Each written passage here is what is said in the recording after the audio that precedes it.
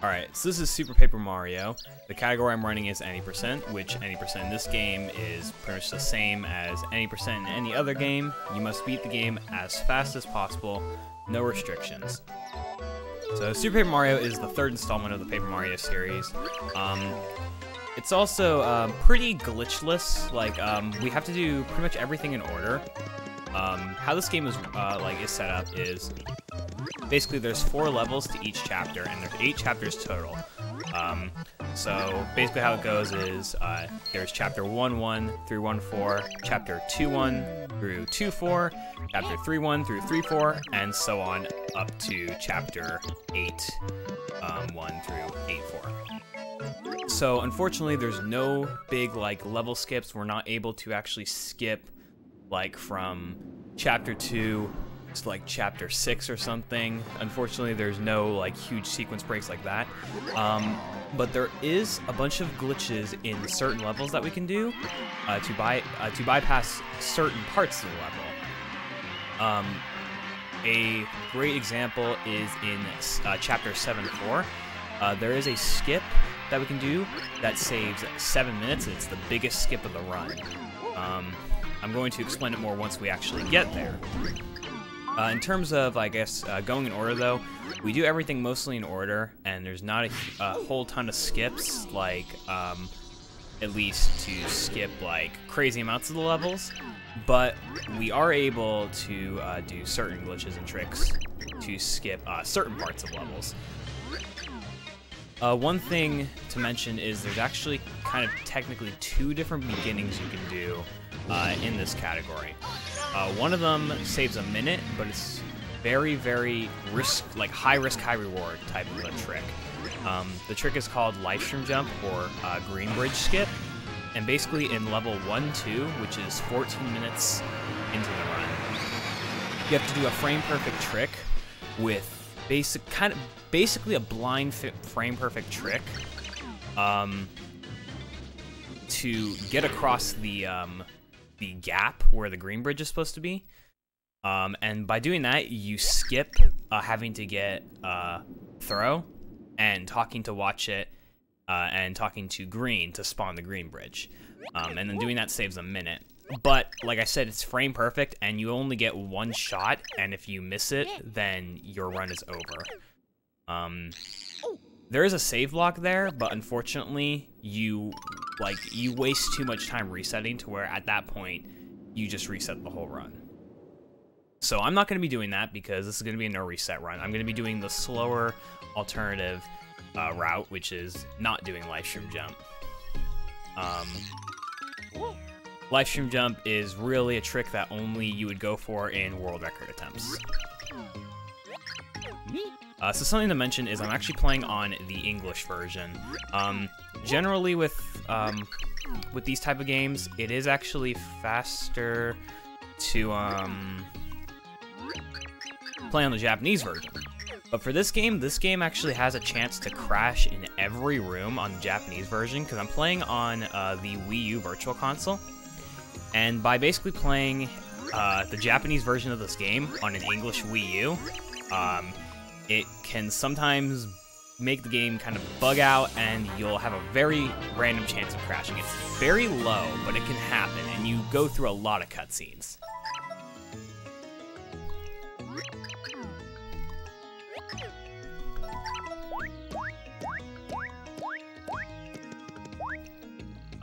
There is actually a couple places on the English version that the community kind of found out that can crash, but I'll be saving before those points just in case. It's only like 3 different rooms, and I'll make sure to save.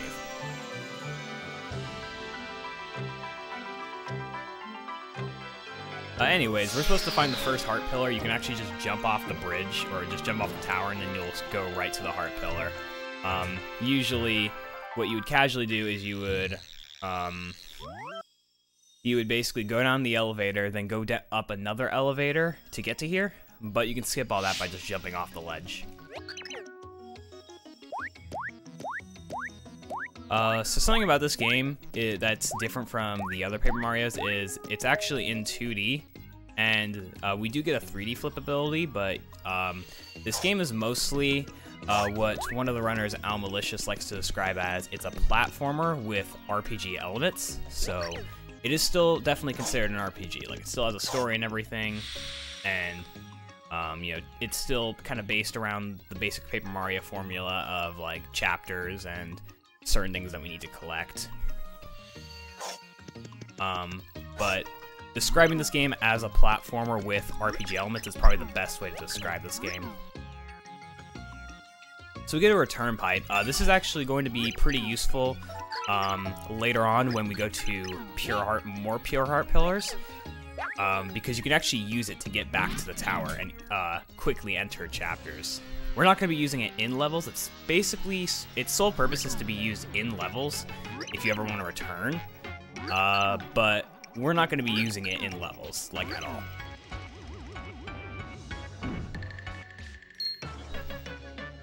So we got a couple cutscenes with the bad guys. We've got Count Bleck, Anastasia, O-Chunks, we've got Dementio, and then we've got this character shifting enemy. We don't actually know who this character is yet, and I won't spoil.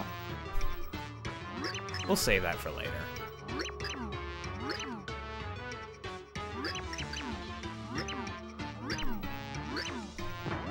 So for mashing in this game, you can actually mash with both 1 and 2. So basically what I'm doing is I have both my thumbs above 1 and 2, and I'm shaking the Wii Remote with my right hand, so I can hit both buttons. And we've entered Chapter 1-1. The cool thing about this game that I like as a speedrun is the prologue is only 5 minutes long, or around 6 minutes long, which is half the length of Thousand Year Door and a quarter of the length of Paper Mario 64.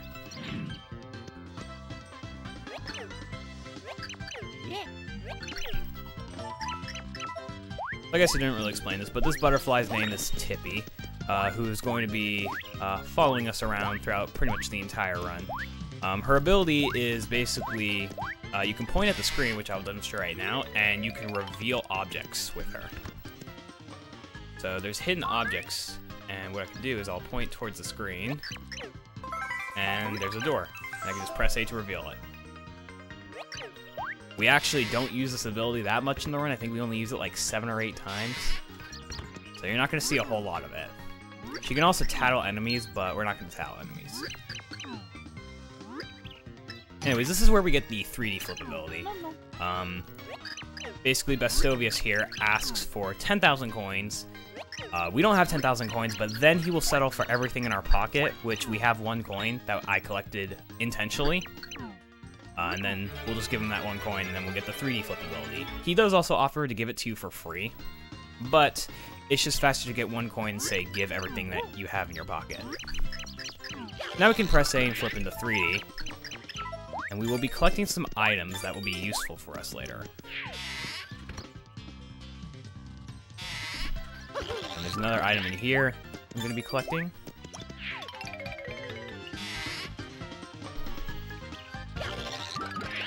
Now we can continue on, collect coins as well.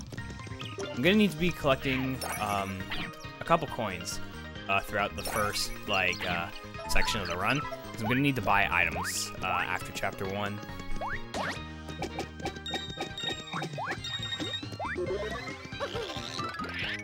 A nice little Koopa Leaf drop that I don't need.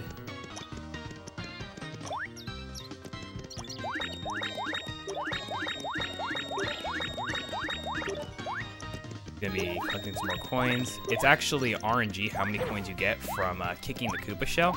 Luckily, I've got a pretty good amount.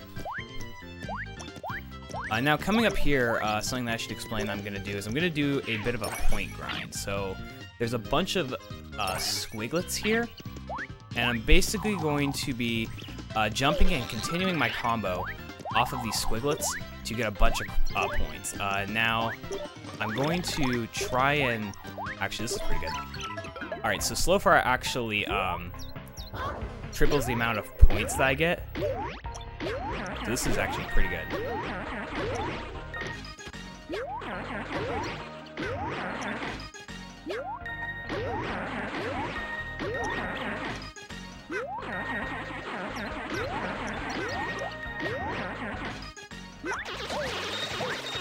Alright, so, I got very lucky, and I'm pretty over level. My goal was, wow.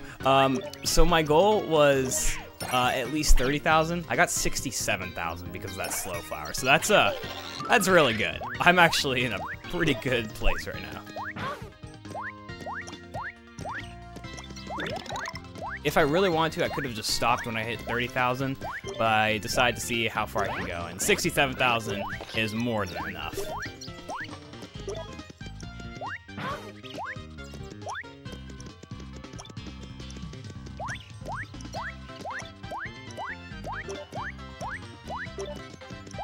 And now it's the end of 1-1. So like I said, I normally want to have at least 30,000 at this point, or not even. 30,000 is not required. That was what I would prefer though. But thanks to that slow flower, I got way more than I needed, so I'm pretty set. What's up, Ariel?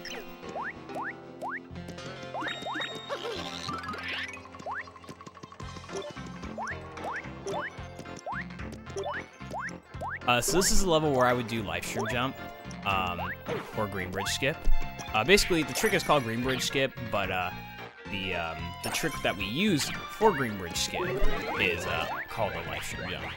But like I said, it's very, very hard and not marathon friendly, so I'm not going to be doing it at all. But this is the level that I would do it.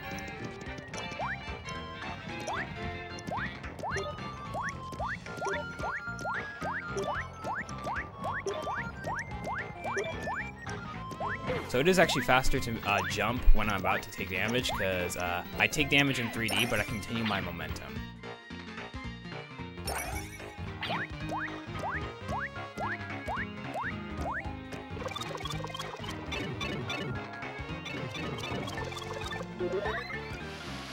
gonna slide down the slope, and then right here, red here is stuck in 3D, so we need to talk to him and then flip back into 2D to get him into 2D.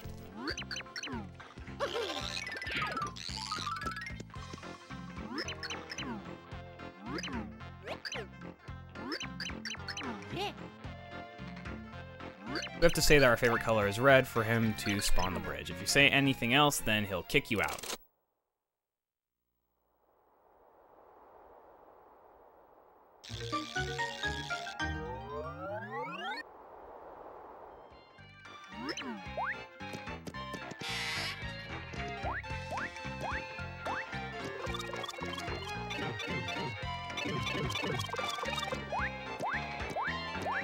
So to explain, the section I'm about to do right now, this is what would all be skip if I were to do Lifestream Jump. And something interesting about this game, and you'll see it later, but so by doing Lifestream Jump, you skip the pixel throw, which is our first pixel pal that we get.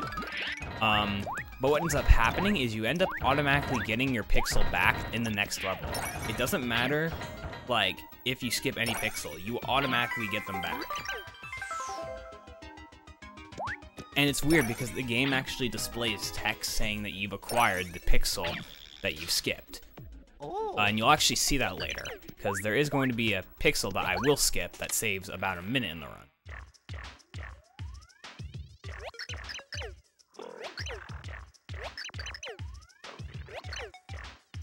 But like I mentioned, Lifestream Jump is not marathon friendly, so I'm not going to go for it.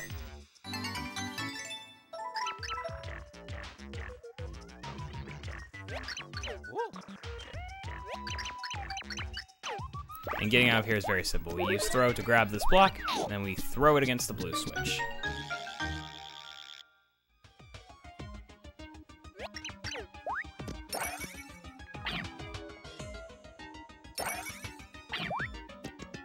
What's up, Red Hawk?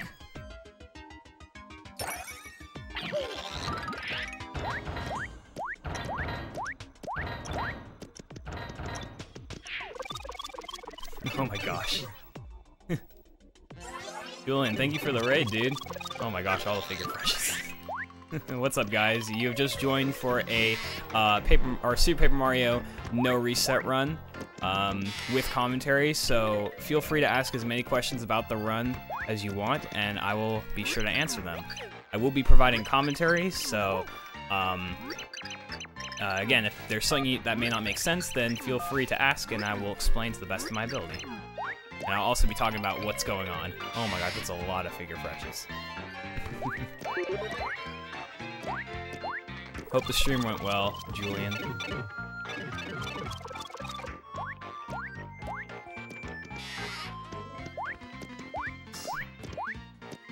So now we're gonna be talking to Green, and Green is going to spawn the bridge for us. Now, interesting thing right here, you think, oh, we have to say that his favorite color is green, and then he won't kick us out. Well, it doesn't matter what option you pick, he will kick you out no matter what. Which is what we want, to be honest.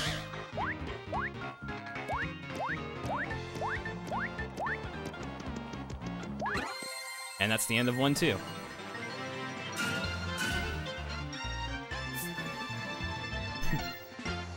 So something to mention, so it's faster to not save, of course, but there is a menu buffering in this game, or input buffering. What I can basically do, and it's very cool, all I had to do there to select no to not save was just hold down and then mash 2, and then it automatically goes to no. So it's pretty cool.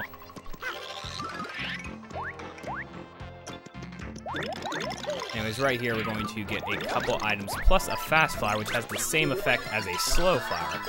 We're gonna get more points. We don't really need points we don't really need any points, because we got a lot from the slow flower, but it's still good to get more points. We got 80,000 points right now. We're pretty good.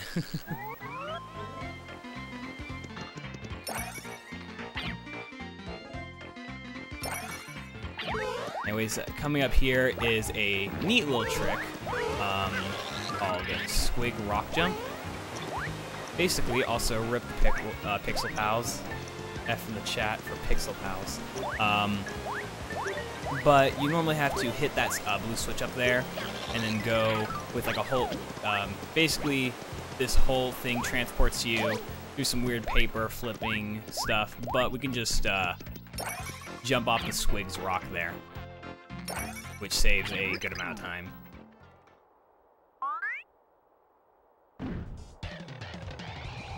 Thank you for the good luck, Pixel. Anyways, coming up here is our first boss. This is O-Chunks. O-Chunks is, the first boss is kind of brutal if you mess it up. What I'm going to do is I'm going to use throw and put him in the corner, and then basically continue to bounce on him. And hopefully he gives me good RNG. If he gives me bad RNG, he'll throw his arms up in the air, and could be bad. So I'm continuing to shake to do stylish, and that was actually really good. It was probably really good because I have an extra level up, but there we go. Hi, Cloud. That was actually really good.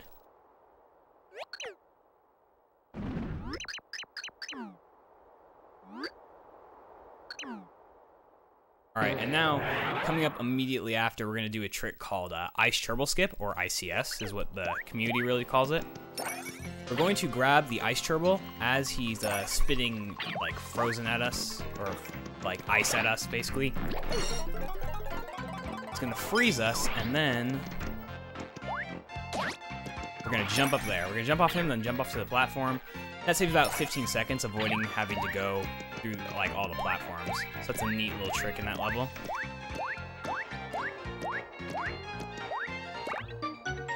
So this level is normally, like, casually very long, because you have to go through pretty much a lot of the level to figure out that you need to press the plus and minus on this blue platform. But if you already know that you need to do that, then you can pretty much skip the entire level. So it becomes very fast if you know what you're doing. Oops.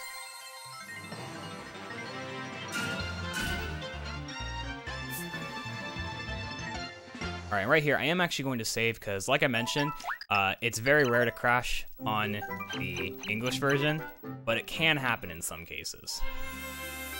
I will be saving at certain points, but on other points, I won't be saving. And this is now the final level of Chapter 1.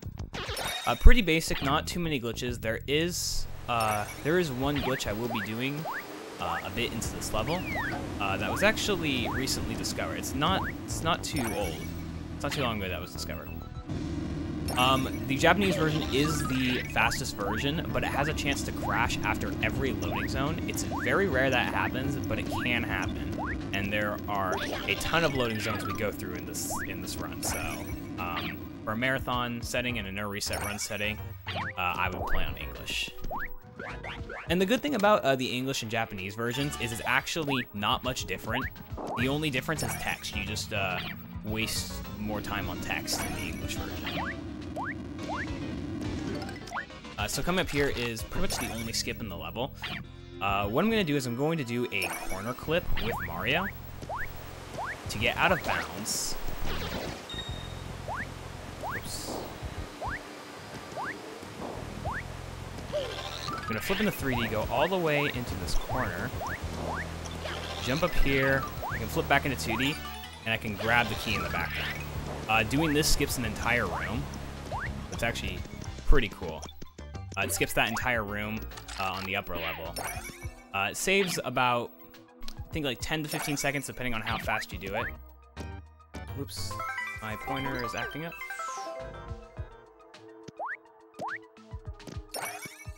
So that was pretty fast. I definitely saved time doing that.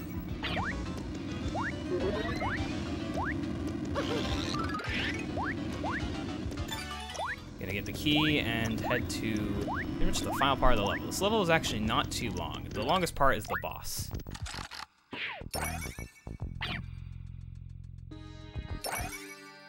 And actually, fun fact, here comes one of the scariest parts of this chapter. It's climbing up this ladder. I thankfully got it, but climbing the ladder in 3D is actually a challenging thing to do for some reason. Thankfully, I got it. And basically, what happens is you stall and you don't climb it, and then you take damage while you're climbing the ladder, and then you fall all the way to the bottom. It's rough when that happens.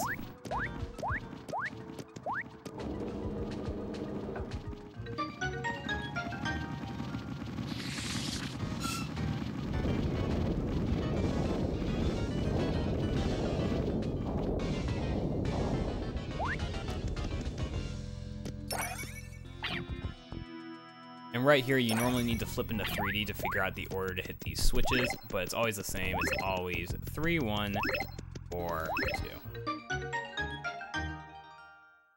And now we're coming up to the end of the level.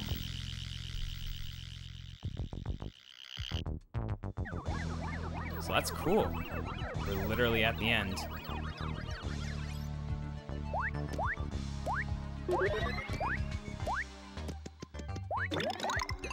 Get that mushroom to heal HP.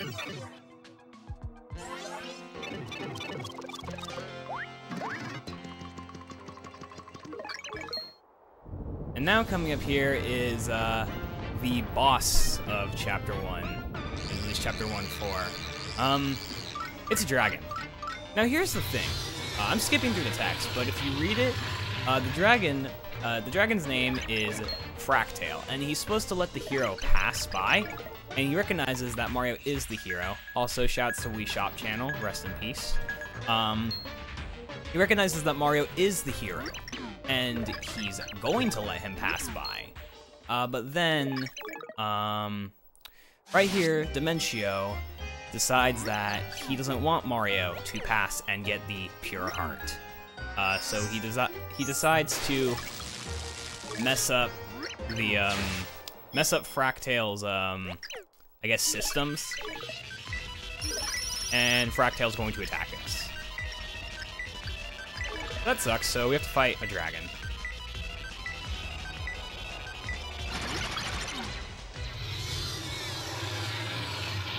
Now here's the thing. We have a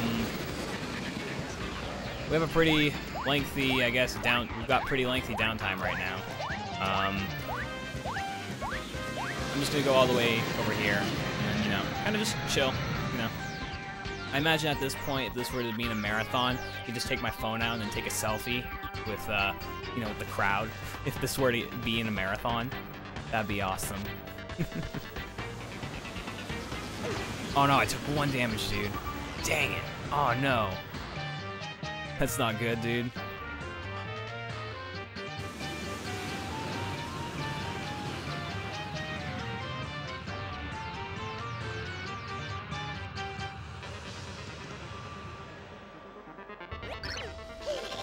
But now, here's where the actual fight happens.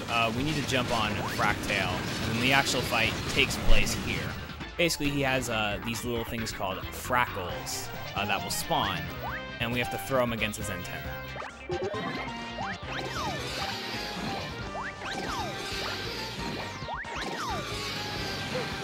Now, here's the thing. Normally, you would actually fall off and then have to redo the whole thing again, like the whole ground section again. We can actually just jump across and then continue. Oh, that was... I got robbed there. There we go, and then we can actually do the same thing again. We can just jump from this part of Fractail to the other part.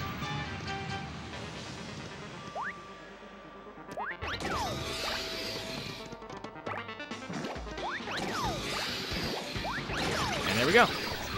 We just have to hit him 9 times, and then he's dead.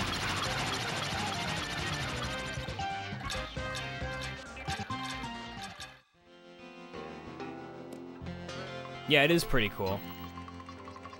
It's a little, like, I guess, Easter egg to skip the beginning section.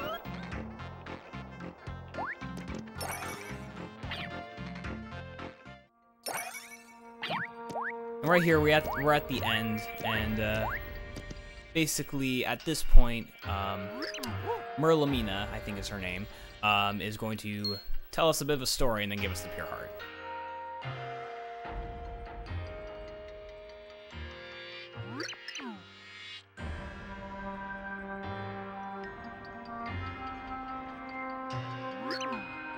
It's pretty much a gag in the Paper Mario games that one of the wizards of some kind have a very long story and then Mario falls asleep to it. You know, gotta have that little gag. Yeah.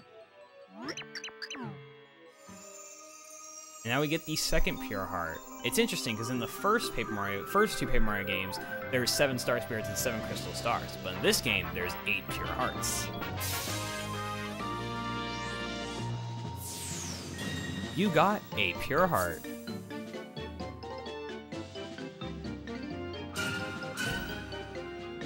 And there we go, that's the end of Chapter 1.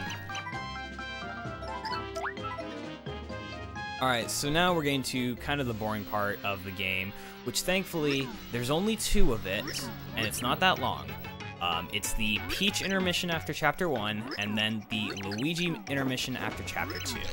After that, I don't have to control any characters, and there's just a little intermission with the enemies here.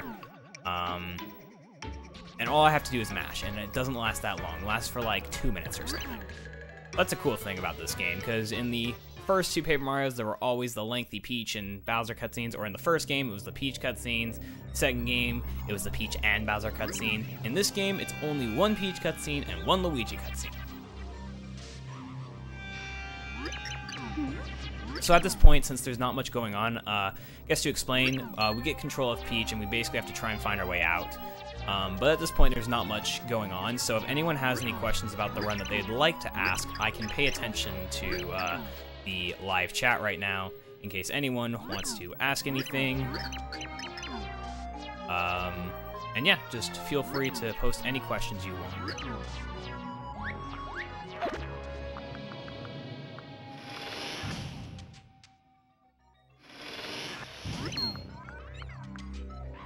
And really, for marathon runs, this is where donations would be read.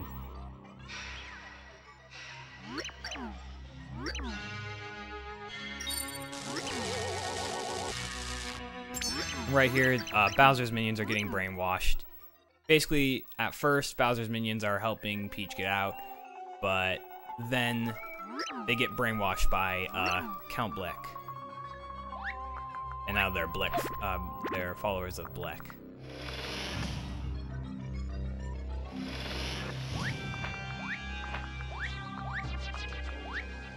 So Peach has a little parasol that she can float with.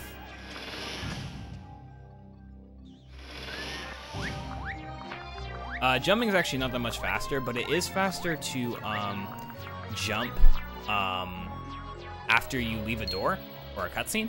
It's the fastest action to do, so I'm constantly jumping while I'm leaving a door. After that, I don't have to continue jumping. I just continue jumping because just clear boredom, I guess.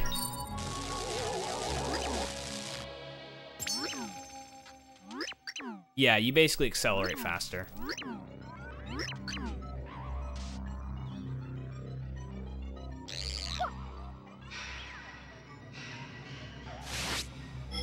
Anyways, Peach doesn't get brainwashed, but she gets, she disappears.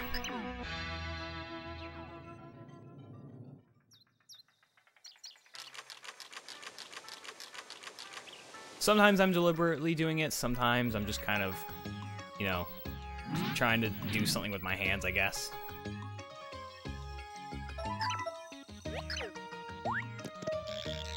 So right there, again, it's the fastest action to jump. So I am purposely jumping here. It's the fastest action.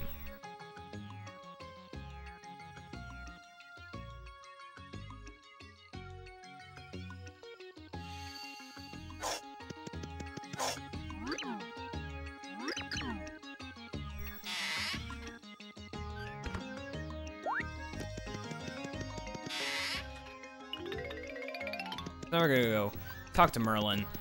And we're gonna show him that we have a pure heart.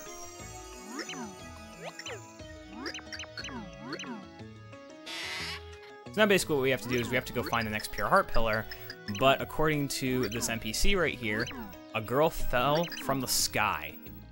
So right here, we're supposed to follow Merlin and the NPC to like the girl that has supposedly fallen from the sky. But what I'm actually going to do is I'm actually going to go to the shop, and then I'm going to go cook something.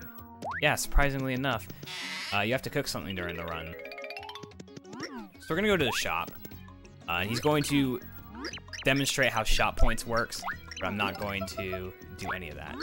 I do not want to buy a fire burst, actually. That was a misinput. I want to buy an ice storm. And I want to buy a shell shock, or shell shock. And from there, I can leave.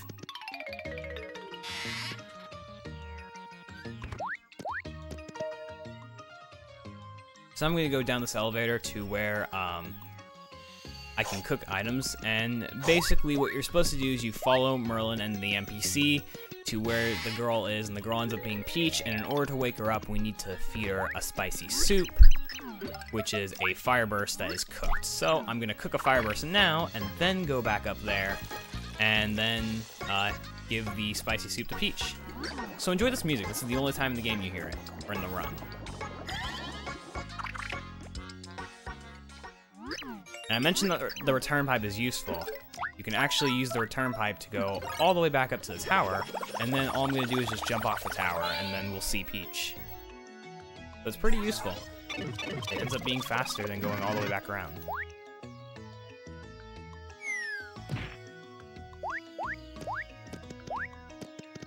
And there's Peach.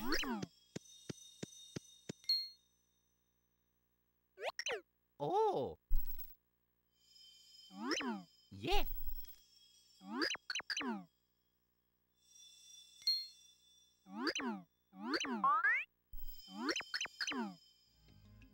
So all I have to do is feed her a spicy soup, and she comes back to life.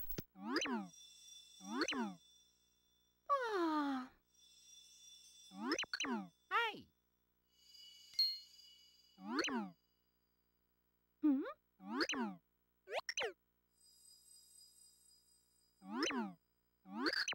Yeah. Right here at this point, it's just some more dialogue, and then Peach is eventually going to join our party.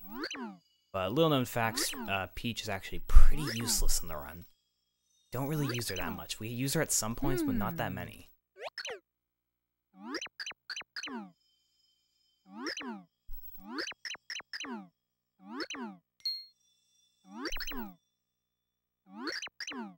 Now, something I find funny is Peach wants to join, and Mario says no, but then she says she's joining anyways. I always thought that was a little funny crack up. Mario's like, no, you're not joining. And then Peach is like, I'm joining.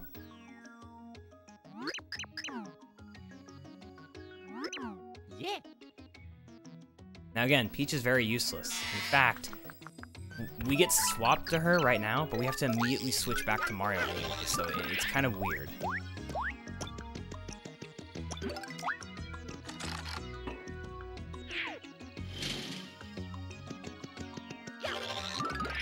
Anyways, we're now going to go to the next Pure Heart Pillar, and there is a cool little trick I'm going to do while going to the next Pure Heart Pillar, which I will show off in a second.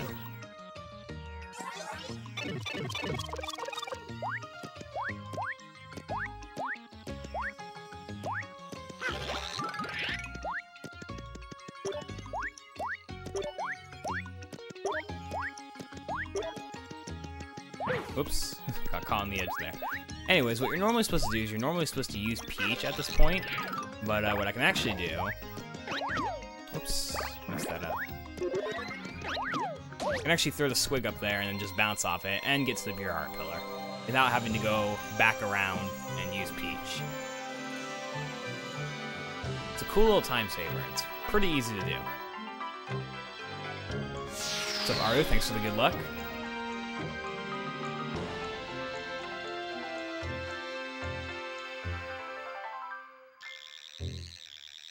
Hope everyone is enjoying the commentary so far, and like I've mentioned again, if you guys have any questions about the run, feel free to ask. So anyways, instead of going all the way back to Flipside Tower and going up there, we're just going to, you know, use the return pipe, because it's a lot faster.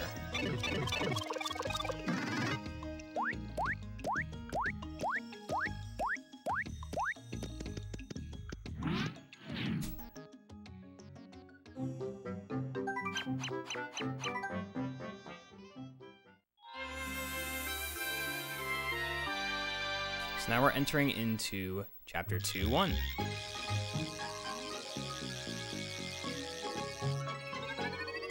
Chapter 2 is actually a pretty short chapter.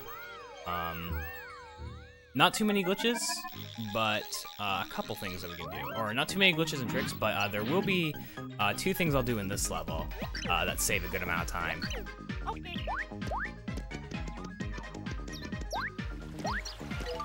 Anyways, here we have to use Peach here, because, you know, she's the only one that can make it across that gap. But then we immediately switch back to Mario.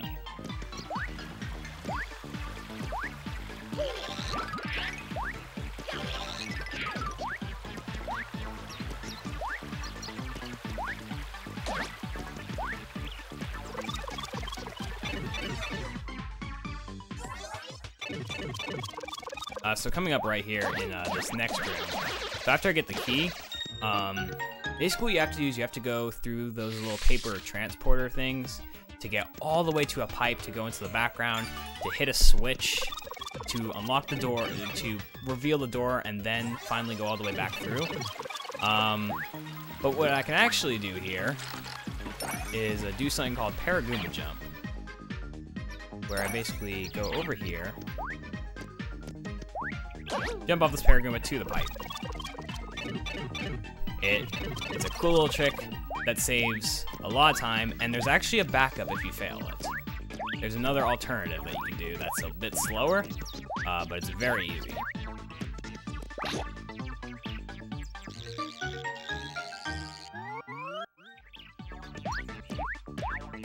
I gotta go all the way back through the background. Now, the only thing I need to worry about are these Paragoombas. These Paragoombas sometimes like to get in my way.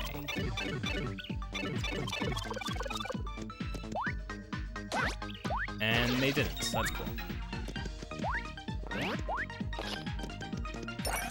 Now, coming up here, I forgot to explain it last time, but this is a Mega Star room, where we get the Mega Star, and we're supposed to kill all these enemies. That's slower, and I skipped it in the first room, in the first level, or in the first level. Like I said, it doesn't end up being faster. It just wastes time. iCloud, again, smile. Now this is where we have a pretty big skip of the run. So this next skip is called Boomer Skip. So what you're normally supposed to do is you're normally supposed to get Boomer, and then continue on with the level as normal. But what I can actually do is first do a little trick up there to get up to these platforms. And then I'm going to use my shell to hit the switch that's up there. Let's go ahead. I can do it.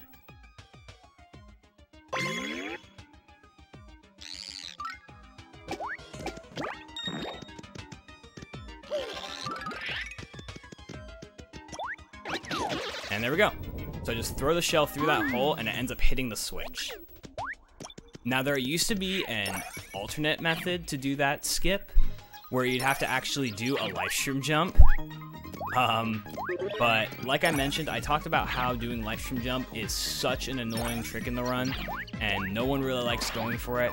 Or I guess if I did not mention, no one in this game likes live stream jump. It's a pretty devastating trick that no one likes to go for. And doing that 40 minutes in the run is no bueno. So anyways, right there, we skipped Boomer, but there was text right there that said, we've acquired the partner, or the pixel partner, Boomer. And as you can see, I have Boomer right here. So it's very interesting. The game, like, even though I skipped Boomer, we automatically get him back, and it even has text in the game saying that we've gotten Boomer. So it's interesting. What's up, Squiddy? Yes, commentary. Anyways, this level is pretty straightforward and simple. I have to avoid the dogs because if I get eaten by them, then I'm gonna get kicked out of the mansion. So I want to avoid that.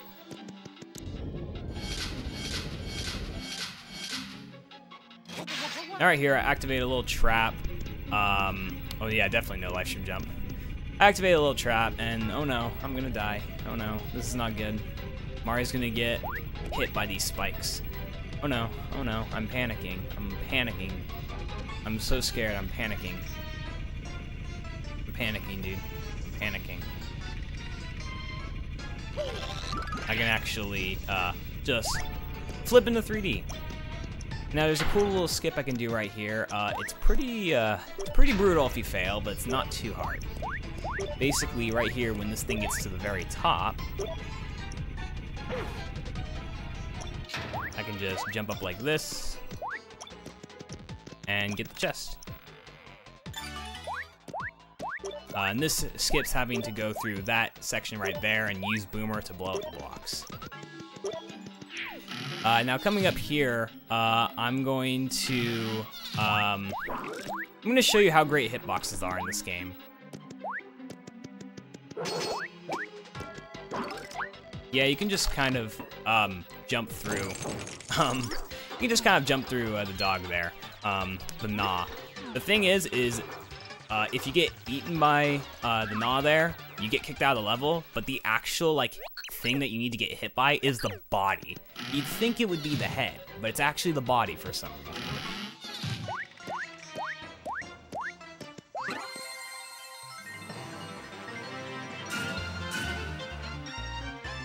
Alright, so now this next level is very important. This is actually one of the things that's pretty different about English and Japanese. So there's a cycle, there's this electricity cycle at the very top of the level. And if I mash fast enough, I'll be able to make the early cycle and save 15 seconds. The thing is on the English version, it is significantly harder. You need to have really good text mashing and almost no room for error. It's not impossible, but it is pretty hard to get. So I'm going to be mashing pretty hard right here because I would like to show it off. It is much easier on the Japanese version. It's pretty free.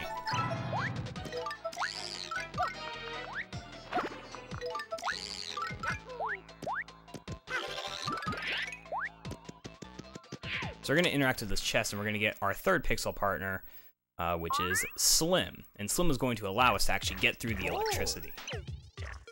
Like I said, I need to have really good mashing here.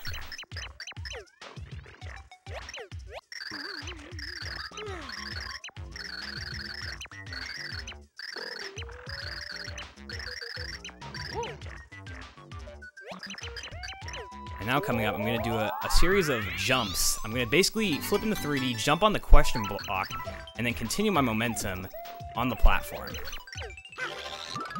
Let's see if I can get this. Cool. Alright, good so far. I should make it.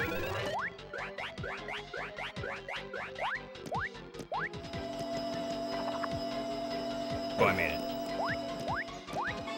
Alright, nice.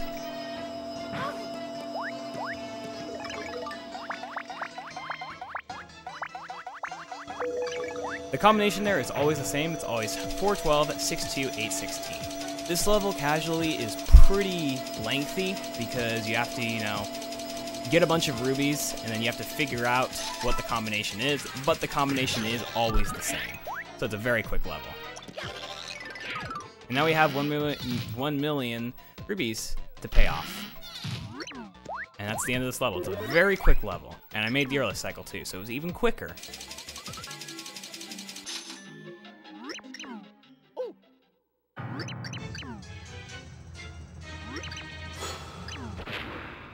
And Mimi kind of exploded. That's the character's name, by the way. It's Mimi.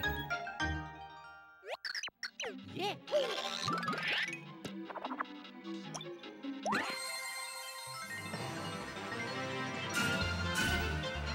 Now we're at the final level of the chapter.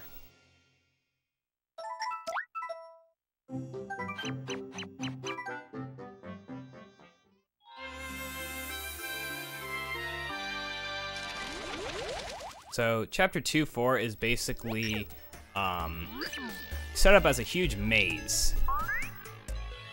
And you can get lost casually, but I've memorized the maze and it's pretty easy to get through when you like memorize it.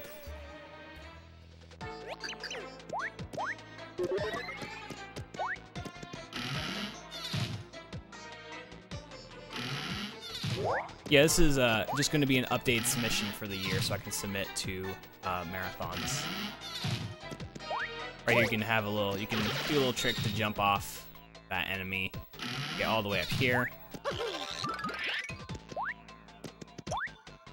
You're supposed to hit those into 2D, but you actually don't need to. And this is Merly, or what we think is Merly, but it's not actually. Now we're supposed to refuse to sign this form of hers, but it's actually faster to say that you're going to sign it and then say you're going to refuse it.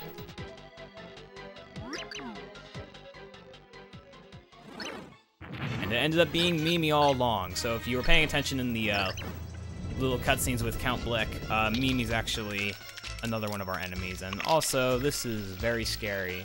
I would be surprised if not, like, if there's one person that did not get scared of that animation when they were young. And Mimi's now a spider. This is her other form. She can transform into a spider.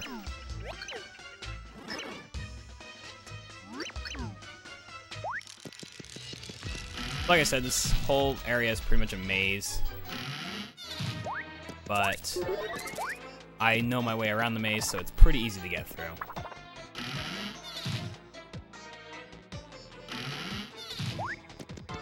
Duck jump over that curse. Yeah, I almost got hit.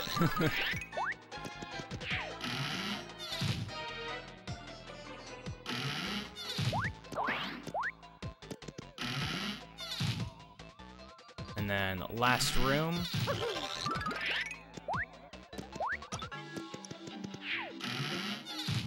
And then there's an atomic boot here that I'm just going to completely ignore.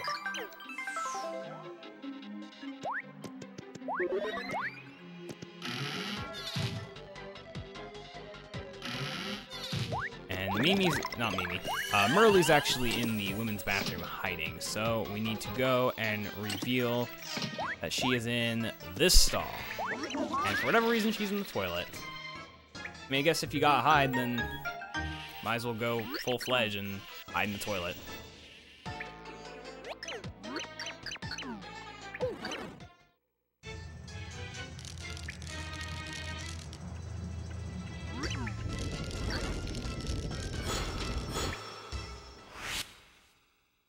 And now Mimi's gonna play a little trick, and she's gonna transform into Merly, and now we don't know which one is the real Merly. But it's actually always the same one. It's always the left one. Big pig. Ciao, cow.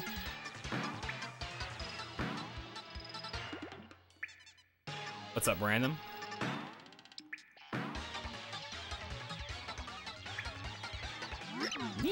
So now we're basically going to play a little quiz game of who's the real Merly. But you don't actually need to pay attention to any of the questions. If you answer, basically you answer 5 questions, or you ask 5 questions and then they answer, and you can sometimes tell based on their answers which one is the real Merly and which one is the fake. But if you can't figure out from that, after the 4th question, or when you ask the last question, she has the fly around her. Just like that. You can see that the left one has the fly.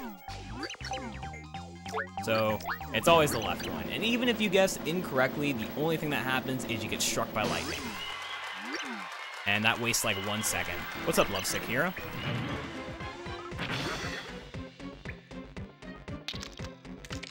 Yeah, that's actually a joke that NM Flash made. This is a no reset run awkward, and the Japanese version has a chance to crash in every room, so it's not marathon friendly. Anyways, now we're going to be fighting Mimi. Basically how it works is we have to take out each of her legs by jumping on her twice. So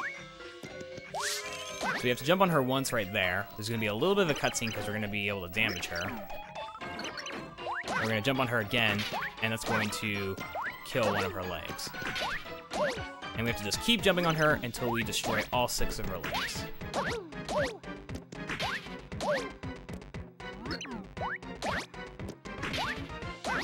Oops. There we go. Pretty good fight.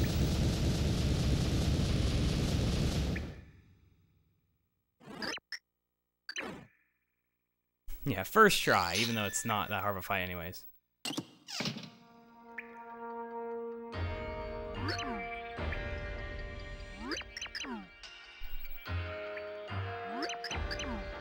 So now, Merly's going to give us the 3rd Pure Heart.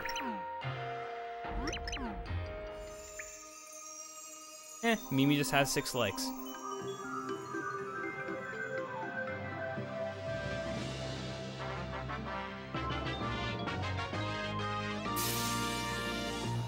And with that, we got another Pure Heart. That's the end of Chapter 2. So, pretty good chapter.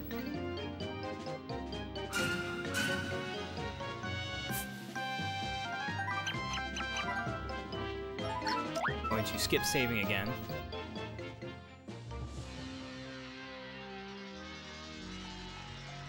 So like I mentioned, thankfully in this game there are only 2 intermissions where I have to control the character. So I controlled Peach last time, and this time I'm going to control Luigi.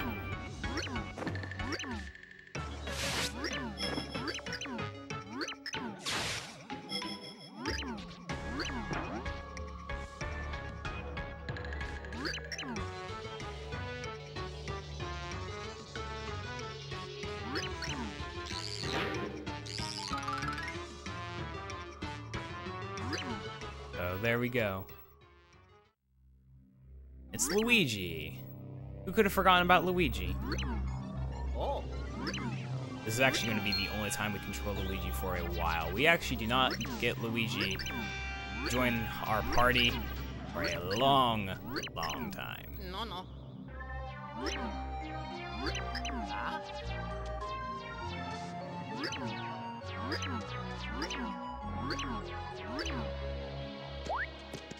So, kind of similarly with this cutscene, these Goombas are not on Count Blick's side, they're on Bowser's side, but they're helping Luigi escape.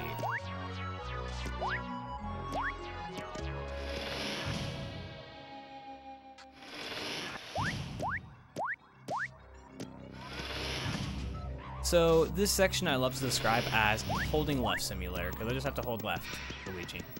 And then we'll get to the end. Literally what I have to do.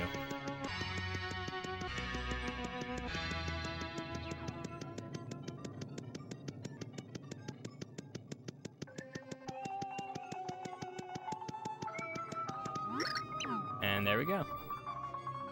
And we figure out that we're at a dead end.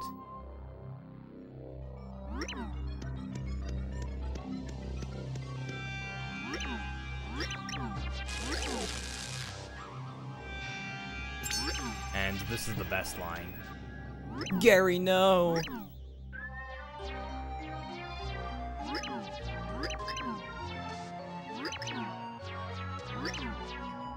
And this Goomba betrays us, or wasn't really on our side to begin with, and just, you know, joins forces with Blick, and they kidnap Luigi.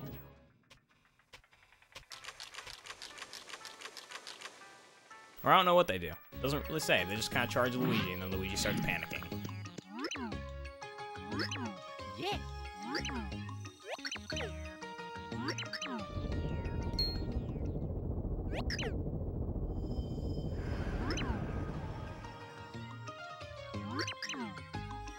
Alright, so I will actually be hitting the save block after I go down the elevator because, like I said, for whatever reason, the English version can crash in some sections. For some reason, it's in 1-4, the beginning of Chapter 3, and 5-4. So yeah, gonna take a little bit of a safety save. It's thankfully not every room like the Japanese version, but it's still 3 rooms, and it's very low. It's never happened to me before, but it's happened to some others, so I don't really want to take the chance. I'm gonna take a quick save right there. Only takes like 3 seconds to save.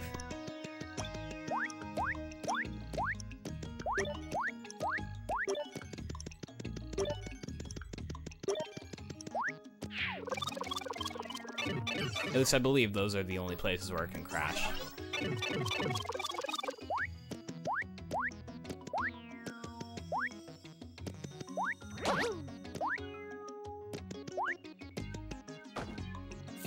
Right here we can use Boomer to blow up those blocks and go to the next Pure Heart pillar.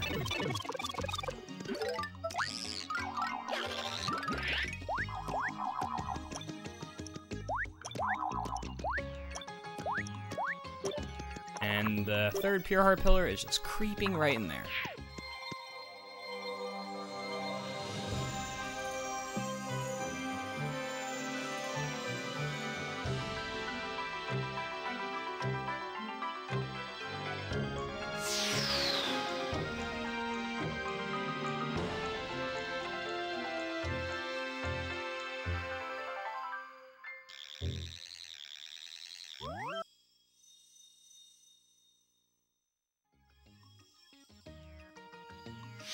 And going to once again use the return pipe and enter Chapter 3.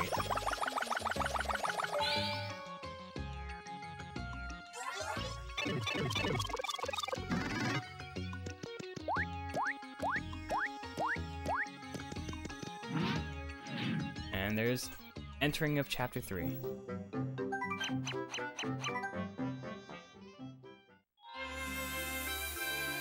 Hey, so guys, here's a question. Do you like Tippy? Does anyone like Tippy?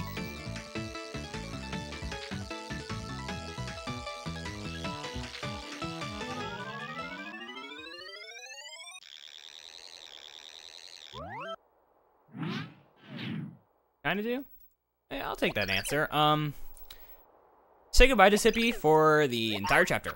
Yeah, she gets bug napped by that little fella right there, Francis. So say bye to Tippy. Alright, so now coming up here is like one of the hardest skips of the run. It's called Berry Skip. We have to not interact with that bush. Oh, never mind. I did it. It's pretty easy.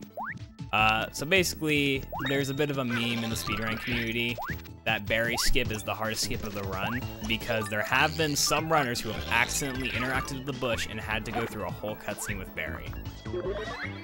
But there's an actual skip right here where you can just float on the other side with Peach, and by doing this, you skip pretty much the entire chapter, Chapter 3-1.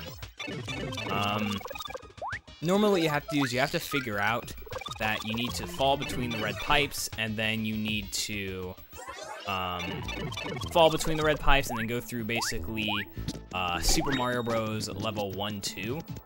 And then you get to those pipes, and then you go through the middle one, and then this gets you to the end of the level. But you can just skip that entire part by just using Peach there. Oh, I got the thing! Alright, so that's a little, like, thing that can happen. if you flip into 3D at the right time, when the Koopa Striker kicks his shell, it kind of just does a thing right there. As you can see, it's beautiful on the ears. Yeah, thanks, King Kush. Anyways, here's Bowser. We kind of blew up his castle.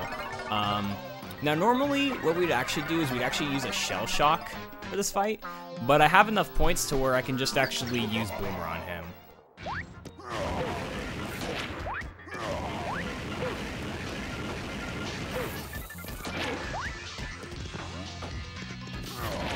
This is great. It's giving me pretty good RNG. There we go. That was pretty fast. Boomer actually ends up being faster if you get a good RNG on Bowser. So that was pretty fast.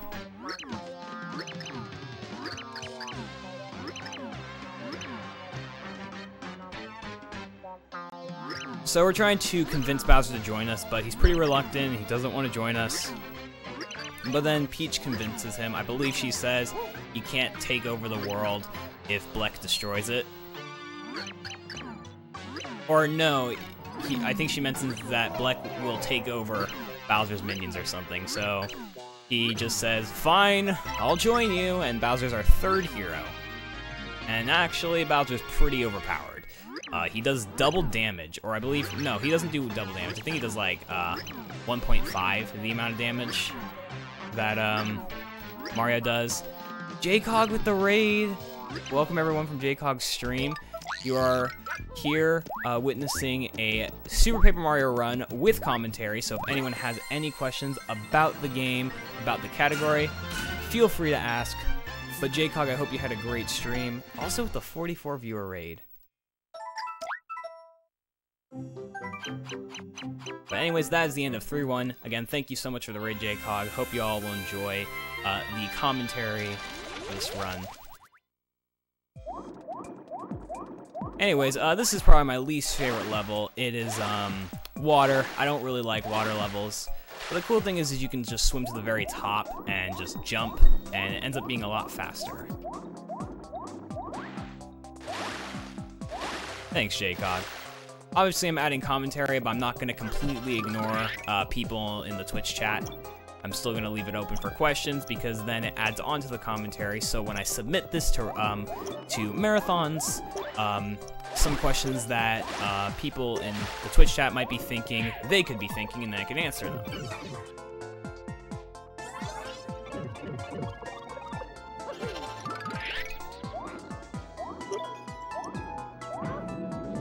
What's up, Cats, and what's up, G-? And everyone else that joined. So anyways, right here, collecting coins. I want to actually collect coins at this point because I will be needing coins to buy stuff when I enter Chapter 5, or before I enter Chapter 5. And I also picked up a gold bar that sells for 90 coins, so it's going to be very useful. Also, gonna need a bit of luck here. You need to get some good RNG because coming up in this next room, bloopers are horrible. They sometimes give you such a weird pattern, and it's hard to kill them sometimes, especially with slow Bowser water physics. So let's hope I get a good pattern. Let's hope they don't mess me up. Let's see. Okay, that was good so far. Okay, that was pretty good. That's an Inky Sauce. I don't want to collect the Inky Sauce. Alright, so that was pretty good. Sometimes the bloopers are just horrible, and it seems like they're programmed to completely just avoid all of your attacks. Anyways, right here, this is the next pixel. This is Thudley, the most broken pixel of the game. I mentioned that there's not that many glitches in the run, but most of the glitches and tricks, it's Thudley. Because Thudley has this ability called, well, basically with Thudley, you can do this trick called Thudley jumping. I'm going to explain it more in the next level where I'll actually be using it. But basically right there, I did a little Thudley ability right there. It allows you to ground pound. So what you can do is you can basically use Thudley, and then you can cancel Thudley, and as you cancel it, a couple frames after, and this is frame perfect by the way, you can press A to basically flip into 3D. And what that allows you to do is you can chain it, and you can basically gain infinite height. Again, I'm going to explain it more in the next level where I'll actually be using it.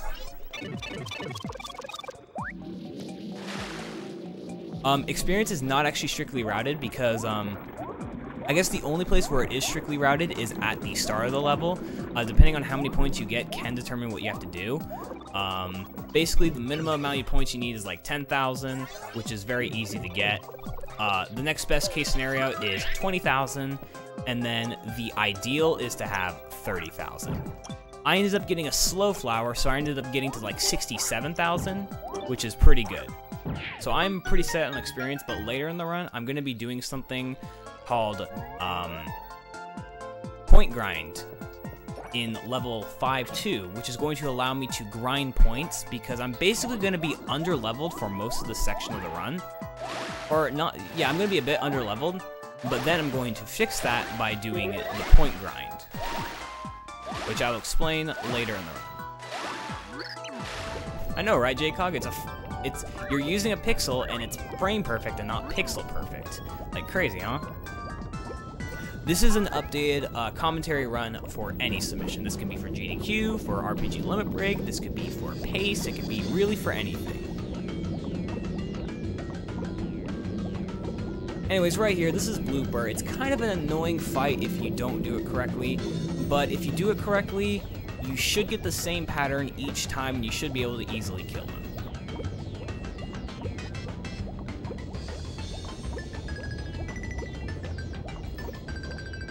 So if I do this right. So basically the point of this boss is you need to hit his red tentacle, which is his weak spot.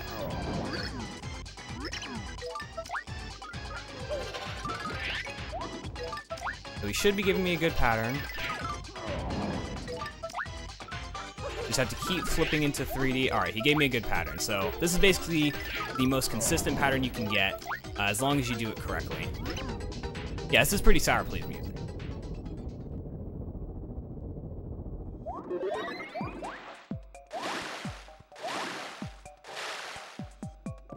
Alright, this level is pretty RNG heavy, at least with that one room, so I'm glad I got through it.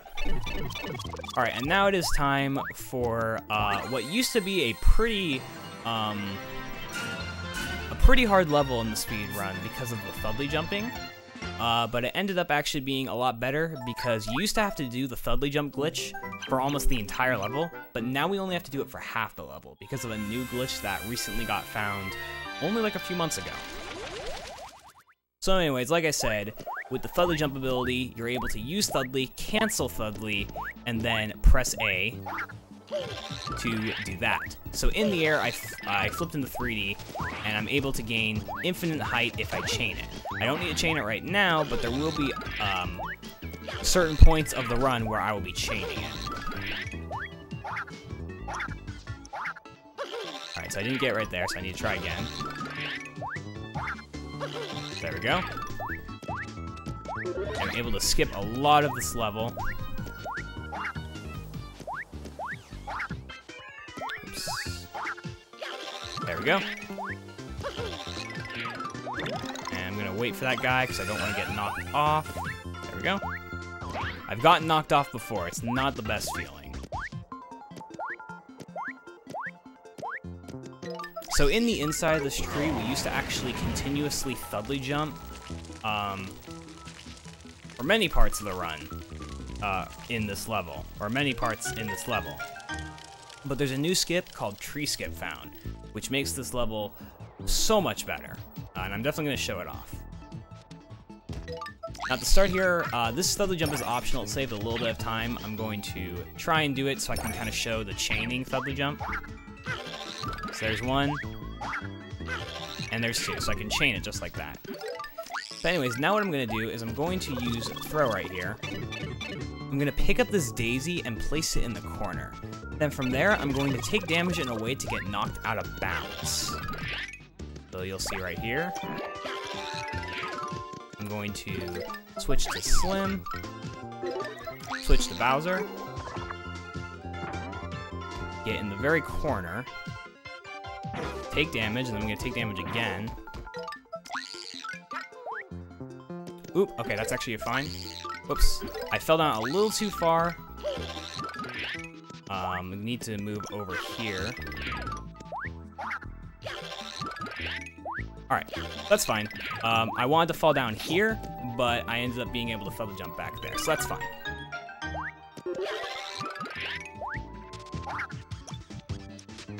Now I can just hit the switch and go to the end of the level if I can go through this pipe. So that's tree skip.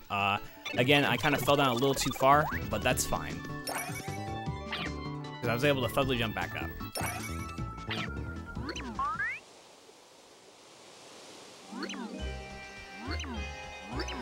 And now this is going to be the Dimentio fight, and this is where using Bowser is very overpowered, because I'm going to also use Thudley.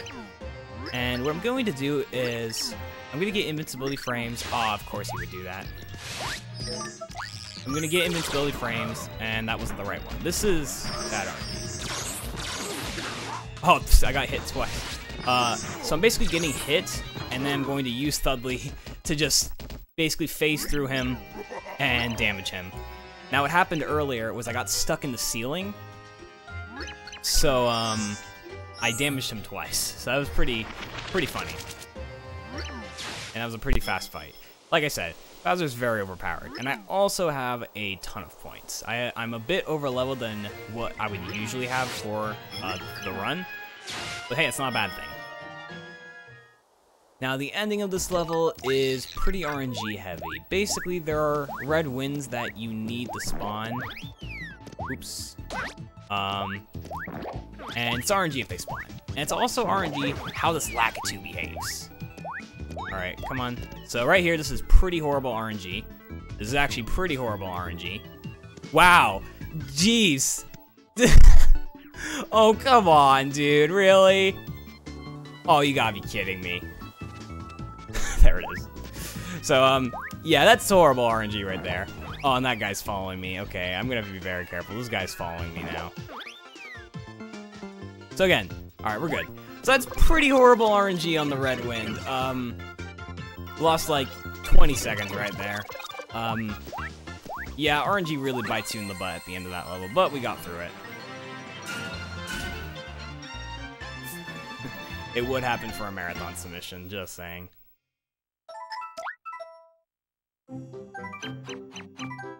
But again, we got through it. And I got to demonstrate how bad RNG that can sometimes be. It's sometimes absolutely horrible. You'd like be sitting there for like 30 seconds and there's still no red win.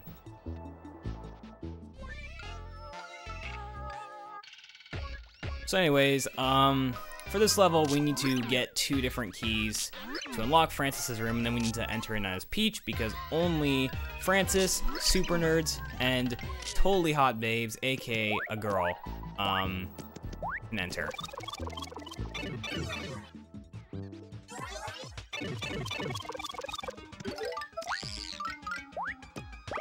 Gonna use throw again. We first need to get a key to get inside of Francis's lair.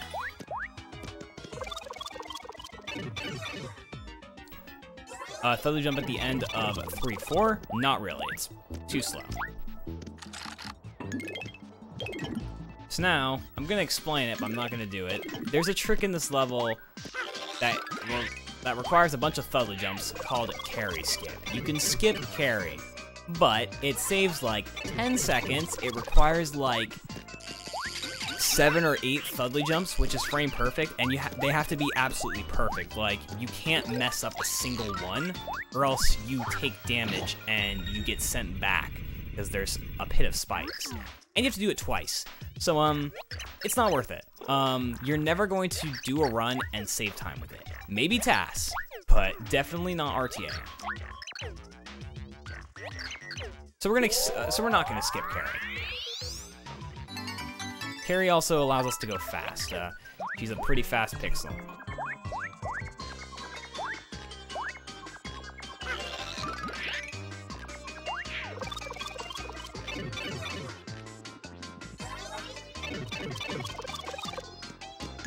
So unfortunately, there's not actually too many tricks in this level that I will be doing. There is basically one Thudley jump that I can do that saves a bit of time.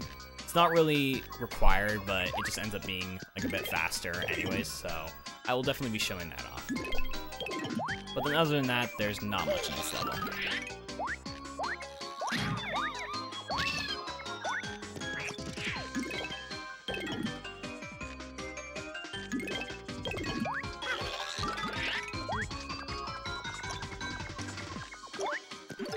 So right here, I'm going to drop this door down with Thudley, but I'm not actually going to go through it yet. I'm going to go through this one. Now here's where I can do the Thudley jump. It's only one, and it's not required, but I'm still going to do it. And there we go. And I can just get up here, and that skips having to go to 3D, switch to Peach, use Peach to go all the way over the gap, and then switch back to Mario. And right here, hitting the switch is actually very easy. You can just use Bowser and carry.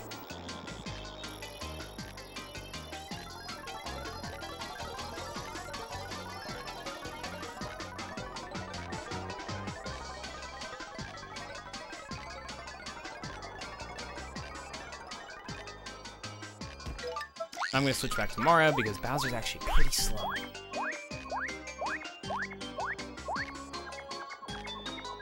Now, I have to be very careful in this next part because this game likes to do double inputs.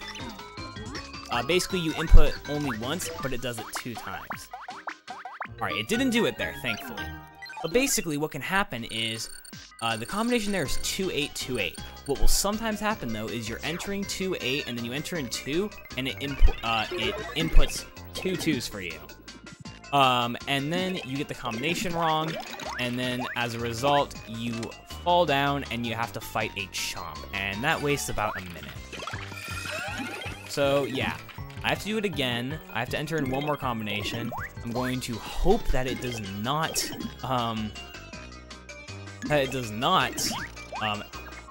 double input, because that would be very devastating.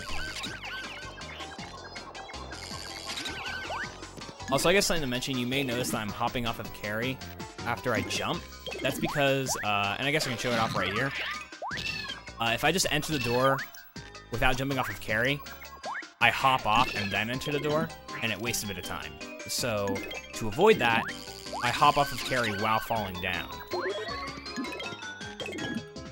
So this is the room where you would do carry skip. You'd basically Thudley jump across this entire spike pit there and then back. But again, you will never save time in an RTA run doing that.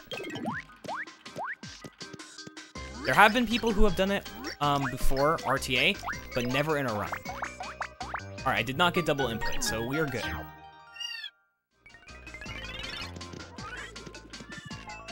Alright, and now there's a little thing you can do right here. You have to be very quick, but if you're very quick, you can just jump off this Meow Maid just enough to make it up to that chest and grab the key while it's going away.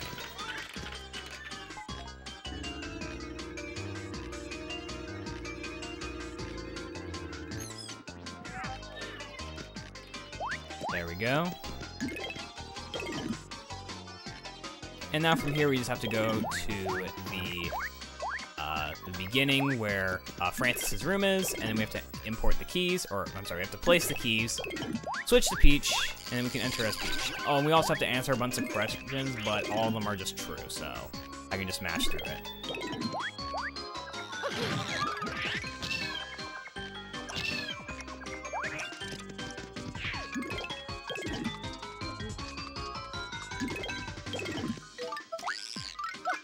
Switch to Peach. There's one key, and there's the other, and then we just have to answer true for all these questions. Not one of them is false.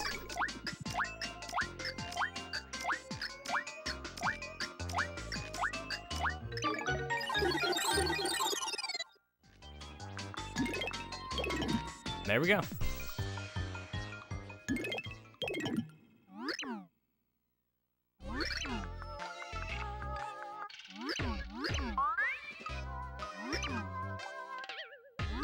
Now Francis freaks out because a totally hot babe has entered his room. So he boots up swoon.exe in order to talk to Peach. Now, I guess a cool little donation incentive, if this was to get into a marathon, is I could read this text out loud and pick what like the audience would want me to pick for the options. The fastest thing to do is go, so on the first 2 questions, select the first answer. On the third question here, select the third answer. And then on the last question, select the first answer. This ends up being the fastest overall. This junk won't win me over. So I guess a cool little donation incentive is I could read through this and I can either pick like all the first options, all the second options, or all the third options. So Peach has had enough and she uses Boomer, and no, his graphics card. To be fair, if someone used like a bomb on my computer and that blew out my graphics card, I'd be pretty like mad as well, or pretty upset, to be honest. But anyways, we're coming to the Francis boss fight. This boss fight is pretty RNG heavy because we need him to spawn into the left corner. And it's kind of random how he spawns. So what I'm going to do is I'm going to switch to Bowser and then hang out near the door, and I'm going to hope that he spawns here. That was actually perfect. And then I'm going to use an Ice Storm to freeze him in place. That was actually literally perfect RNG. And from there I can just jump on him and he'll die. That was actually literally a perfect fight. That's the best thing that can happen in that fight. We got through it.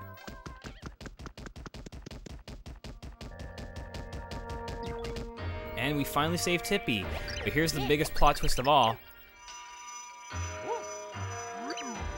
Tippy actually had the pure heart the entire time, and she never knew it. I think it explains how, like, the pure heart, like, she ended up spawning the pure heart. It was because Mario made her very happy or something. But we're skipping all the dialogue in this game, so you know. Anyway, with that, we have the 4th pure heart.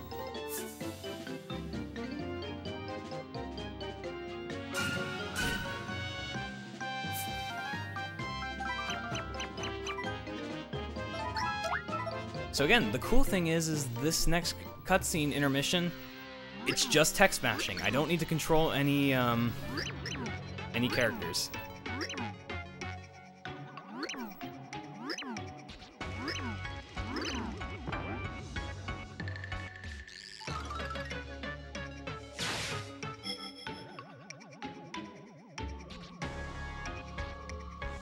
Pretty much.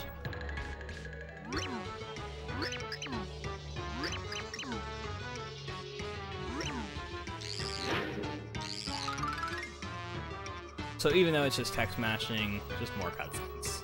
Oh, nice voice crack. It's just more cutscenes, so not much to talk about.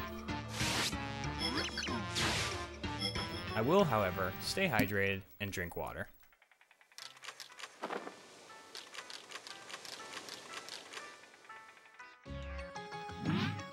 So right there, I guess I should mention the part where it has the little text and it's black.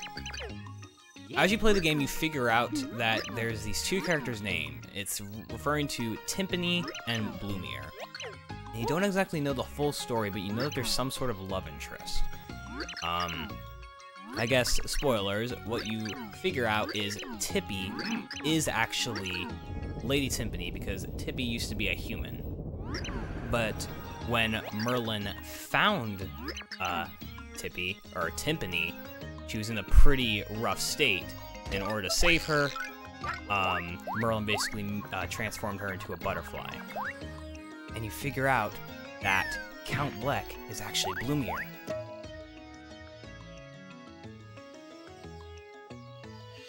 I know, plot twist. The villain is actually, like, the villain and, like, one of, I guess, the heroes. Even though, really, Mario is the hero, and Tippy is just kind of following along, guiding Mario. But you figure out that they're There's actually a love interest between them. What a lot of people like to say is Super Paper Mario casually has the best story out of the 3. Or, I'm sorry, out of the 5. Out of the first 3, at least. So anyways, here's the 4th Pure Heart Pillar. All we have to do is use Thudley. And there we go.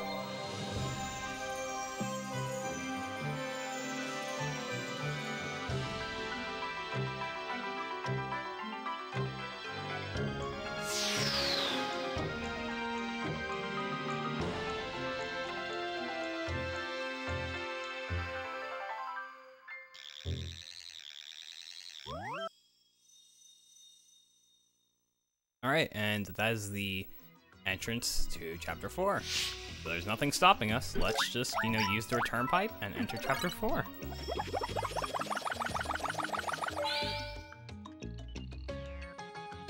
Thank you, Cloud.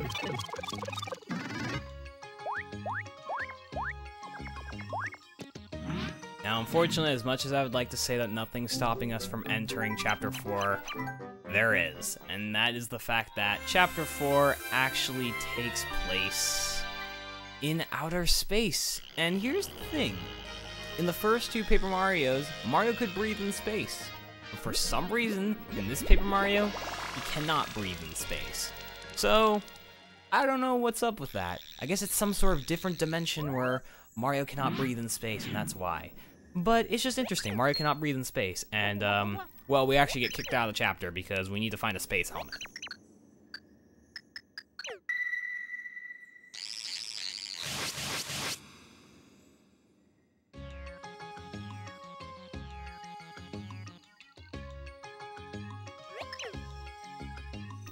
So I have to spend a couple minutes trying to find a space helmet. We go to Merlin first, and then he mentions that he actually gave it to some kid for a fishbowl. But then the kid has the problem of the fish is too big for the helmet now, and basically gives the helmet with the fish to Mario. Mario has to let the fish go somewhere, which we do have a spot where we can actually let it go, and then we can use the space helmet. That's cool.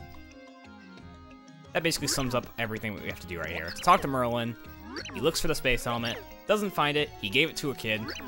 We go to the kid, let the fish go, we use the space helmet. Problem solved.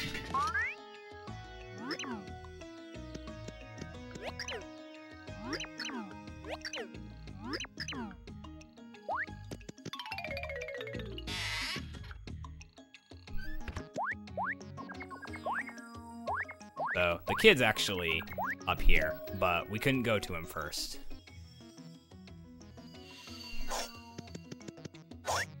We had to go to Merlin first, and then we can go to the kid.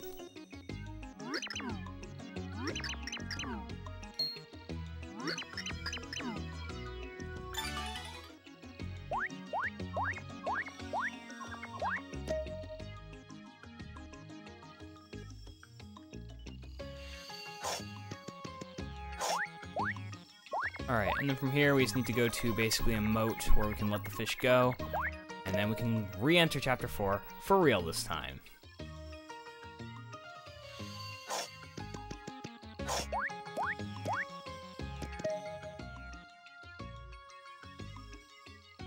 And here it is.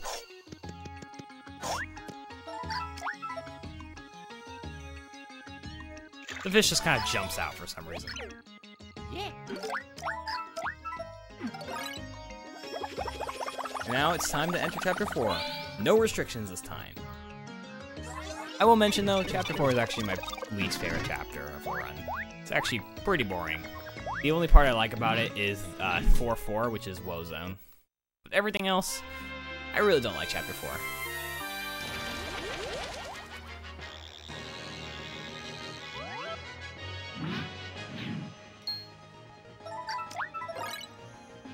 We need to put on the space helmet, and now we can breathe in outer space. Crazy, right? Wearing a space helmet allows you to breathe in outer space.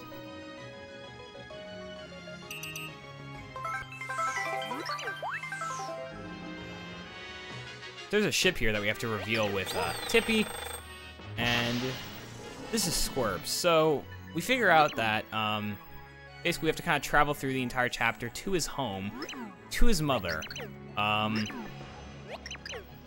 who supposedly has the pure heart. We figure out later that he actually has the pure heart the entire time, but he doesn't trust us, so yeah, we have to go through this entire thing again. It's kind of like with Chapter 3, how Tippy had the pure heart the entire time, but we actually didn't know. In this case, he has the pure heart the entire time, and he does know, but he just doesn't give it to us until the end of the chapter. That's cool.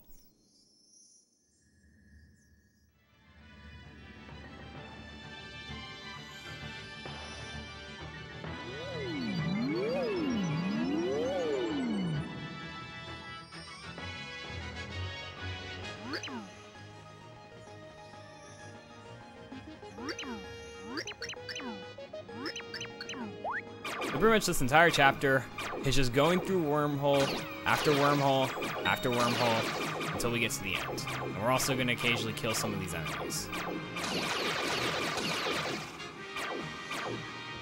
Now there is a little trick I can do while entering a wormhole. I can press 1 to get off of carry, and if I press 1 to get off of carry, like the exact same frame that I enter the wormhole, it does a little animation cancel, and it cancels that animation that I got right there. So I failed it. I've got a couple chances to go for it. We'll see if I get it.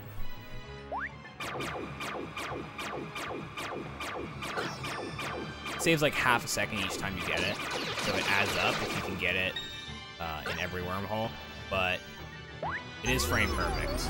I didn't get it right there. Got a couple more chances in this level.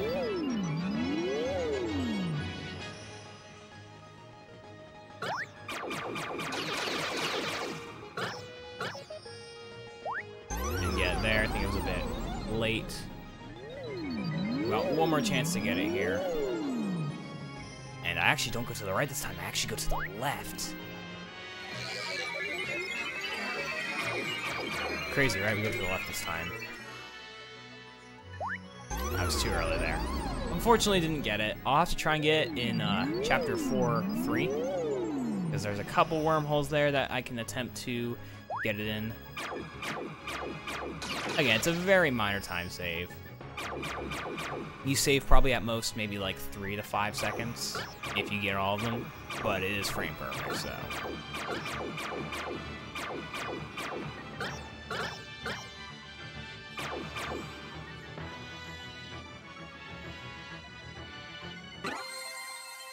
And there we go.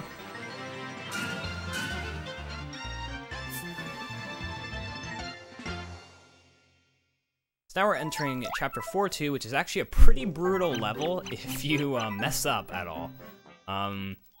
You can mess up with your platforming, and it can be brutal, or you can mess up with your menus, and it can be brutal. And I'll explain why when we get to that point.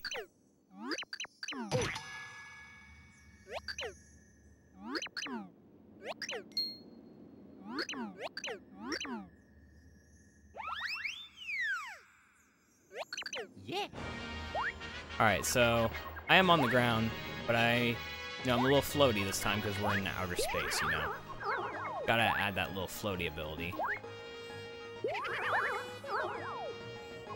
So it's brutal with your platforming because if you fall down in one of those holes that you don't want to, it's brutal to get back up. Now, thankfully I didn't, so we're good so far.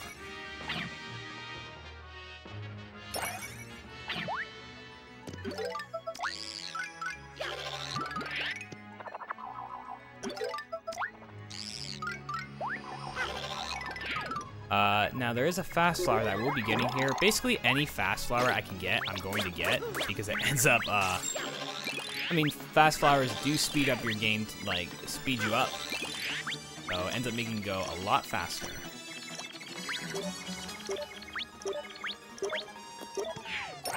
I'm going to be avoiding slow flowers. The only slow flower that you basically get in the run is the one that I got at the very beginning. If you get, I guess you could say decent RNG, because the best case scenario is you get a fast flower there. And once again, this is where you use a Mega Star. I'm not going to. Maybe in a marathon run, if enough people want to see it, then I can show it off. But you basically just grow big with Mario and then you kill everything. I guess it's pretty entertaining though.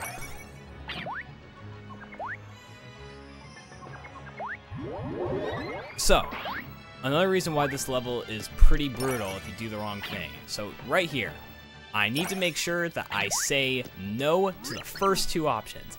If I say yes to either of the first two, he's going to charge me 100 coins to buy this scroll. We want to buy it for 10. We don't have 100 coins. And the same thing actually happens if you say no for all three of them. If you say no for all three of them, it'll make you spend 100 coins. And at that point, it's a big rip because you don't have 100 coins and you need to basically grind for 100 coins.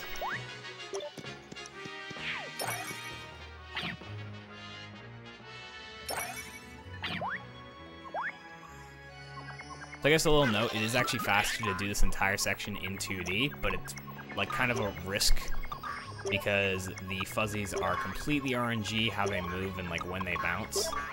So if they bounce at like a bad time, then yeah, you're gonna be losing time at that point.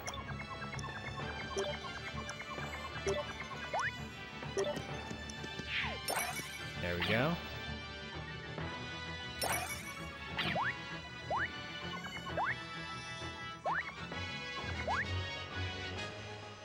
Now we're pretty much just going to go to the very start of the level where Squirps is. And yeah.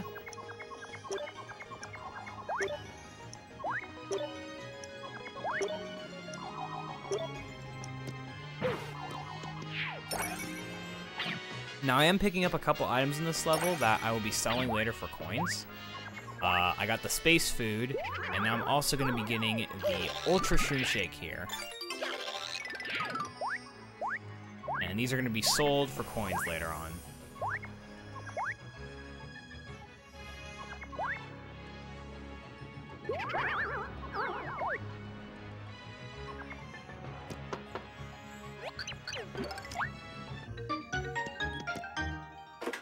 And then Squirps can finally use the restroom. And we also get our next pixel, which is Fleep, who allows us to basically reveal stuff that have sparkles on it. You'll see what I mean in a bit.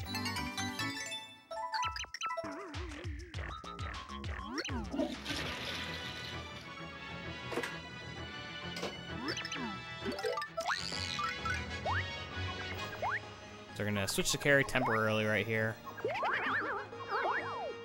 Gonna hope I don't fall down here, because that's exactly what I didn't want it to. Gonna hope I don't fall down here. What do? Fall down. This is why this level is very brutal, because if you fall down there, that's literally just made to say, oh hey, you messed up. There's literally nothing down there. You just fall down there and you lose time, so cool. Literally right as I say it too, I'm just like, hopefully I don't fall down here, and I fell down there.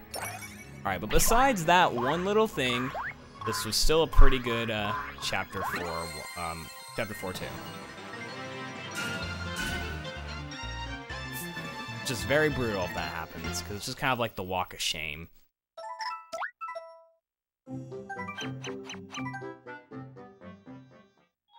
Alright, so Chapter 4-3 is actually pretty fast. Basically what I have to do is I have to get a chocolate bar and then feed it to Squirps. And then he splits into two, and that opens the gate to his home. I'm also going to be collecting more items, though, that will be useful. I'm going to be collecting a shooting star right here that I'm not going to sell, but I'm actually going to use for a battle later on in Chapter 7.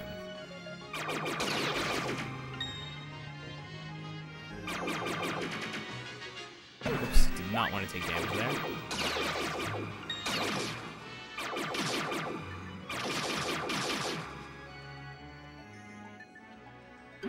Gonna use Fleep here.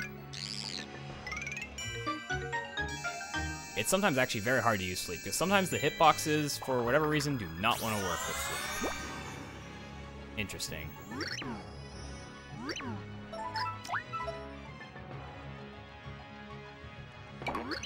So you basically need to make sure that you always have Squirps with you, because if you don't, and you want to visit his, like, home, Well, good luck getting there. You need him.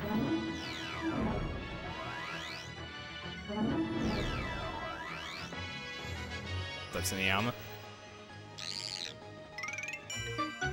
So we're using Fleep again there, and I could squish him in there, but we're not going to right now because, oops, I need Squirps to fire his little, you know.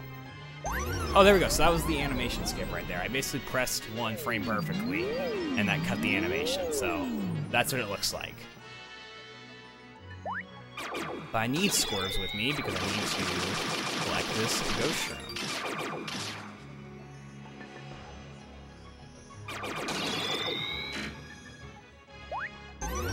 I didn't get it again. Unfortunate.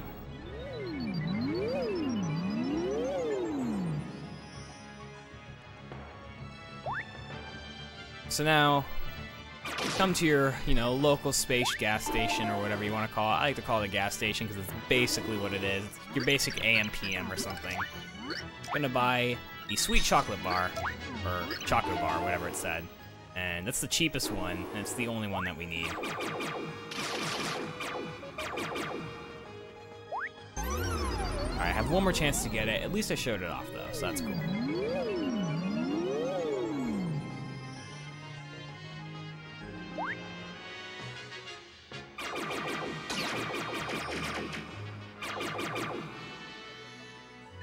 Yeah, that's what this is, Suniyama, and it's Super Paper Mario with commentary. Yeah, it's your convenience store. Yeah, if you look at the title, it says Super Paper Mario 80% with commentary. Thank you for the good luck.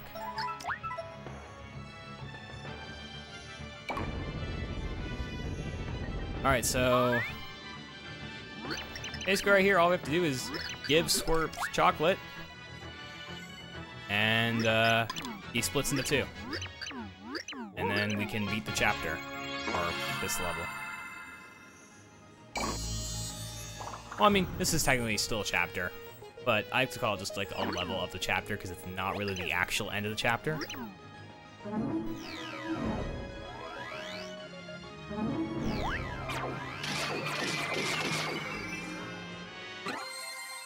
And there we go.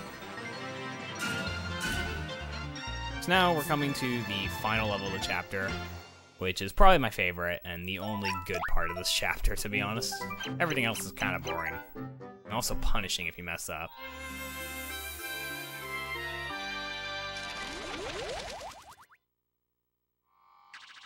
So this is the Woe Zone. We don't have any weird gravity here, thankfully. It's just normal.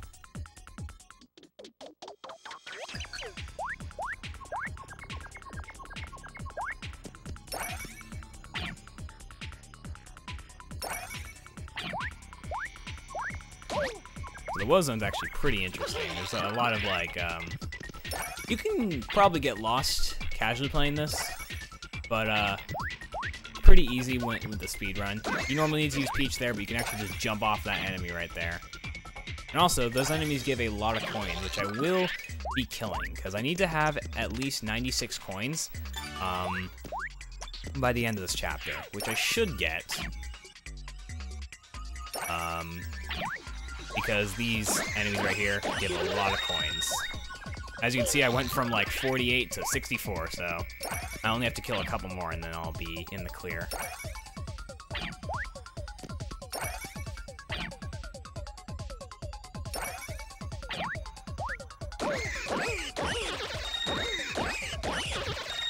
There we go, and just probably kill like 2 more or something. And I'll be good. Kill this one. Yep, I'm just gonna kill one more. I'm just gonna kill that one up there, and then we'll be good.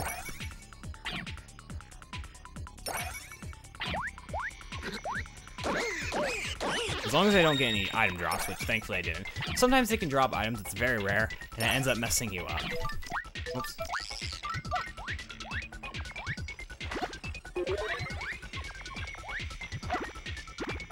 So another point where we actually have to use Peach, but it's very rare. Because then in this room, we switch immediately back to Mario.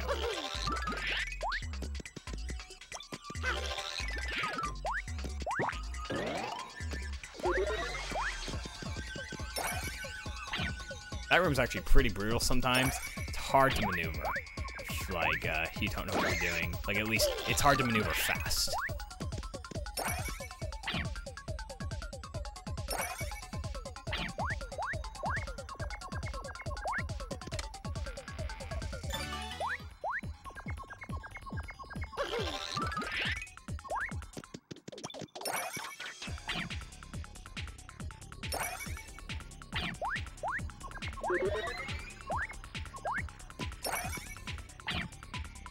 There we go. Let's see if I can do this well. Alright, cool. That room is a lot harder. It's pretty hard. Oh. It's pretty hard to navigate, like I mentioned. But I got through there. So we're good.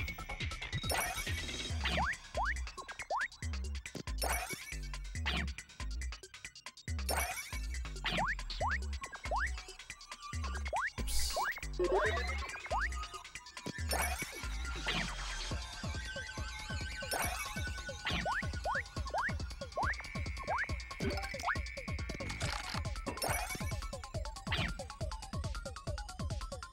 There we go. Coming up, here's like another rare instance where we actually use Tippy.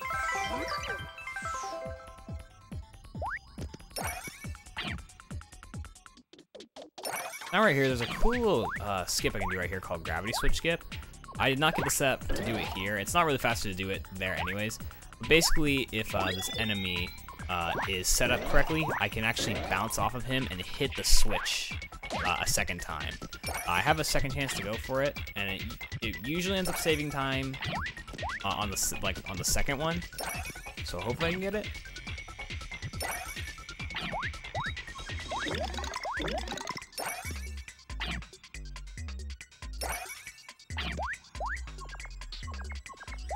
Oops, did not want to bounce.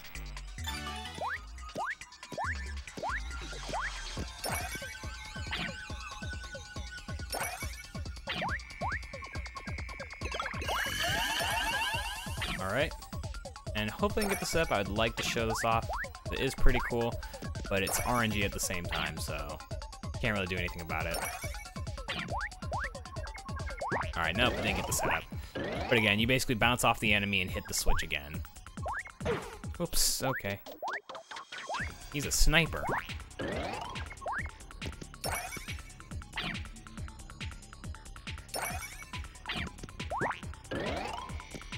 And here's another instance where we're going to use Bowser for the boss fight because Bowser's overpowered, at least for the first part of this boss. Now I just realized that I'm over 100,000. I'm pretty sure I'll be able to actually do this next boss fight a lot faster than usual. We'll see. Anyways, who's this fella? I don't know who this guy is. Kind of looks familiar, but I don't really know who he actually is. His name is Mr. L. Interesting. Alright, well. Okay. So we're just going to continue to jump on him. I tried to shoot him with fire first. And I'm just going to continue to bounce on him until he dies. There we go. That's the boss. Easy, right? Yeah, no, that's too easy. Here's the true boss. This is Brobot. So, Mr. L here is going to summon, you know, his little robot machine, and basically I need to shoot projectiles at him until he dies. Now, normally in the run, you don't actually do damage until you get the power-up bar, but I'm pretty sure I'm actually powerful enough to where I can actually start doing damage. Okay, no, never mind. It's a lot later. So I need to get the candies in order to actually do damage. Now I'm just gonna continue shooting, doing damage. Now I need to be careful because if I get hit, then I lose all my powers.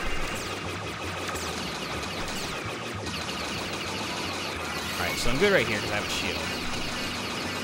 As long as I don't get hit, I'm gonna be fine.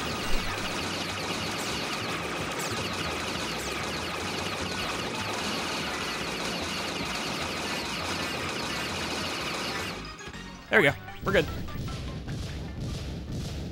That was pretty fast, actually.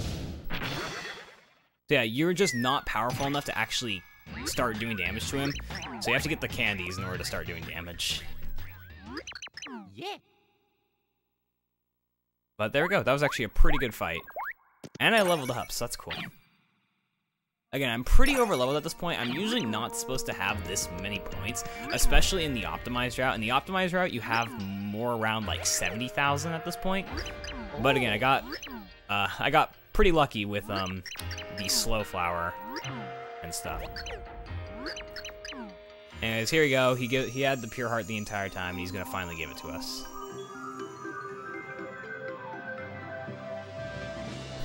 I know, right? Just eat candy and you'll become very strong. You have to eat red candy. That gives you power.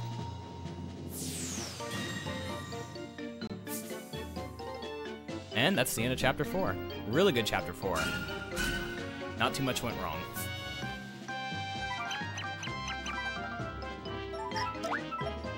And I do hope that everyone's enjoying the commentary so far. We're about halfway through the run at this point.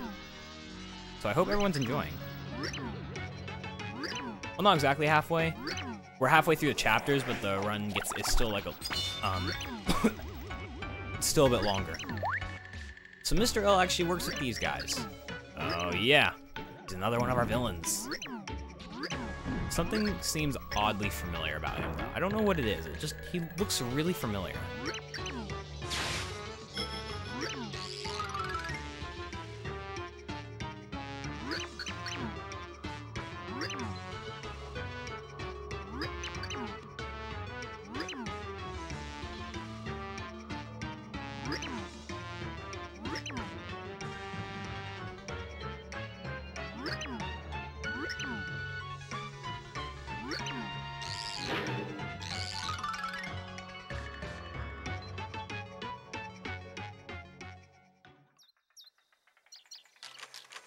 Skipping through more of the text. Again, if you read it, you kind of figure out more of the story between Blumiere and Tympany.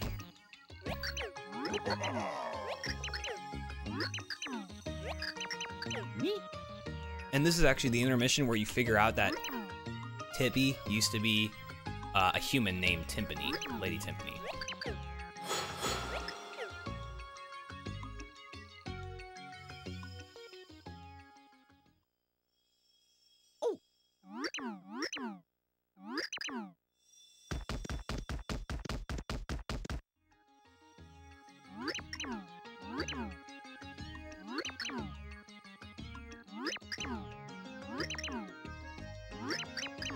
More cutscenes, more cutscenes.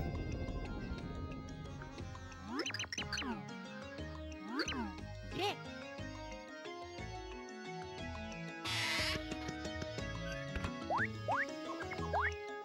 So, there's actually no more heart pillars in Flipside. There's actually another section in this place called Flopside, because you know, if you have Flipside, you have to have Flopside. And the way to get there is you use Boomer here.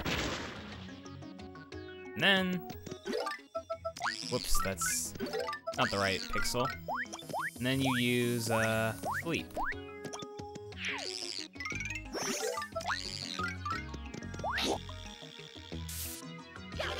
So, something interesting right here. So, you normally need to hit all of the blocks in order to activate, like, the entrance to Flopside, but you can actually just hit those 4, and then it lights up all the blocks. Very interesting. It's such a little time saver. Or, like, it's such, like, a simple thing, and it saves time.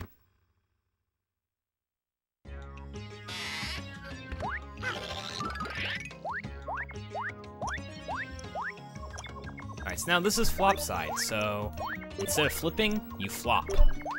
And everything.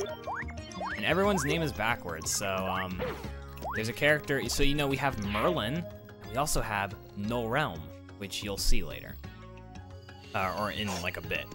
But before I actually do that, I need to go to the shop and sell a bunch of stuff. And then buy stuff. I'm gonna sell stuff. I'm gonna sell the Ghost Shroom. gonna sell the shooting star, and this is another instance of using menu buffers. So right here, I'm just holding down and mashing, and that automatically scrolls the pointer down. And it looks like it doesn't move at all, but it is moving. And right here, I'm gonna buy 2 Mighty Tonics, which will be useful for the Chapter 8 bosses. Basically, what Mighty Tonics do is they give you double damage for a certain period of time.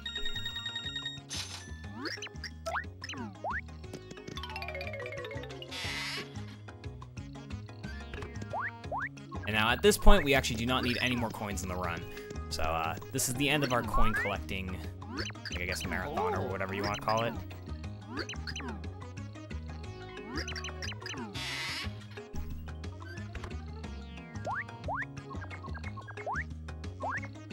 So, I used the other 300 coins for this little fella right here to create a shortcut between flip side and flop side.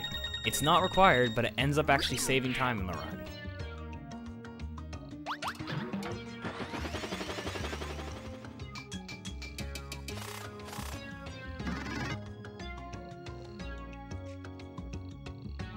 There we go, got a little shortcut between flip side and flop side. Ends up being faster.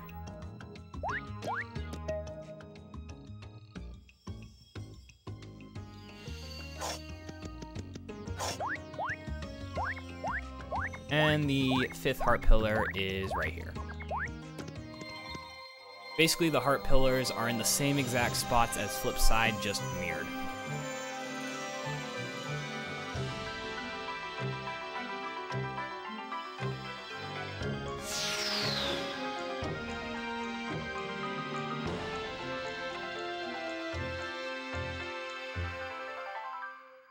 There we go, and now we can enter Chapter 5. Chapter 5 has a lot of stuff that we'll be doing. Chapter 5 is a very important chapter.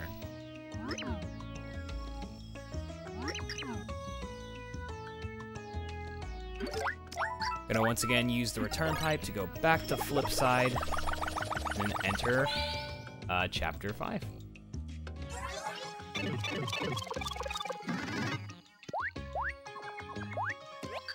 And Tippy is all fine. He's all better now.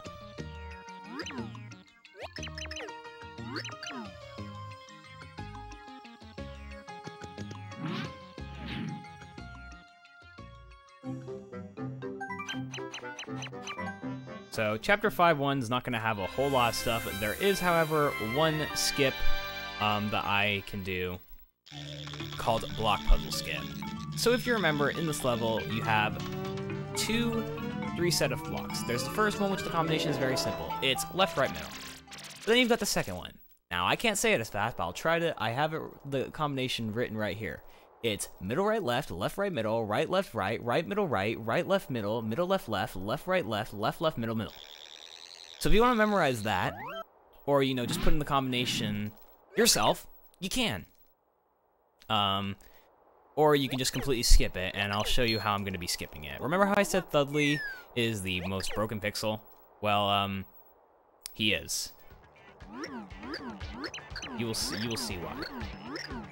I mean, I guess I kind of did show why, and I'll show you what I can do for Block Puzzle Skip, because Block Puzzle Skip will involve Thudley jumping.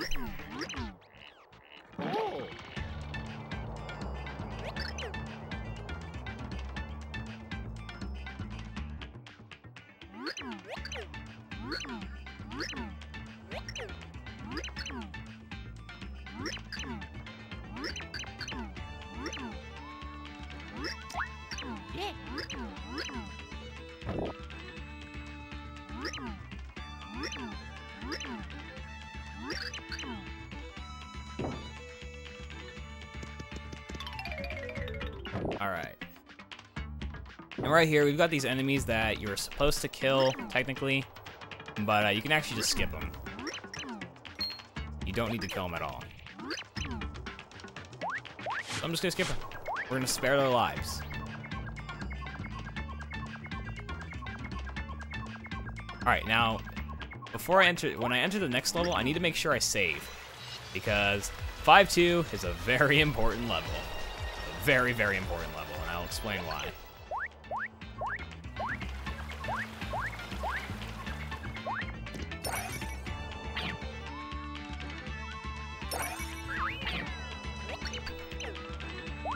Alright, so right here, there's yet another section where you're supposed to use Peach, but you can actually use Carrie here. You can just barely make it across. And combination very easy. Left, right. But now instead of you know, entering the block puzzle or the block combination here, we're just gonna completely skip it by doing a bunch of Thudley jumps, and you'll see how that goes.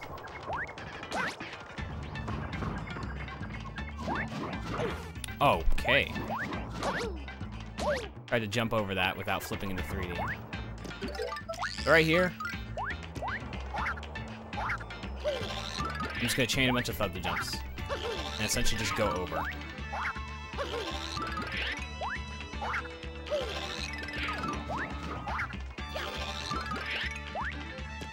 And there we go. That's block puzzle skip. Alright, now I need to remember to save here. So, I'm gonna explain coming up right here. I'm gonna make sure I save. So, coming up here is the 5-2 point grind. This is why points don't really matter, because I end up getting to the same amount of points here anyways. I need to point grind up to 200,000 points. Yeah. So, basically what I'm going to be doing is I'm going to be getting a combination off of these enemies. And then, I'm going to continue that combination to get a bunch of points. That is, okay, I was afraid of that. Okay, since I'm a bit over leveled, the combination, the amount of times I need to jump on that squiglet, or squig, is different. Normal what the setup is you bounce twice off of that Parapiranha, then you bounce 4 times off of the squig, or the squog, whatever it's called.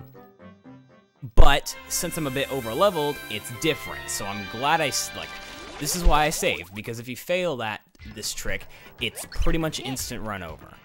So I'm kind of upset that I didn't take it safe. I was thinking I should only bounce 3 times, but I thought maybe I'd be fine. So yeah, we're gonna try that again. We're gonna do it correctly now that I know that I'm, like, kind of over-leveled.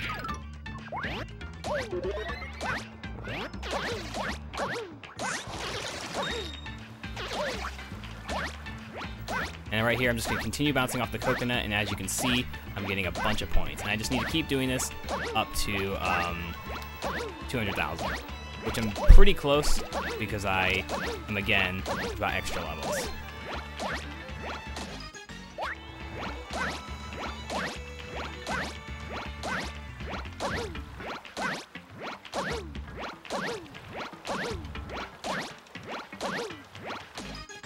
And there we go, that's it.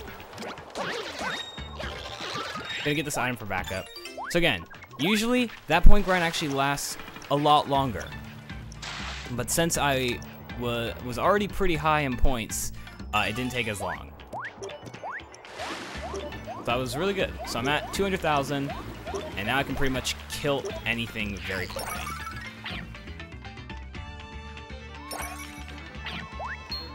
So we're good. Unfortunately, I had to reset once, but now I know at least for next time. And that didn't really waste that much time anyways. Maybe like 30 seconds, maybe like 45 to a minute or something. But again, that's why I saved. And now I know for next time. I'm gonna use Bowser here.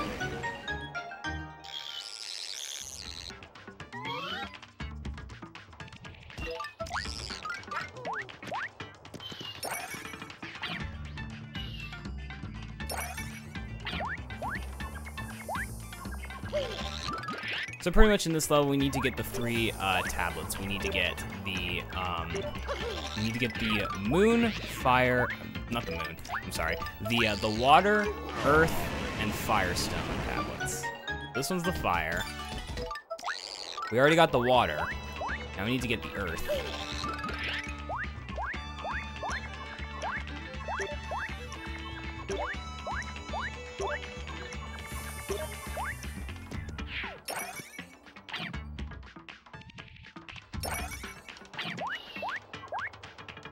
There we go.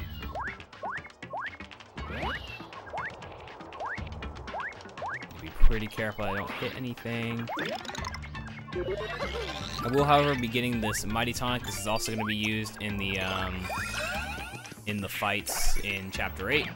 So, yeah.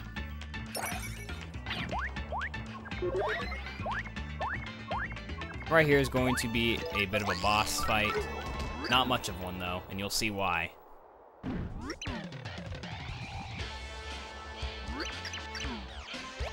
have to fight Chunks again. But we're pretty over-leveled, to be honest.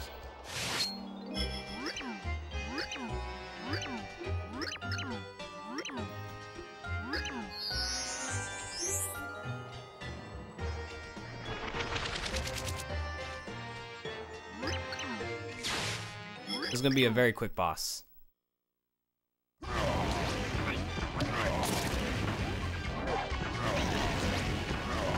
And there we go.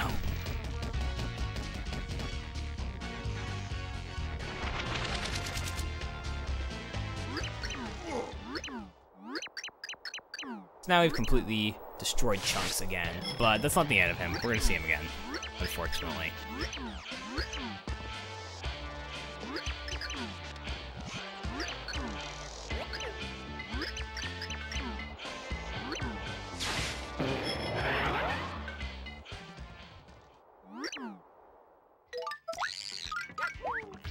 And ladies and gentlemen, the only Yoshi reference in this game, a Yoshi statue.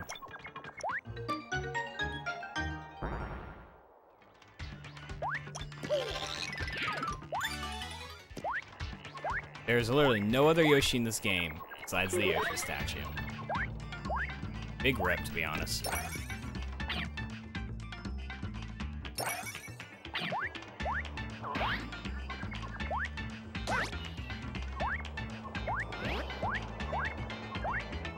Right here, we need to climb all the way to the top here.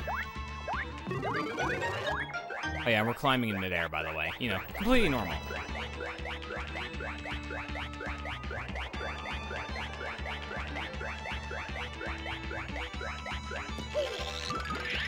And from here, I'm just going to place the tablets. The order is stone. Or I think it's like earth, water, and then fire. And then from there, a pixel appears. And this is Kudge. And Kudge needs to yell out something. You can actually put anything that you want, so this would be a pretty good donation incentive for marathons. The fast thing to do is just have the pixel scream, ah. But for a marathon run, you know, could put in some choices. Now we get Kudge. This is actually our second to last pixel. And from here, we can finally use a hammer and break blocks. Whoops.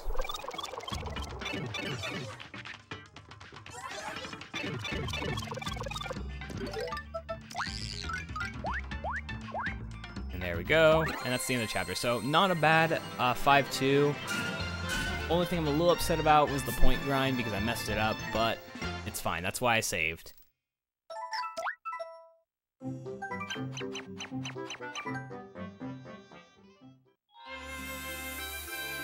And the run's not going to be perfect. This is 5-3. There's actually not really anything interesting that's going to happen in 5-3, to be honest. There's not really any glitches I can do, or really anything, so I'm not really going to talk or commentate much here, because basically it's the same thing as a casual playthrough. We're just going to do it fast. So, if anyone has any questions about the run, definitely ask now, because again, there's not much to talk about. Basically, to sum up what we're going to do is we need to find Glint Crowley's, you know, crew, filming crew. And yeah, that's pretty much it. We just need to find his filming crew.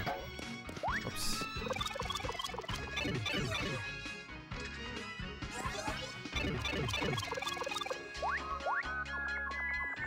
So if anyone has any questions, feel free to ask, because, again, there's really not much to talk about.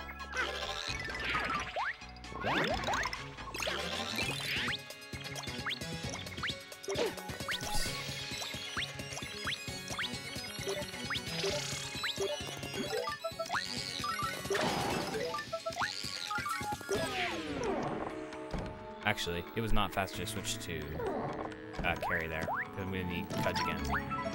Enjoy this tune, by the way. It lasts for like about 45 seconds.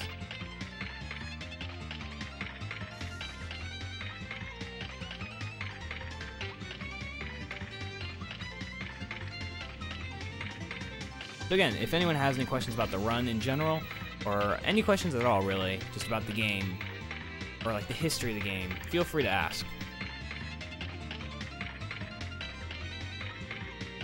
Because there's really not much to talk about here.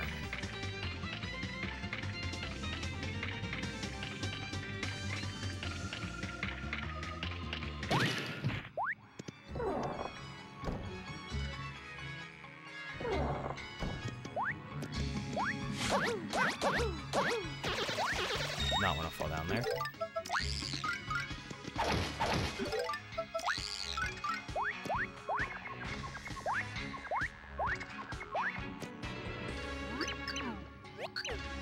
Yeah.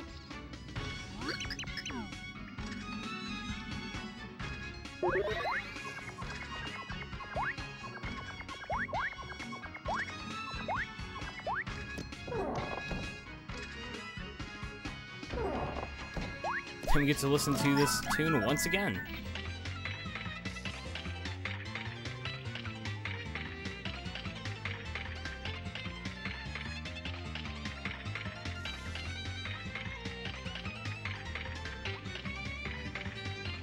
I do hope everyone is enjoying the run, though, and the commentary.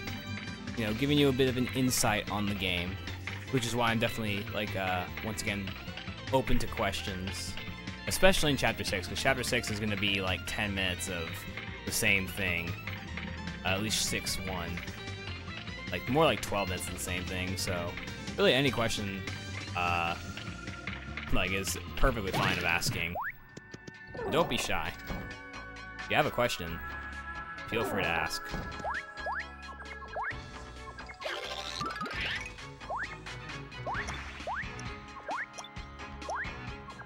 Whoops, I jumped a bit too early.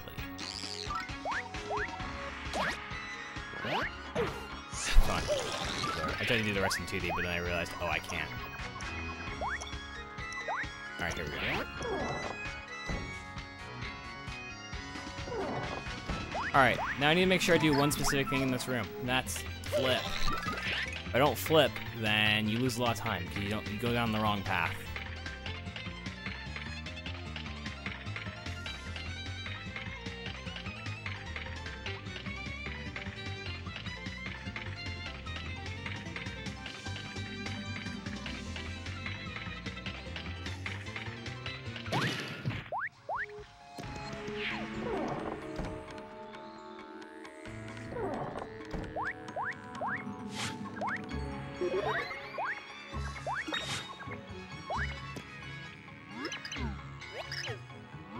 Yeah.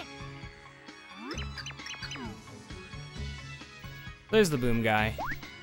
And that's all the camera crew. Also, once again, climbing in the air.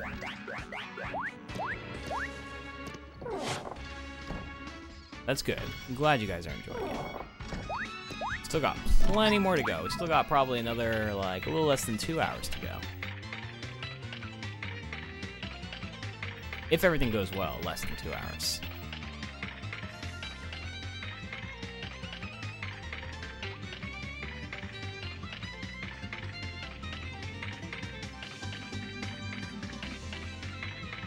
Oh, I have notes open. I could probably memorize I'm pretty sure I could memorize the entire run without notes because it's pretty straightforward, but I still have notes open for now just in case I forget anything.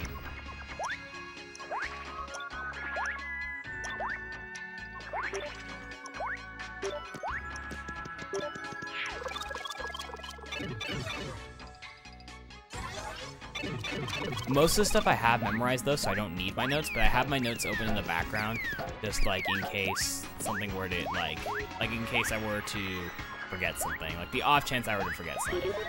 But at this point, I haven't really forgotten anything.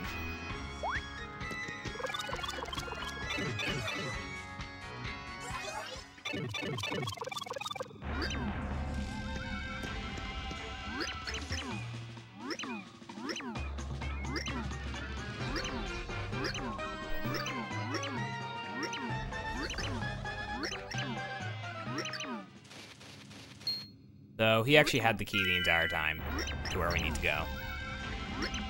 So yeah.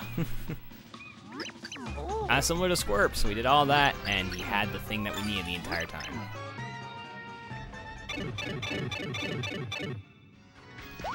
Now there's one thing that a lot of people love about Flint Cragley, and that's because he screams Cragley Ho! Can I get some Cragley Hoes in the chat?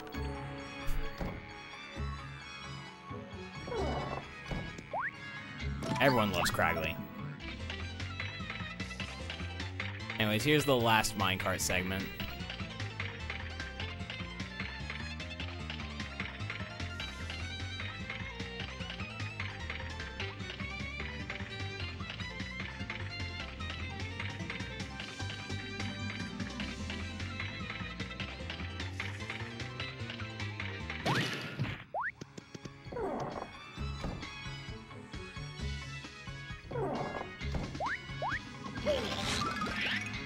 Another Megastar segment. We don't do it. We skip it. Thank you, cats. I was like, no one's doing it.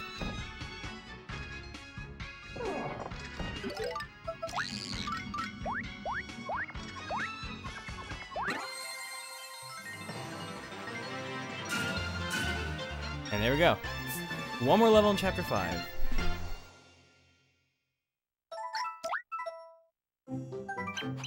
There's not a whole lot of glitches in Chapter 5. There is a Thudley jump, though. And there is one glitch that we will be doing. It's a little bit of a corner clip.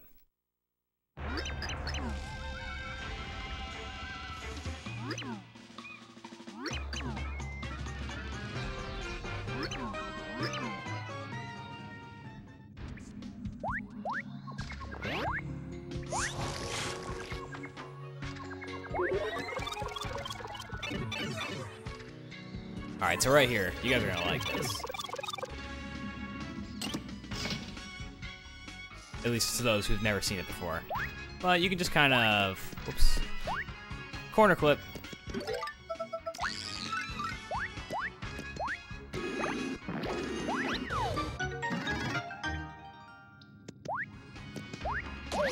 Oops. Yeah, that saves a couple seconds. So, it's a pretty cool trick.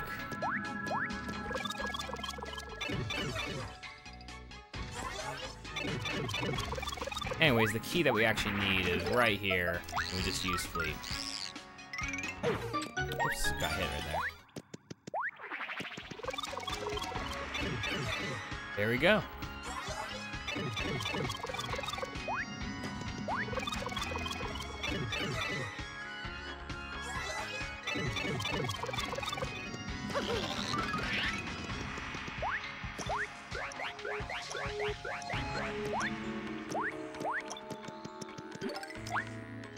Alright, so you guys ready for this? Here's something you're gonna like. Oops.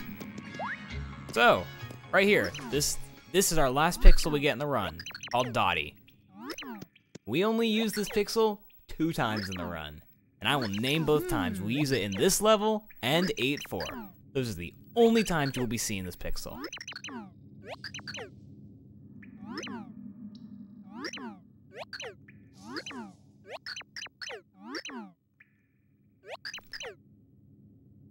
Also, you actually can't get big unless you use Dottie. So we like to say that Dottie made that NPC small, and he's forever small, and Dottie will never make him grow again. Anyways, again, here's Dottie. Very useless pixel. We use Dottie literally 2 times in a run. Okay, never mind. We use it 3 times. I'm sorry. Well, actually, no. We use it 1 time here. And we stay small.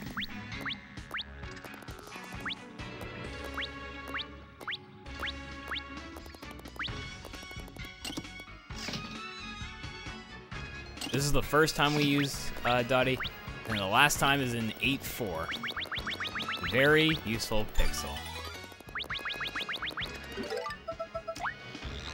And so we're gonna switch back to Thudley and do a very simple Thudley jump. It's 1 Thudley jump. Yep, that guy's gonna be living the small life. Anyway, I'm gonna go ahead and heal here. And there we go. That was literally 1 Thudley jump. And it's funny how this cutscene works, because we're supposed to enter from that pipe, but we actually enter from the opposite pipe, which is supposed to be the exit pipe. And oh, hey, look, it's Chunks again. Now, something interesting is Dementia is going to brainwash Chunks for whatever reason. And what Chunks likes to do here is just yell a bunch of green vegetables. So, feel free to spam those in the chat, like specifically broccoli, asparagus, and cabbage. Just, you know, spam the chat with that. Feel free to spam the chat with that.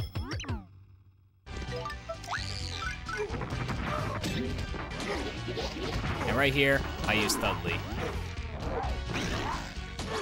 And there we go. Very easy fight.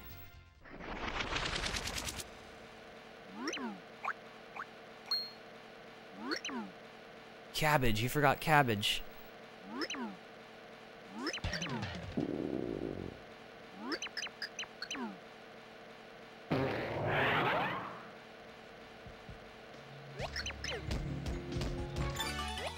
There we go.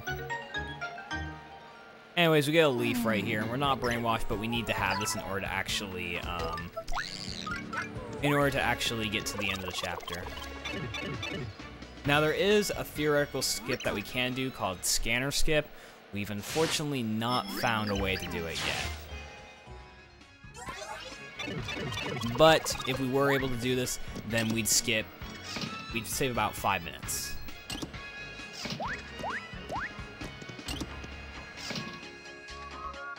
Anyways, I am going to save here because this is another level where you can crash on the English version for some reason.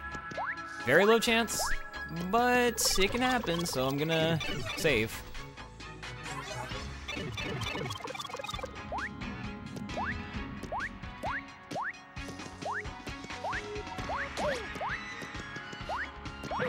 Oops. So, you know, better to be safe than sorry. Basically, the scanner is going to scan that we have the leaf, and if we could skip this, then we could, or if we could somehow bypass this scanner, then we would be able to skip, you know, fighting Chunks and everything. Alright, let's hope my game doesn't crash. If it does, I saved, but we'll lose like 2 minutes or something. Alright, we're good. Now at this point, we just need to hit the switches to the correct thing. So right here, we have to hit this to black. A cool little thing you can do right here is you can jump up there.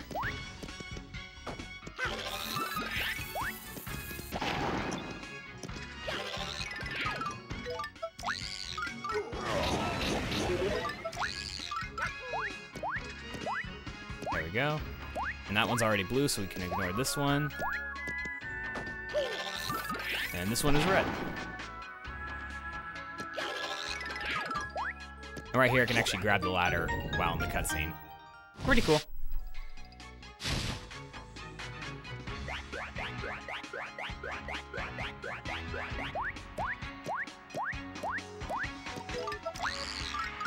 Now I'm going to switch to Bowser and Thudley, because again, Bowser and Thudley are pretty overpowered. And we're going to be fighting King Crocus. So basically what I'm going to be doing is I'm going to be using fire on King Crocus. And then I'm going to be doing a Thudley hit with Bowser. This is going to kill him pretty quickly if I do it correctly.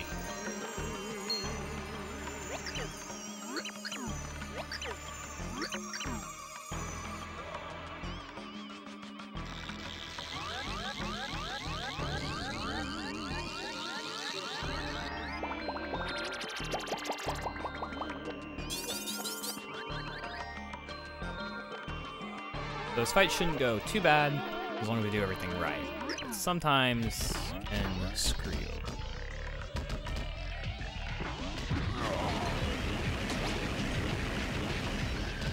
Oh, I think I messed up. Ooh, I messed up. Never mind, I'm good. Alright, I saved it. I somehow still hit with Thudley. And there we go. That is King Grokus. Alright.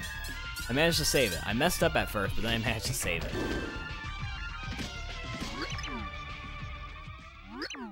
And there we go. That's chapter 5.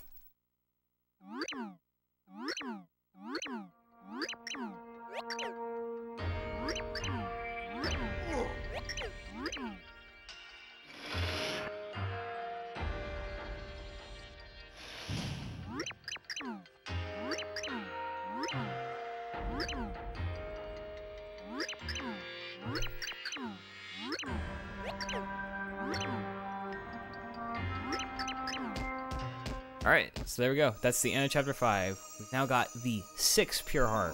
Only 2 more to go.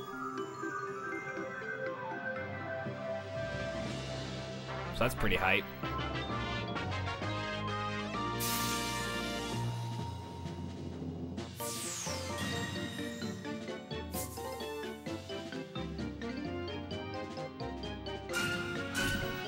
There we go.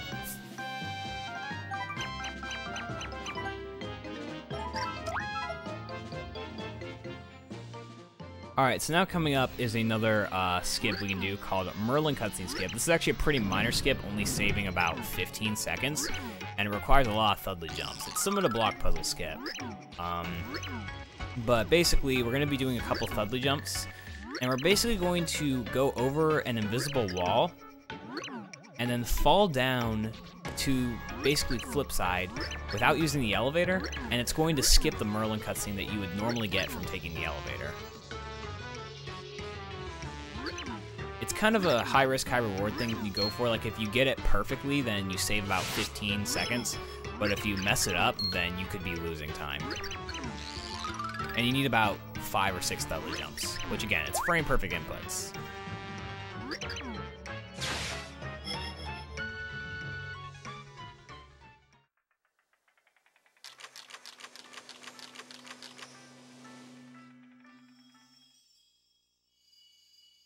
Alright, so let's see if I can get it. I mean, I'm going to go for it no matter what, so even if I waste time, I'm still just going to keep going for it.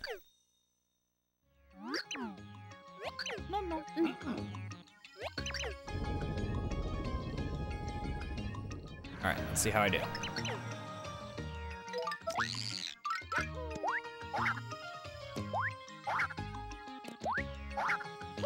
Already off to an interesting start.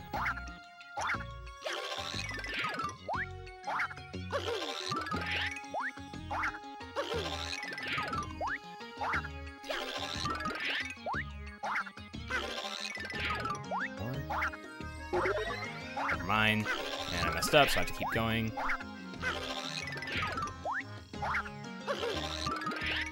Be good. There we go.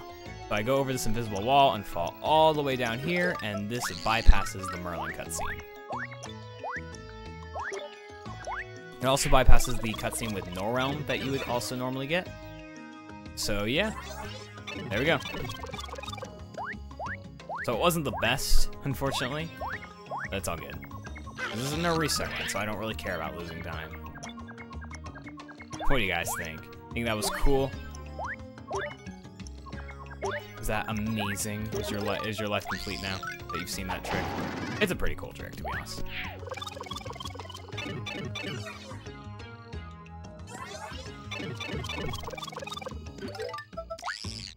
Yes.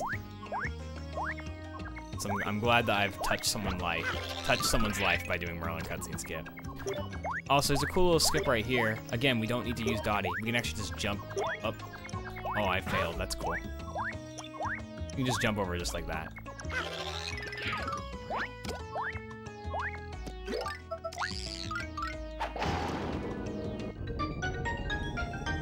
There we go. This is the next Pure Heart pillar. And then the next 10 minutes, or no, the next 12 minutes is going to be the Samur Kingdom. It's going to be 6-1, and we're basically going to be fighting the same exact enemy. I mean, there's different kind of enemy samurais. We're going to be fighting the samurais, and we're going to have to fight 20 of them. And it's the same room, the same kind of concept, same thing. There is really not anything to talk about in Chapter 6, other than the fact that we're fighting the samurais. So, at this point, for the next 12 minutes, I will once again say, if anyone has any questions about the run, anything, feel free to ask, because again, it's going to be very slow. There's literally no way to skip all this. We literally have to do the same thing for a while. So, if anyone has any questions about anything in this game, lay it on me, because I will gladly answer it, because there's really nothing going on for the next 12 minutes. So we'll kind of at least keep things going. So if people have any questions, I can kind of go into depth about it. We can also enjoy this music. So again, don't be shy. Feel free, if you have a question that you want answered, don't be shy. Feel free to ask. I will definitely answer it in detail. Yeah.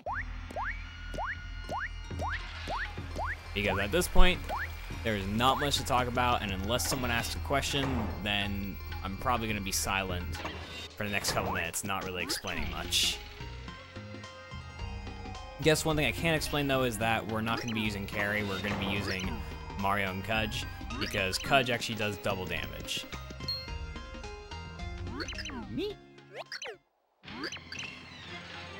But yeah, other than that, there's not much to talk about, so, yeah. If anyone has any questions, feel free to ask, because otherwise there's not much else to talk about.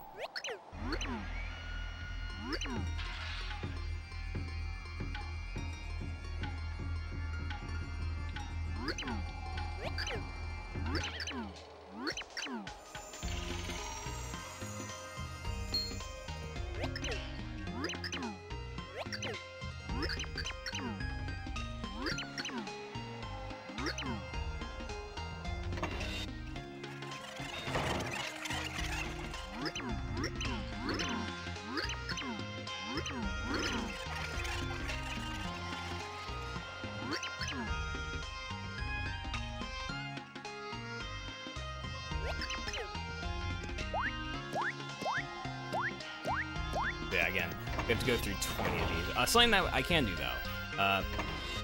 The live chat wants to guess the amount of HP I will have at the end of the 20 rounds. Feel free to guess it. Yeah, again, I apologize if there's not really much to explain here, but there really isn't, which is why I'm opening it to questions, which I strongly encourage.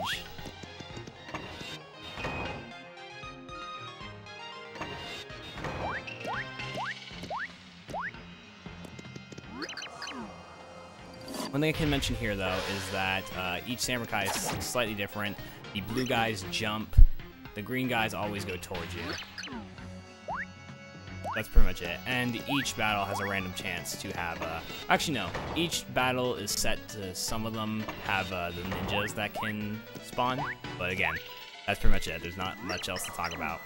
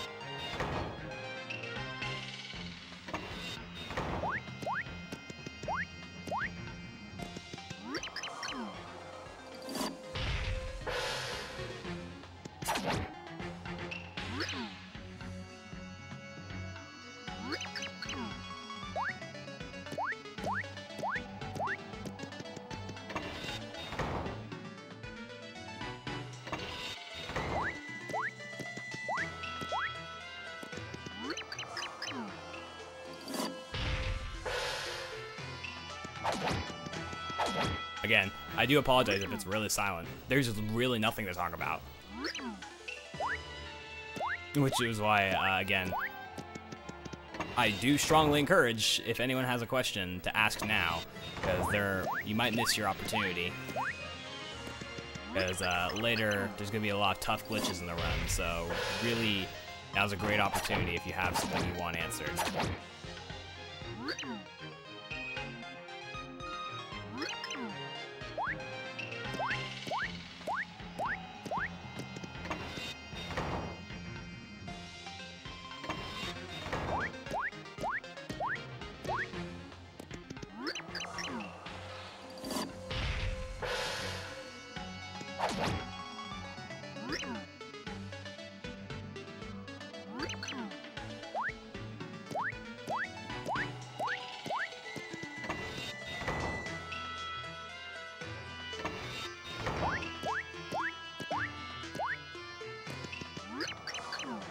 So something that I do right here to actually switch to Bowser. This is actually the one fight where I do use Bowser. But then we switch back to Mario.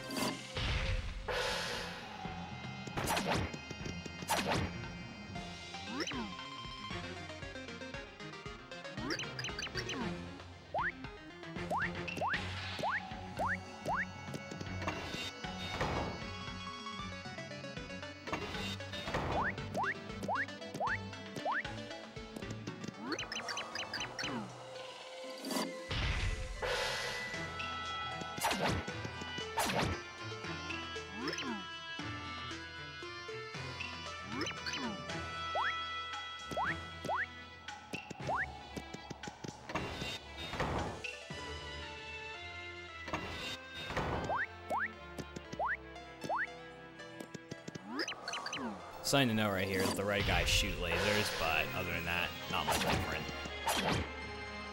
Same guys, pretty much.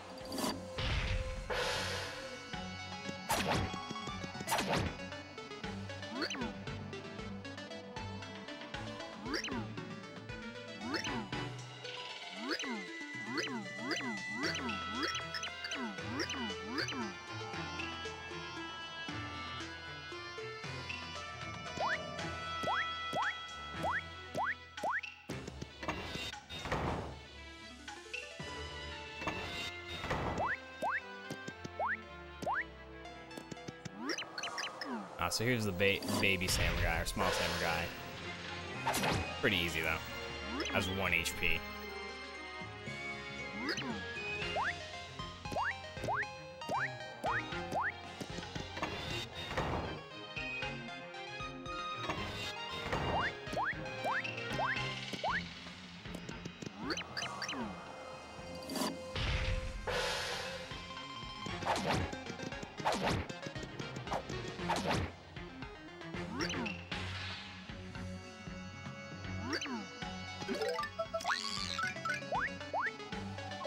is pretty much the final battle, and then we're in the corner.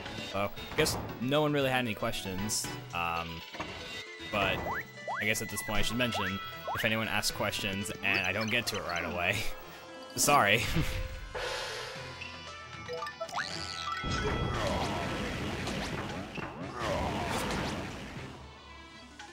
But I did mention now is a great time to ask questions, so.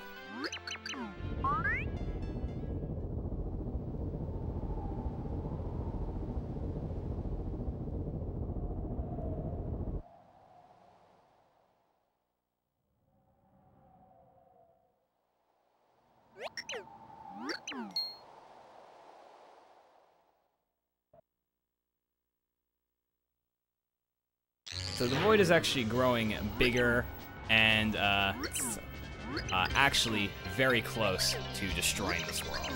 So yeah, we need to get out of here. So they're just gonna let us actually go to the 100th gate to get the pure heart.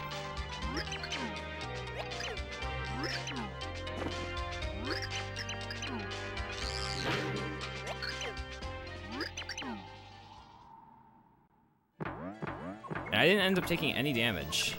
That's pretty good.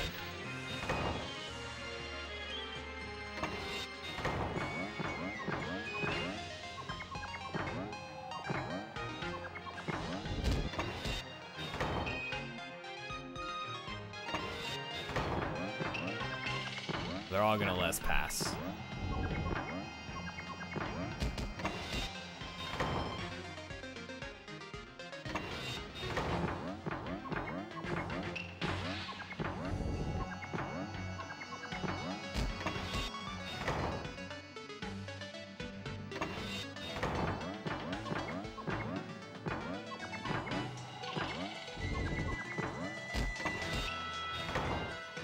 So, newsflash, if you haven't played this game, we actually don't beat Chapter 6. We basically do 6-2, the world gets destroyed, and then we go back into Chapter 6, and yeah. Chapter 6 is actually a bit of a bonus.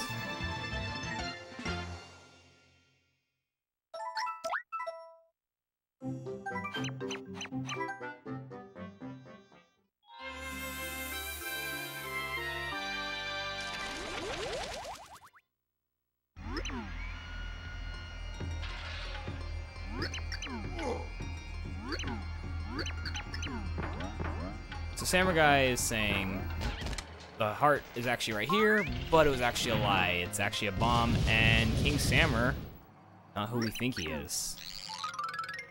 That's not the real King Samur. Actually, Mimi. This is gonna be a very easy fight, though.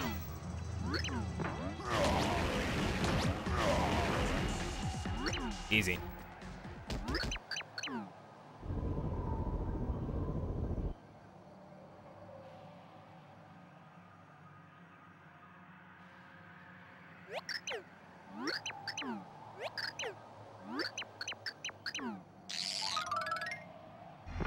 And now at this point, we just need to keep going to the end of the level.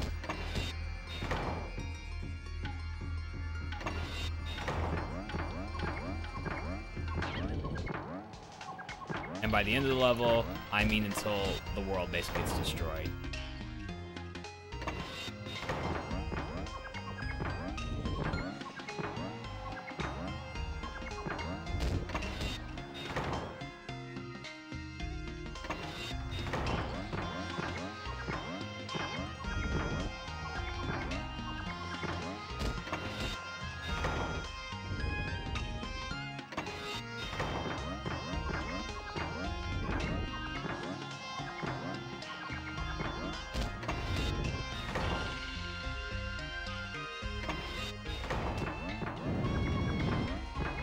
And, well, the world's gonna die.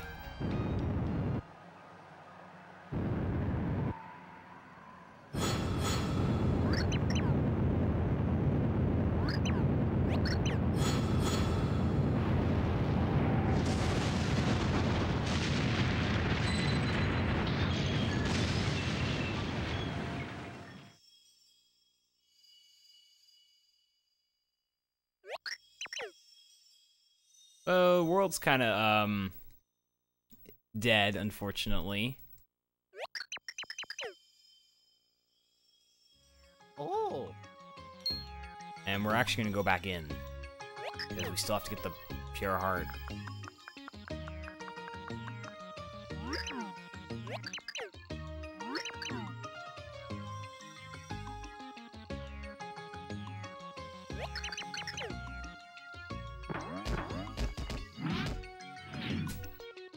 There we go.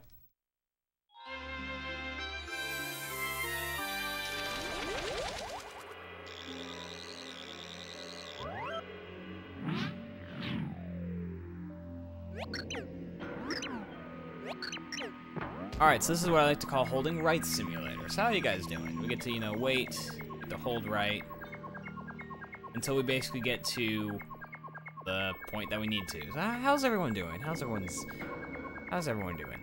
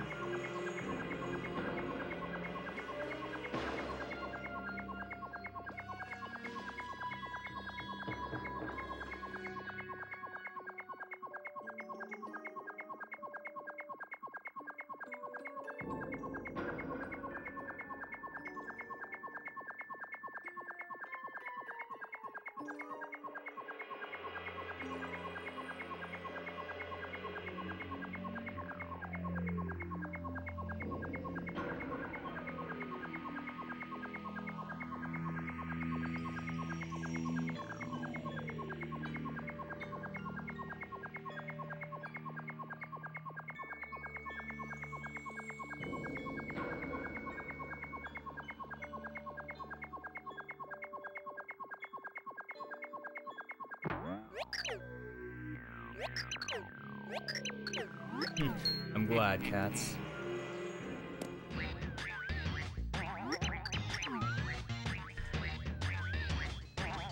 Alright, so that's the pure heart. It's in stone, but it can't be that easy, unfortunately. It's Mr. L again.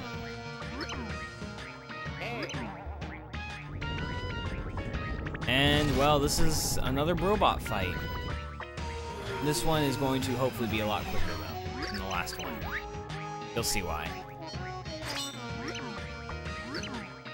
Basically gonna do the classic Dudley and Bowser.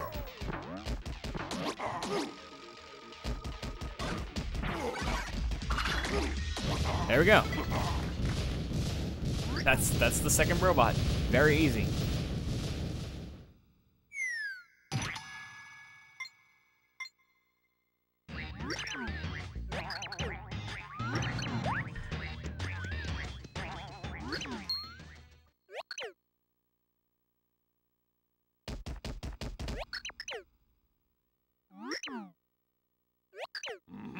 Alright, and that's the end of Chapter 6. We're not going to see Chapter 6 anymore.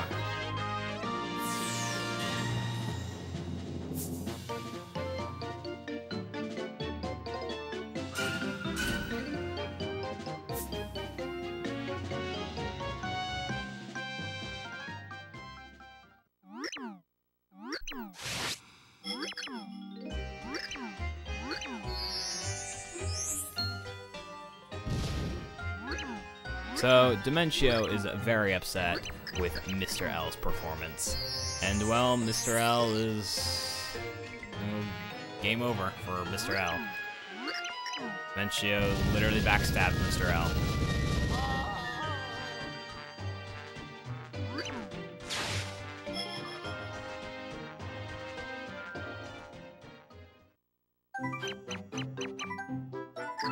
Alright, we only have one more pure heart to go.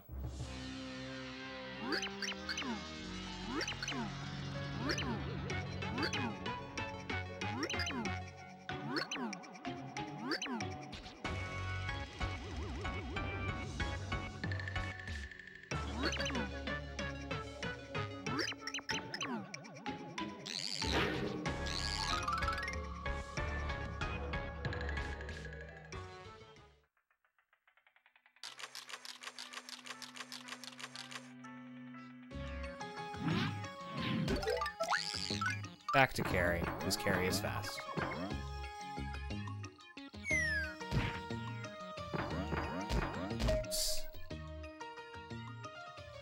So, you're thinking, wait a minute, we have to fix, okay, so first we have to fix this pure heart that's in stone or whatever reason. And then we have to go to chapter 7. Easy, right? It's not that easy, unfortunately.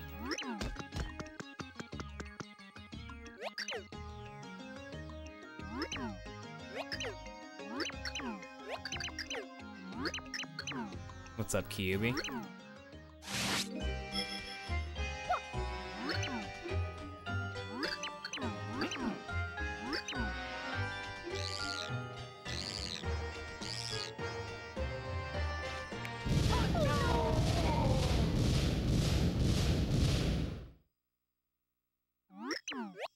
Yeah, Dementia just kind of killed all of them. But we figure out later that he didn't actually kill him. What's up, Wayoshi?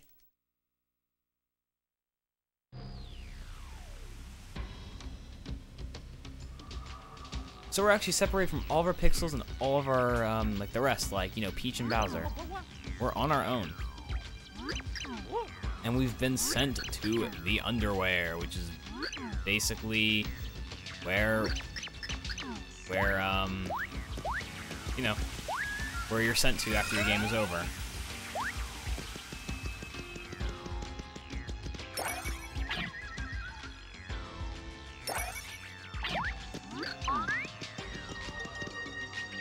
So we're not supposed to know who this person's name is, but it's actually Love Me. It's gonna be a bit, it's gonna be important for later on.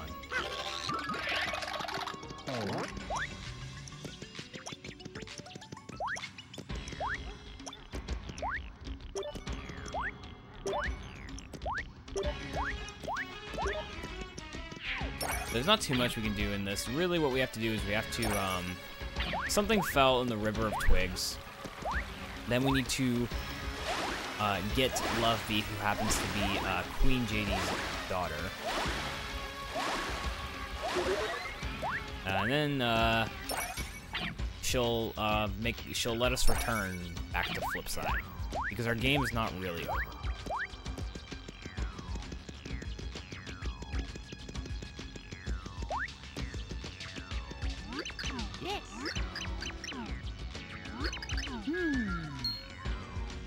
We show her the pure heart. That's stone. And she's going to fix it, but we need to find Love Bee. And also find out what fell into the River of Twigs.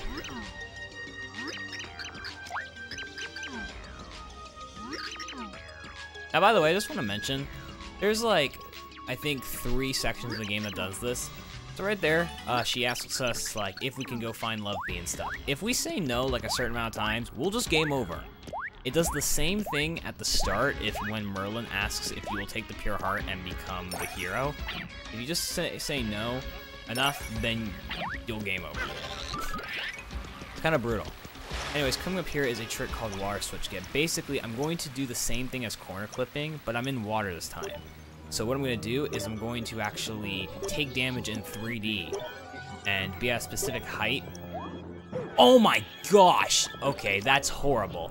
Okay, there's an even faster method that I was trying to do, but the game decided to not let me unlock the door. So I'm going to try it here. Let's try again.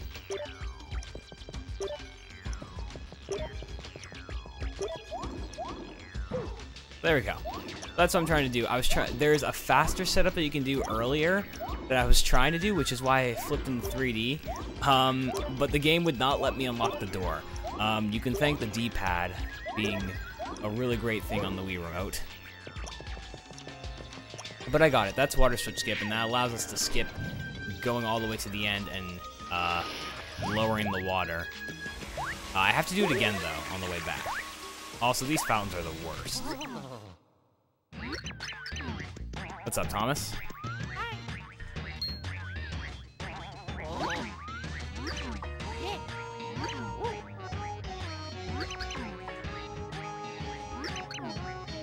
So it's Luigi. We haven't seen Luigi for like hours. That's not an exaggeration either. We haven't seen him for like 2 hours. And we finally get Luigi, who is actually our 4th hero.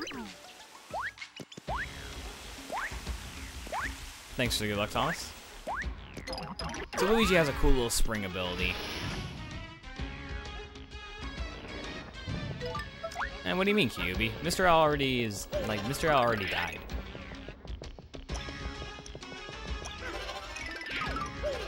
Alright, so I have to do water switch skip again, because if I actually don't do this, then I'm soft locked. Like, if I wasn't able to get back this way, I would be soft locked.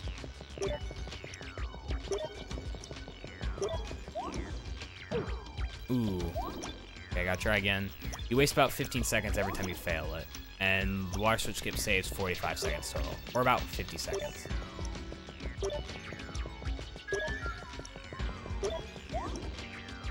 There we go. Alright, we're good. Now we can go all the way back.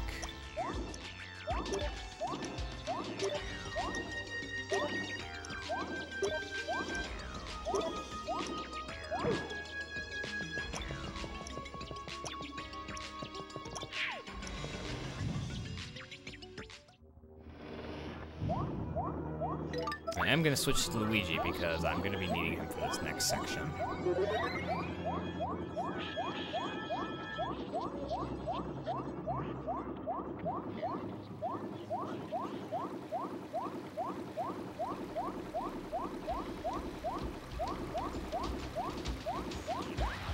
There we go. So now we're gonna find Love Bee. There's a cool little skip you can do right here. You can just jump up this pipe with Luigi, switch to Mario, and just jump all the way over here. And that skip's having to go all the way around to get up there.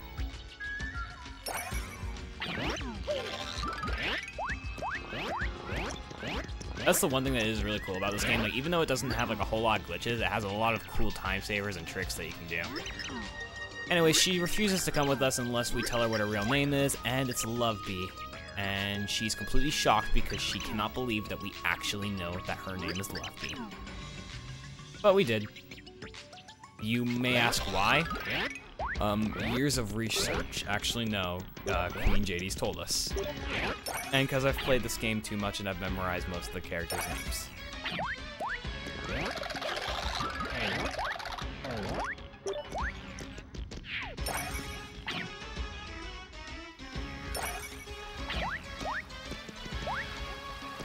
No, nothing bad happens. Same physics.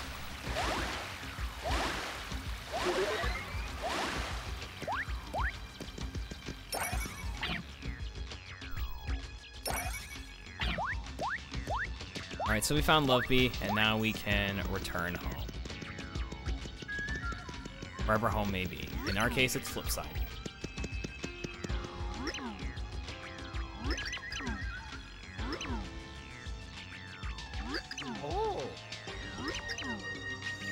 And the pure heart is restored.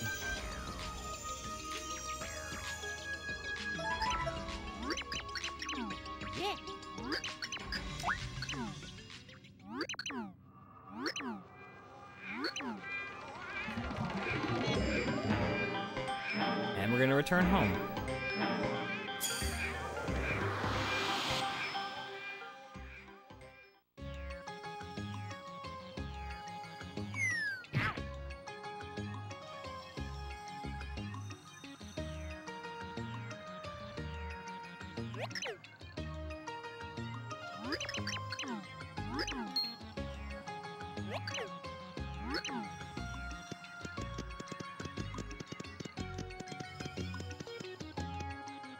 So we're back, everyone's relieved, but we still don't have Bowser or Peach. We only have Mario and Luigi.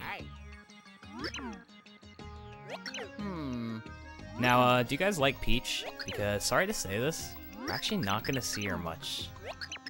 We'll see why. Yeah.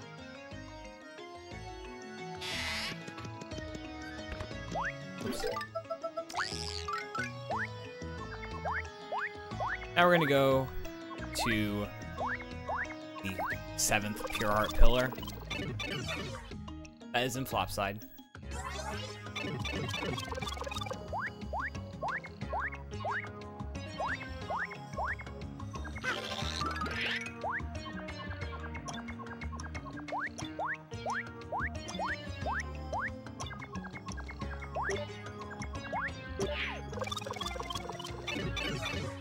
Again, we're pretty far into the run. I do hope everyone is enjoying the commentary. Only got about like an hour, like I guess best case, an hour 10 minutes left. It's coming to a close pretty soon. We only got like 2 more chapters.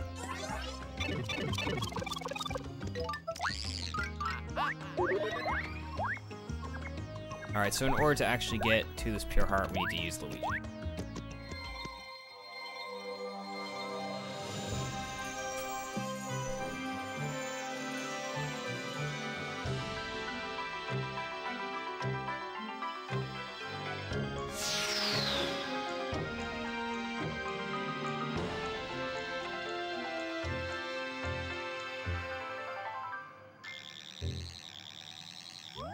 Alright. That's actually the final door in flip side, because chapter 8's actually in flop side.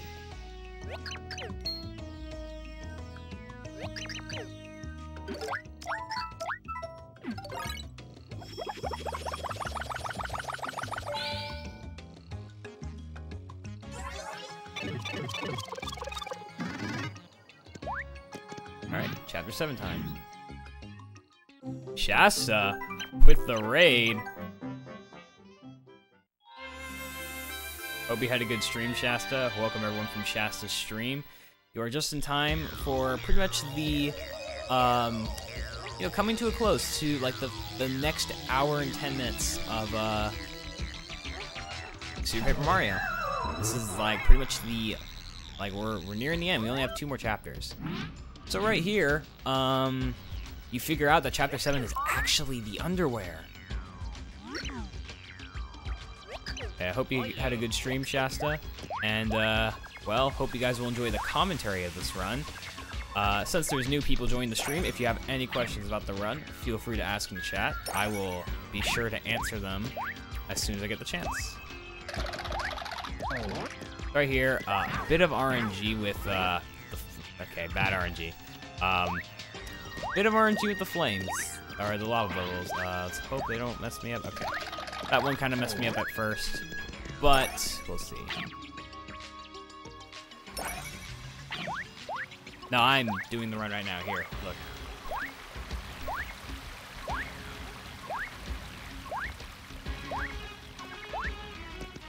There's your proof. This is a real-time run.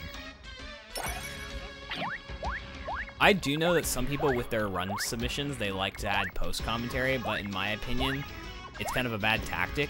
Because I like to do the live run as if I was running at a marathoner, like, already. And I'm able to provide good live commentary.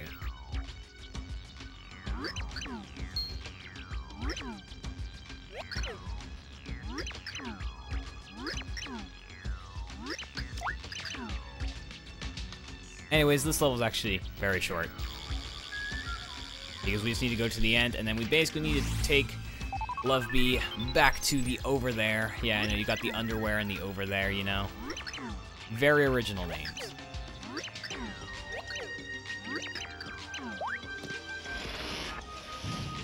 Who thinks that those are very original names?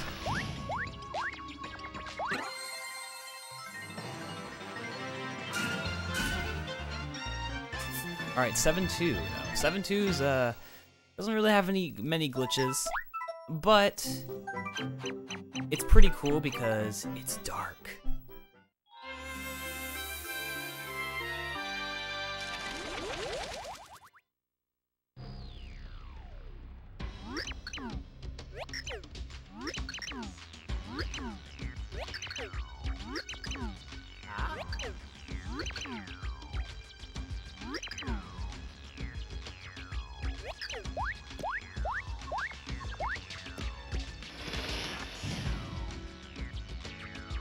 Alright. This is all in the dark, but it's okay. I can still see. I'm gonna get this mushroom though. Oops. You can skip part of this level, or part of the sections of this level by just doing that. By the way, here's a cool little skip right here. You can just point the cursor at the door and then do that.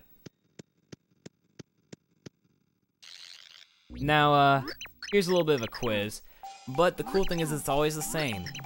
It's always 1, 2, 2. And here's another case of menu buffering. I'm just holding down at this point, and if I mash 2, it'll automatically go down. And cool.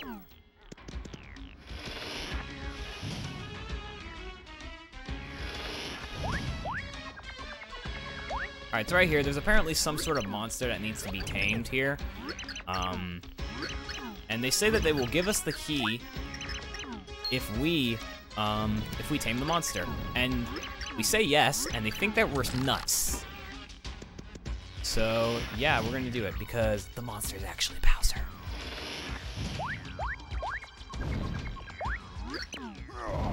So the thing that I find funny is Bowser fights us because he thinks that we're trying to separate him and Peach, but it's pretty funny because after the battle, he says, "Why didn't you just say something? You need to learn to tell me." It's like, we did try to tell you, but you weren't listening.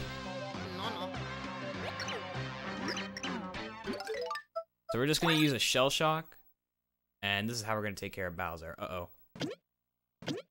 I need to not get so close to my sensor bar.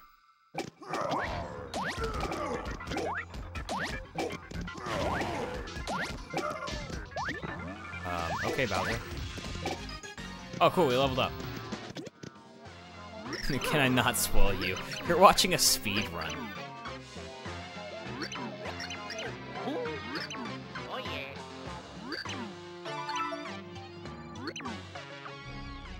Uh-oh, internet's hecking. Good thing I'm locally recording, so yeah. Oh yeah.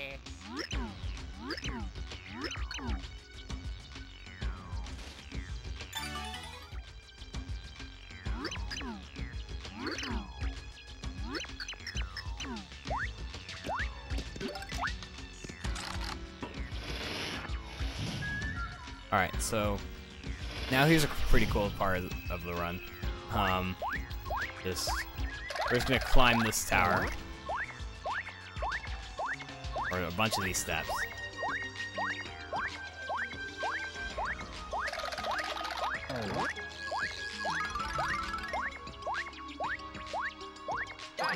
Whoops, I didn't even mean to jump off.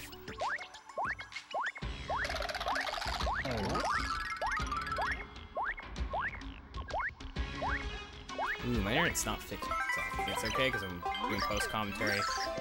But yeah.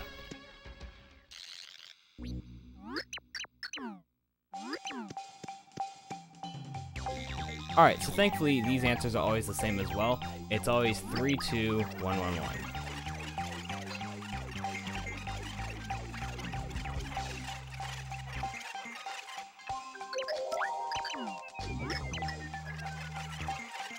My internet's not fixing itself. What the frick?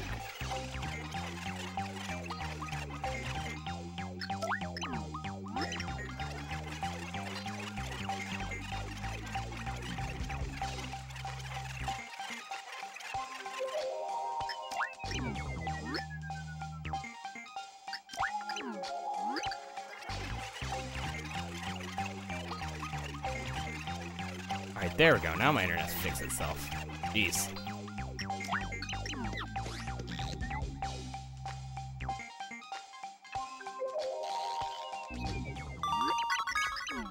Alright. That door is actually very brutal to get incorrect. Because if you get any incorrect, you have to actually go through the entire quiz. Again. Or you have to complete the quiz and then you have to go through the whole thing again. Anyways, in order to get the key, we need to actually do a bit of a favor for this lovely person. We need to get a book that this D-man borrowed. Now we have to go all the way through 7-2 again.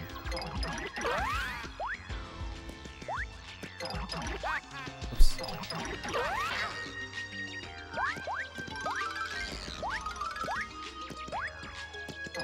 Oops.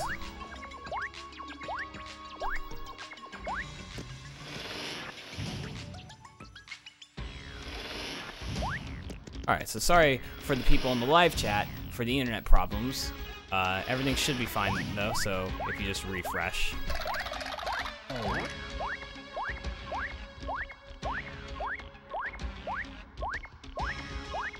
Also, we get to climb these stairs again. Amazing.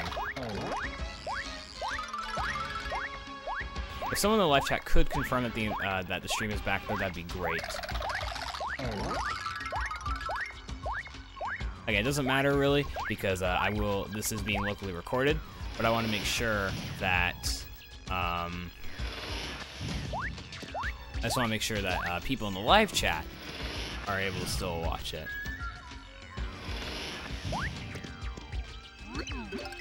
Anyways, got the diet book, and now we get the key.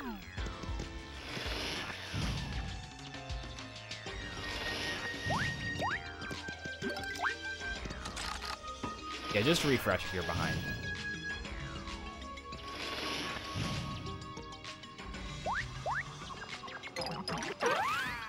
Alright, coming near to the end of the level. That has a bit of RNG with these the spiky trumps right here. Hopefully I get good RNG. Okay, that was pretty decent. Oh my gosh, that actually scared me a bit. Alright. So we're gonna have a bit of like an RPG battle, like an actual RPG battle.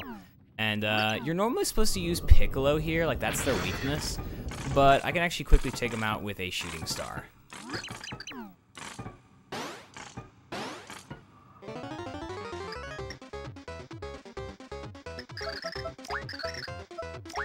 I can just use a shooting star.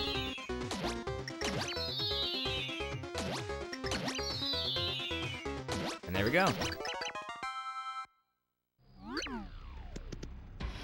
That's the end of 7-2. Alright, now 7-3 is an important level. 7-3 has probably the hardest skip of the run, known as Peach Skip. Remember how I said Peach is useless? Yeah, we're gonna completely skip her now. Normally what you have to do is you have to go through this whole like maze of, you know, the road to the over there. And then you need to find Peach, and she's basically in a eternal sleep. I'm sorry, she's in an eternal sleep. And, or like she's asleep for like 10,000 years or something. In order to cure it, we need to feed her a black apple. But that's slow. So, basically for this level, I'm going to be doing the most Thudley jumps I could ever do. Get out of my way. It is such a hard trick, and I'll explain more when I get to the actual section. But it requires about 50 to 60 Thudley jumps. Yeah, it's very hard, but it saves about 2 minutes if you get it really well. It can save up to 2 minutes, I should say.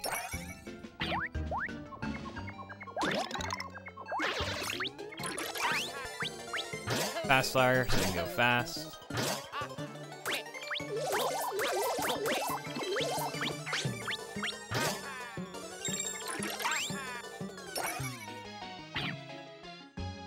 So again, we're gonna completely skip Peach, and we're not gonna actually get her back. Unlike the Pixels, we don't automatically get Peach back. We do, however, we do get her back in post-game, but we're never gonna get to post-game, because the run's gonna be over before that. Or, well, the run will be over, and we won't go into post-game, is what I'm meaning to say.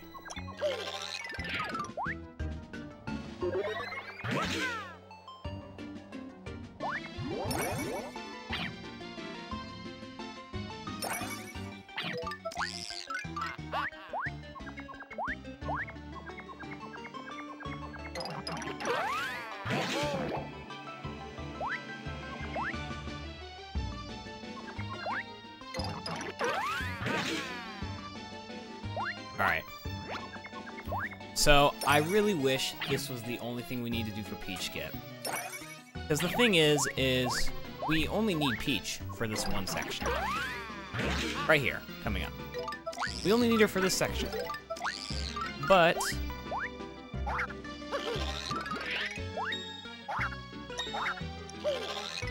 we can just do 2 Thudley jumps and make it across just fine. Oh wait, no, I didn't want to switch to... We just do 2 Thudley jumps and make it across fine. I really wish that was the whole thing of Peach Skip, but it's not, because what you have to do is after you do Peach Skip, or I'm sorry, After you get Peach, you have to feed a red apple to the cloud, and basically that cloud will allow you to bounce all the way up through the clouds and to the end of the level. We're going to be Thudley jumping through that section. And I'm not going to be talking much because I need to really concentrate. Again, it's super hard, and you have to, like, chain it. This is why I said Thudley jumping is the biggest thing, like, biggest glitch in the run. Because it allows you to do stuff like this. And while this is the hardest trick of the run, it's not even the one that saves the most time. The one that saves the most time is actually easier. This is the room where we do Thudley jumps for, like, a lot. And I'm going to be quiet because I need to focus on hitting these Thudley jumps. Again, it requires about 50 to 60 Thudley jumps. Not in a row. I mean, there's, well, kind of yes in a row and no, because basically there's checkpoints, and you'll see. I'm going to be quiet as I do these Thudley jumps. So wish me luck. Put all the blesses in chat that you want.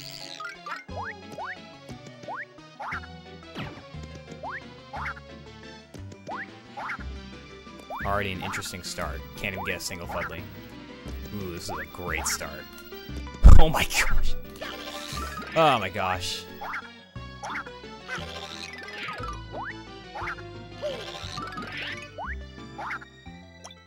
Oh, sometimes the thing that also sucks is sometimes my thumb likes to stick to the one button, which is what I use to cancel.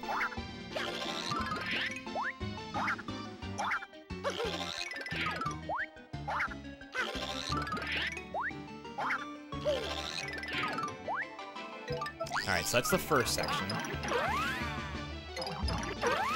Oops.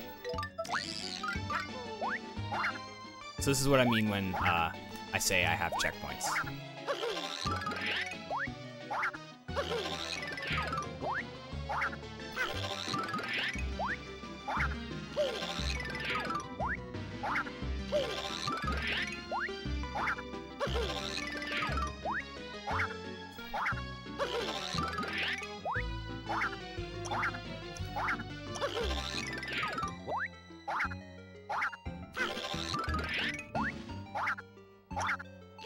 Again, all these are frame perfect. And this is a 60 FPS game. Please get up there. And the more you drop, the more you have to continue doing it. Like, I have to do another one. Okay, finally.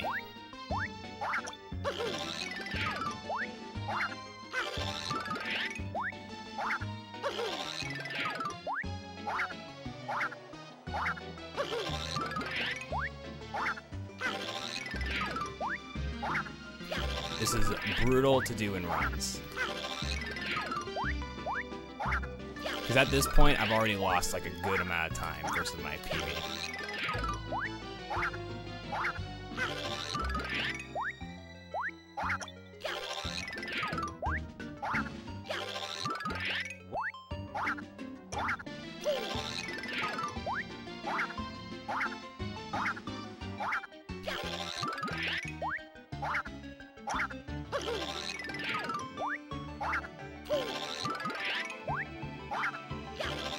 Running up against Peach Skip in your runs absolutely sucks. Alright, this is the final section.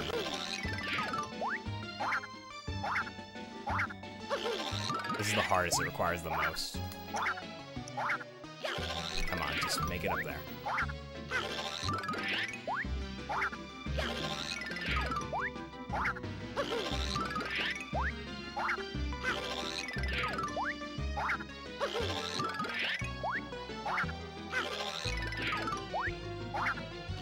Last one is blind.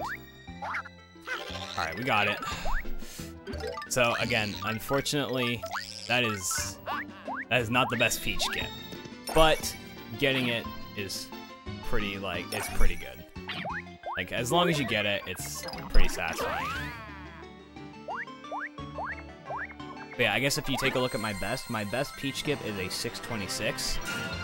That was a 745, so that was a minute 20 slower. So I still saved time doing Peach Skip. but holy crap, is it a hard trick. But I got through it. It was a bit of a struggle, but I got through it.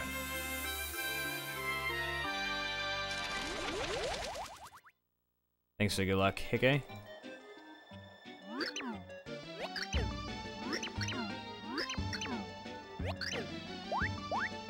Alright, so at this point, we've already done all the hard Thudley jumps. There's not really anything else that's like ridiculously hard. There's more Thudley jumps in this level, but not nearly as bad as Peach Skip.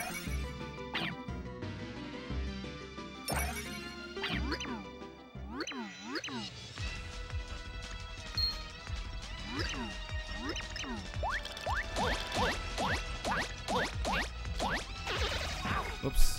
There we go.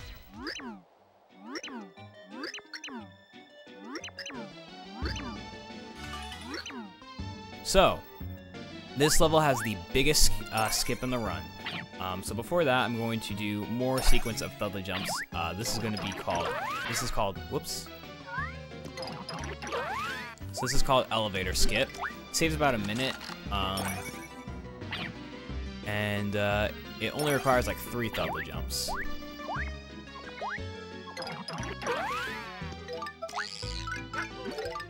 Let's see how I do, because sometimes I get Thudley jumped out.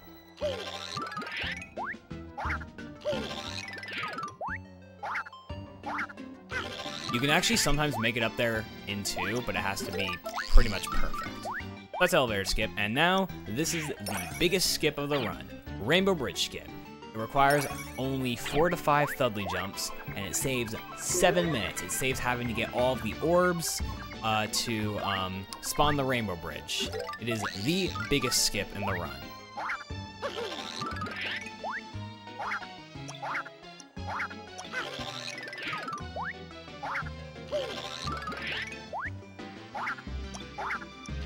So you can actually make it there in 4, but since I lost height... Oh, come on, I was right at the end. That's always annoying. Come on, dude. This is the thing about Thudley jumps. You sometimes just randomly lose the muscle memory. Oh my, twice in a row? Are you kidding me? Oh my gosh. This is what happens. Again, you get Thudley jumped out, what I like to call it. Like, you do so many Thudley jumps in the run to where when you get to, like, the stuff that's... Please, dude. Please, just get me up there. Okay, thank you. Okay, that took way too much time than it needed to. But yeah, like I said, really, I like to say, like, with the thing that sucks about Thudley jumps is you kind of go through phases of being able to get it a ton and messing it up randomly for no reason. Like, it sucks so much. You just randomly lose the muscle memory, and you get Thudley jumped out, what I like to call it. I did so many Thudley jumps, and I couldn't do I couldn't do 5, like, in a row. I didn't even need to get 5 in a row. I just made it to the very end, and then I fell.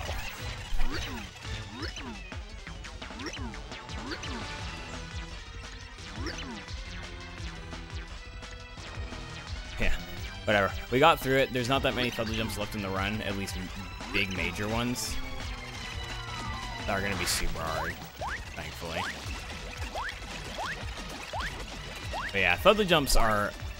It's a very broken glitch. It's also so annoying. By the way, a little Bowser glitch you can do there. You know, with the door. Just casually just do that.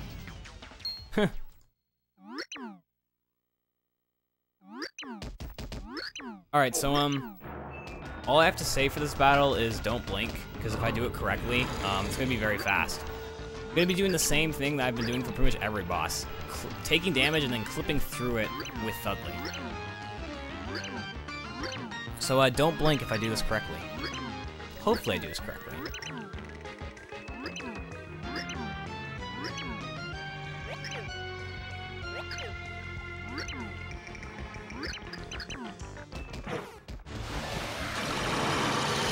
Hope you didn't blink. That's how quickly you get through that boss.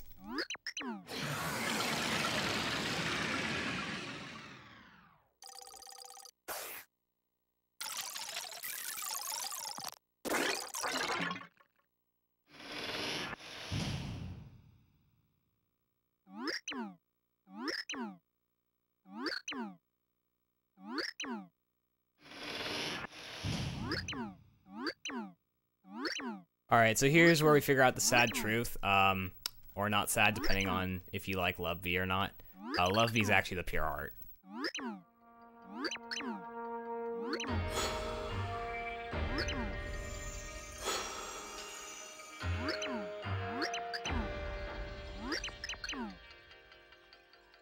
Yeah, exactly.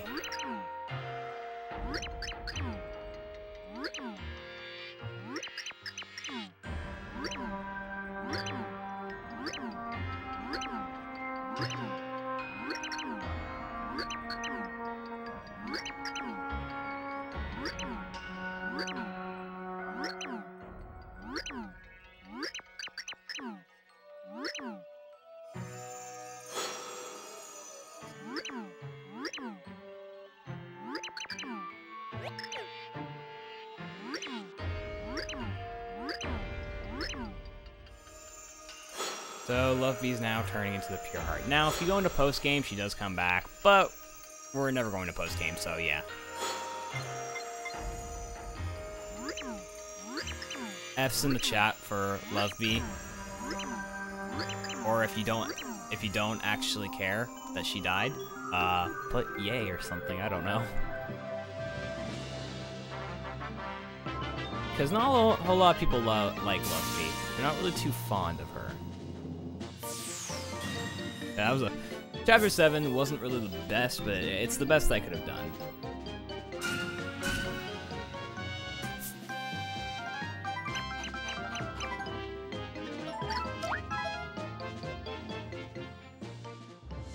Alright, and we are approaching the final chapter. We are very close to the end of the run.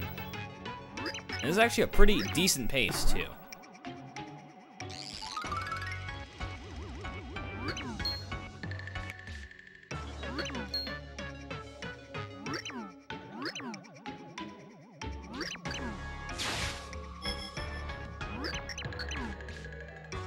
Like, at least for English, like, well, even still, like, even if this was on Japanese, it's still a pretty decent pace. I'm on a 4:11 pace.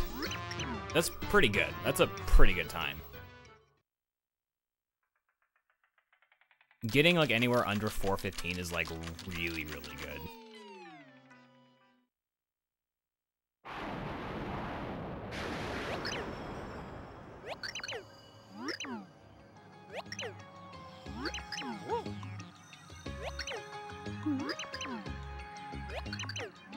Yeah. Also, Peach is there, but she's not actually with us. Like, I actually can't switch to Peach at all. And I'll show you when I switch to Mario.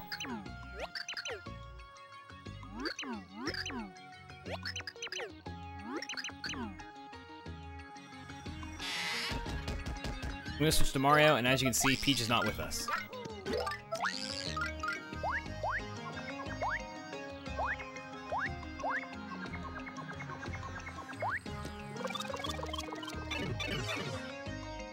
Alright, time to put the 8th Pure Heart into the 8th Pure Heart pillar. Yo, who's excited for Chapter 8? Chapter 8's a pretty good chapter because it has really great music.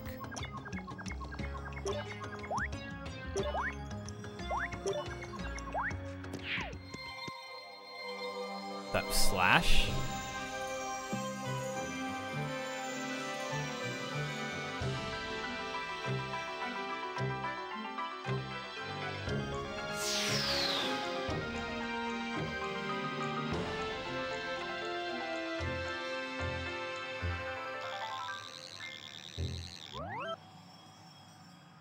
And shocker, but yeah, Chapter 8's actually in flop side this time, not flip side. We ran out of doors in flip side.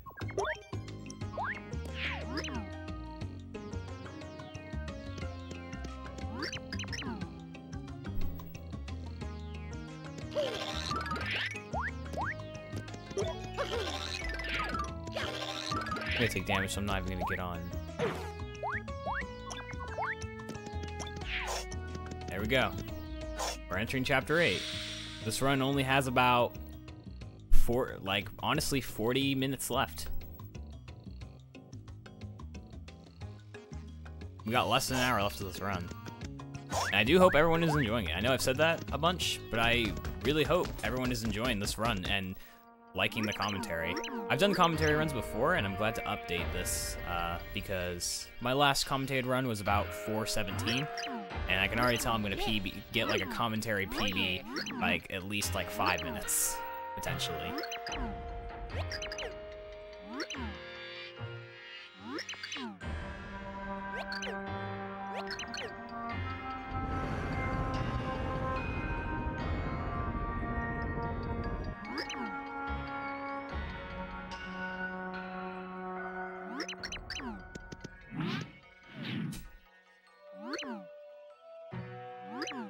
All right, let's go.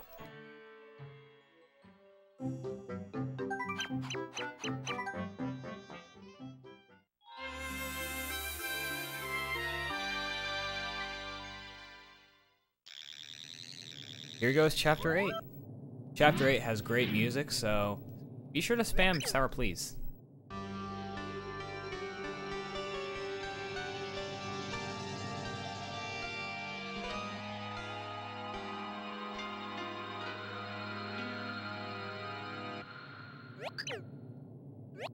Yeah.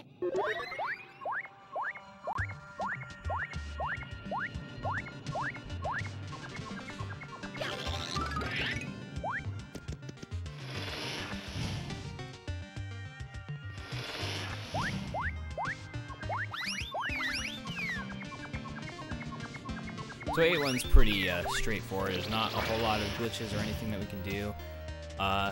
There is, however, one glitch that we like to do, or that we have to do, and it's with another. It's another Thudley jump.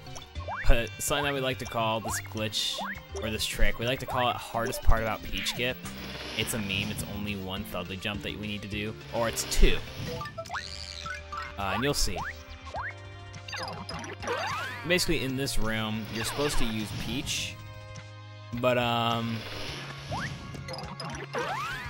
we don't have the ability to use Peach, so we have to use Thudley Jump, and this is the second hardest part about Peach Skip, and we got it.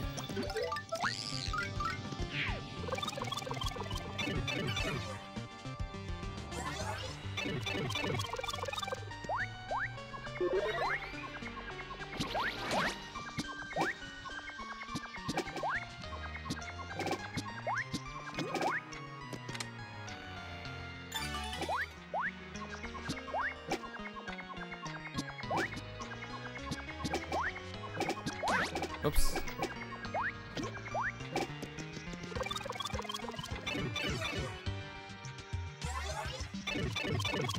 And this is now the first hardest part about Peach Skip. And we got it. Again, it's a meme. It's not actually the hardest part at all. It's one Thudley jump. But it's actually pretty funny when people fail it. I failed it before. I've like memed around and I've said, guys, hardest part about Peach Skip, and then I fail it, and I'm just like, well, that's embarrassing.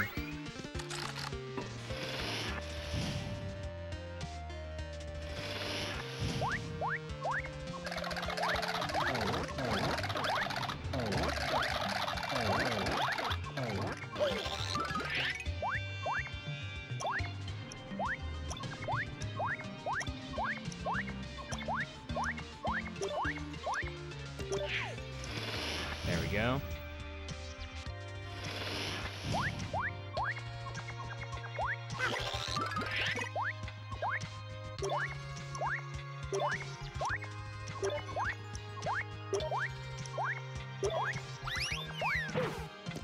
Alright, so in this next room, it's always the same. We have to use Bowser, and we have to light the second, third, and last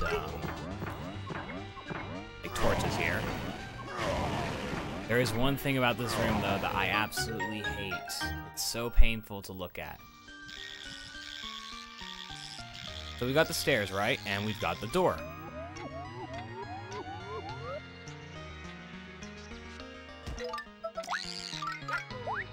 I want you to pay very close attention to the door.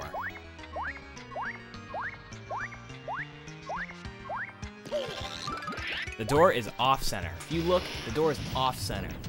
I have no idea why, but it's off-center. Anyways, here's Chunks. We get to fight Chunks again for the final time.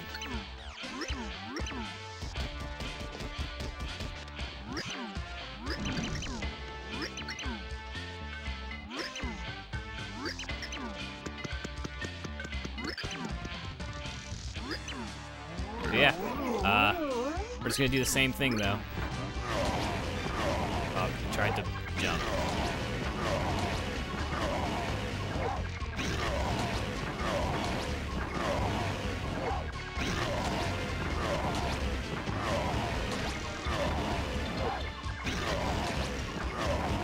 There we go.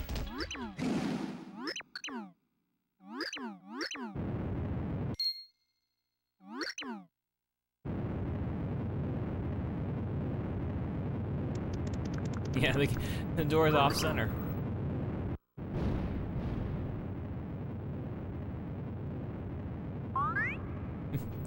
Dang, the game's just that bad because the door's off center? Dang.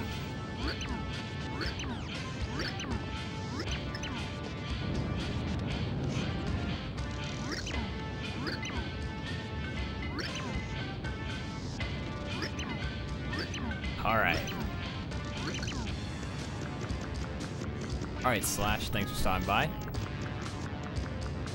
The Bowser and Chunks are actually gonna save us now. And by the way, the best line, one of the best lines of the game right here. No you. No you.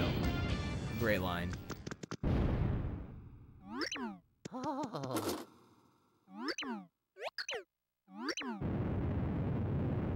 Alright, but that's the end of 8-1. Only 3 more levels to go.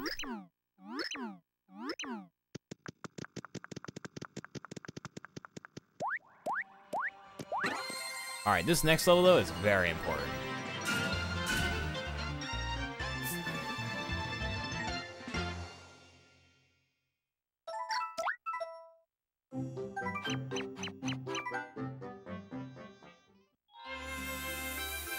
Alright, see you later, Arceus.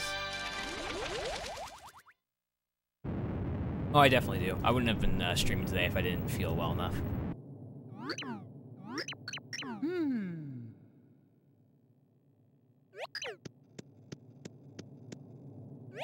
Yeah. What's up, Myron? Oh, frick. But why would you go to bed when you can watch a Super Paper Mario run with commentary?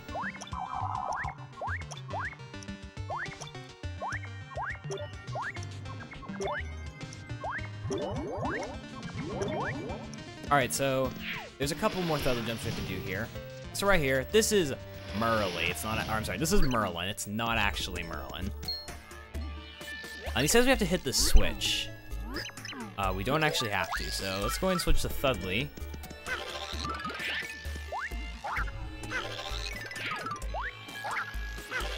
And we can just Thudley jump up here and get the key. And that saves about a minute having to go basically through the, like, kind of an underground segment and everything. It's pretty cool.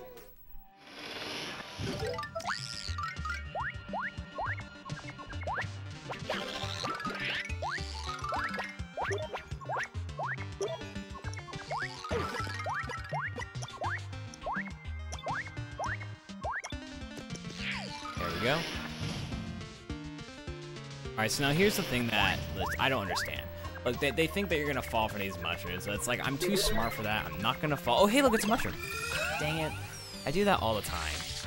Alright, so it's actually intentional, because I need to fall down here in order to get the key. Kill that guy who's in 3D, and get the key.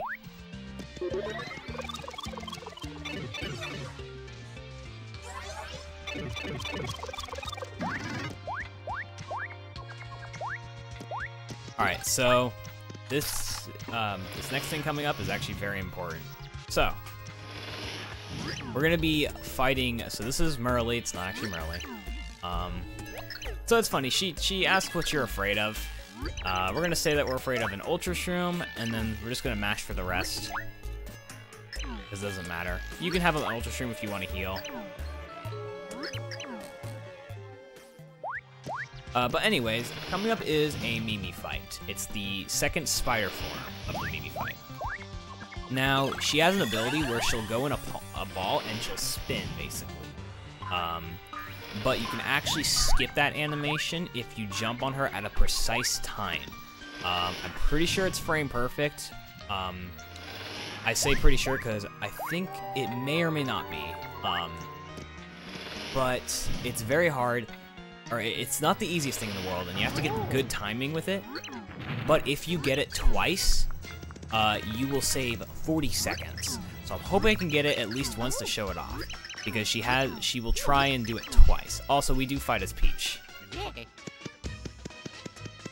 Basically, what's going to happen is I'm going to jump on her before she has the ability to go into her ball form.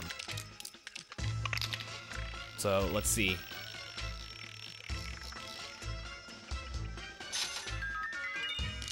I want to get it at least once.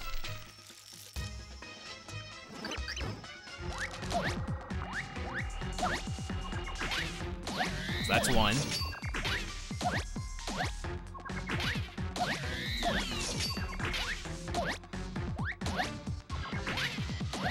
Alright, that was literally a perfect fight. We did it. And that saves 40 seconds. If you heard, like, basically kind of like the sound or whatever, that was her attempting to get into her spike ball. And we bypassed it, so that was really good. That was a really good fight.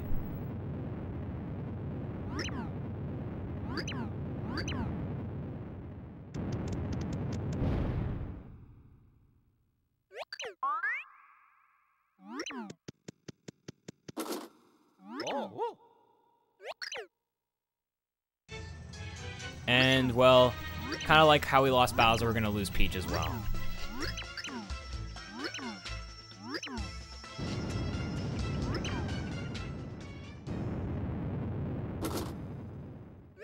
Yeah.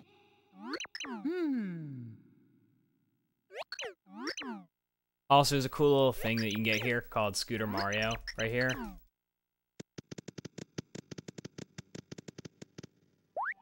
It's pretty cool.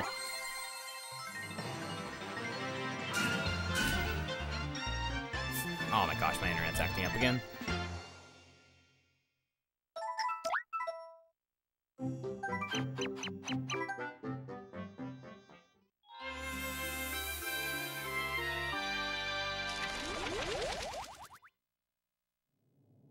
Again, good thing I'm local recording. Yeah. So there's a fast flower I'm gonna get right here, because we can go fast with it.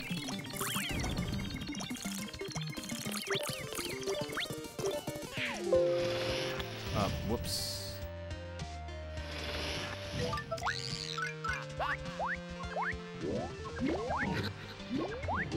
So right here, you have to actually go on the top, but you can actually just come up here and touch the top, and then you'll be fine. Okay, I apologize for the background noise. This is my stream telling me it's not gonna reconnect. Whoops, I'm doing this wrong. Good lord.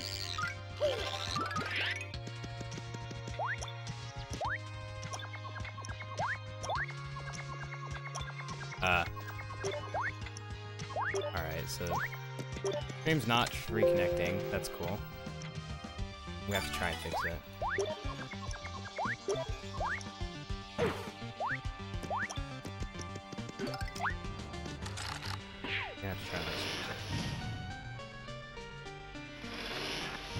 Shouldn't really be focusing on this, just be focusing on the commentary run, but need the live chat to watch as well. Alright, cool, it should be reconnecting.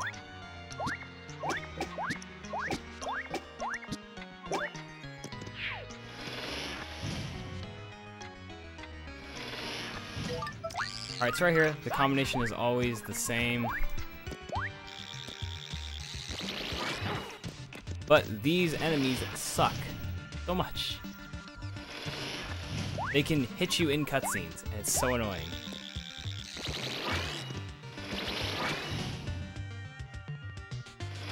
Alright, someone mentioned if the stream is back.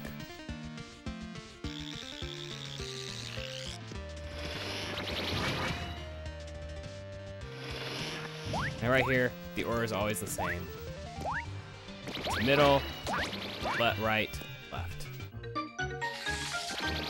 Again, these guys can hit you in cutscenes. It's so annoying.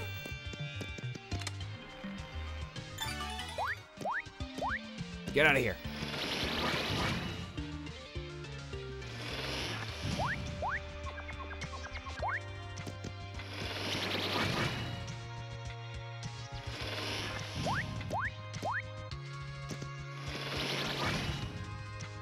Alright, cool.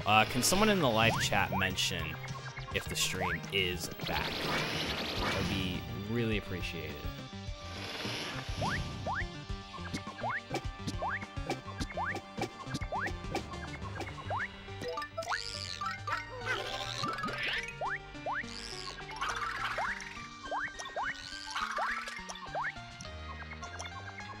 We really appreciate it if just one person, at least one person, lets me know if the chat is, or the stream is back.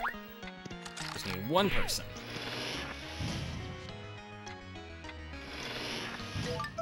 All right, so right here, it's always the same. You're normally supposed to flip into 3D to figure out like the order of this, but I got it memorized.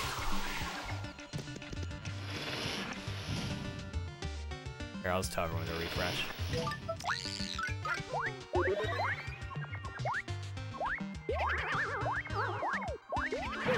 Oh my, okay. We're good.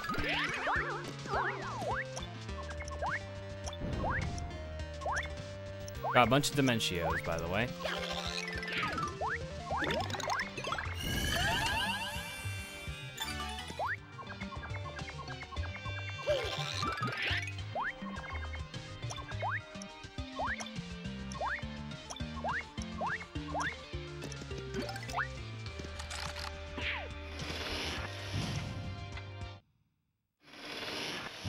Alright, so now, probably the most annoying part of this level.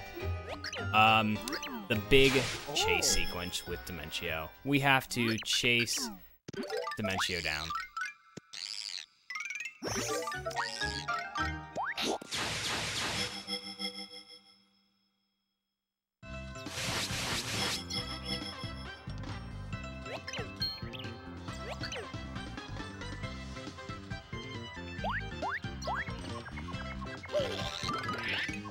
So we basically have to go through each chapter, certain levels of each chapter, and just chase Dementio down.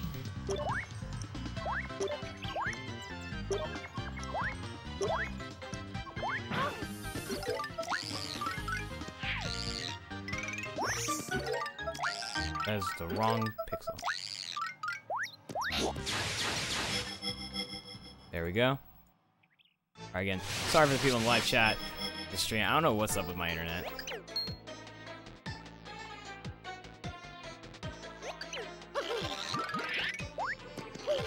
So right here we've got a bit of another Thudley jump that we can do right here to save some time. It's not actually required, but it saves time. Oops.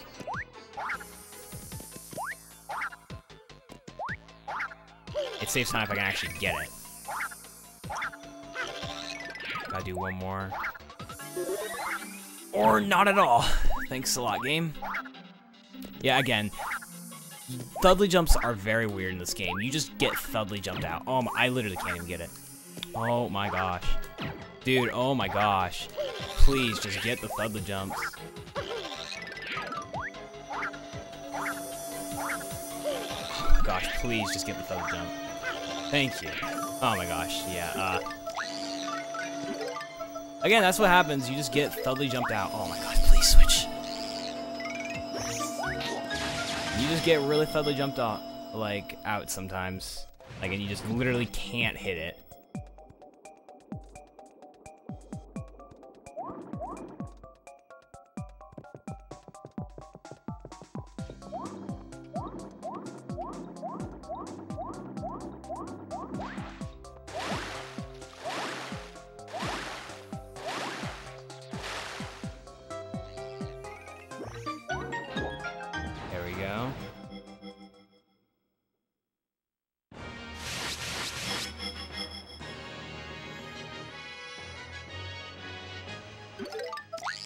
Wrong pixel. And we're gonna get another fast flower, because fast.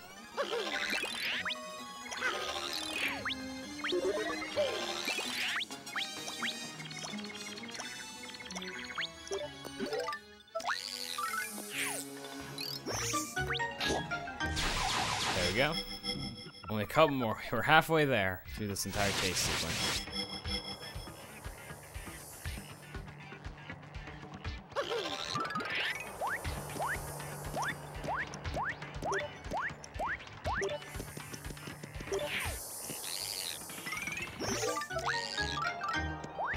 Alright guys, did you like Holding Right Simulator last time? Well, we get to do it again.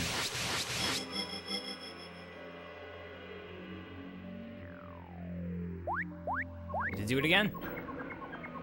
How you guys doing? You guys doing great? You guys enjoying the stream, enjoying the commentary?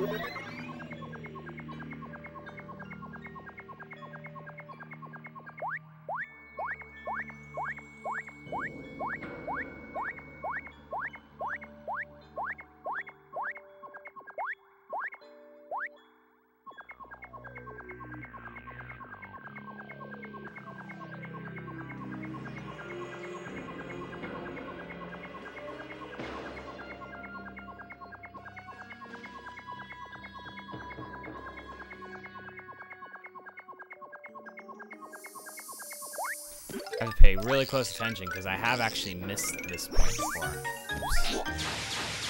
All right, what do you guys think? Holding Right Simulator, isn't it the best?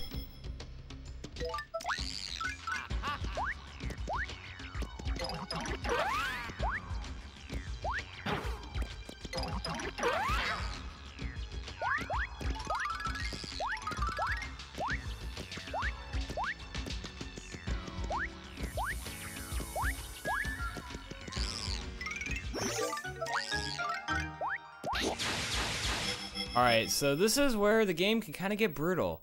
If you just mash 2 here and select to join Dimentio, you will game over. You need to make sure you say no for the first option. There have been times where people have actually lost runs because they weren't paying attention and they were just mashing. And then they became Dimentio's slaves. Or they got brainwashed by Dimentio. But all you have to do is say no for the first one. And then you're good for the second one. Alright, and this is one of the fights where we're going to be using one of our Mighty Tonics to save a lot of time. This is also a fight that has a bit of RNG involved in it, because he can split into 3. Let's hope he doesn't do that. Oh my gosh, he trapped me. That's not fair. And he splits into 3. Or he's splitting into 2 right now.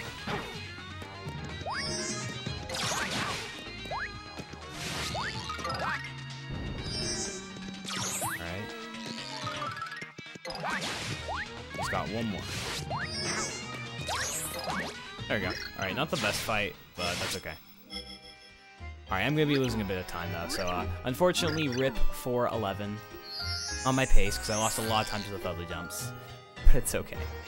And say goodbye to Luigi, everyone. F in the chat for Luigi. Bye, Luigi.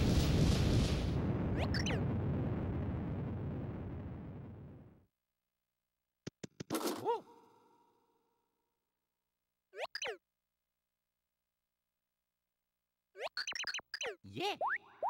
Alright. Hope you guys will miss Luigi. And this is the final level. We're coming up on the final level. You guys excited? We're on the final level.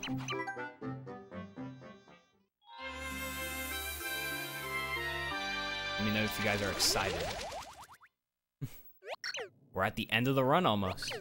Literally have probably like 20 more minutes left. Less than that. No. Yeah.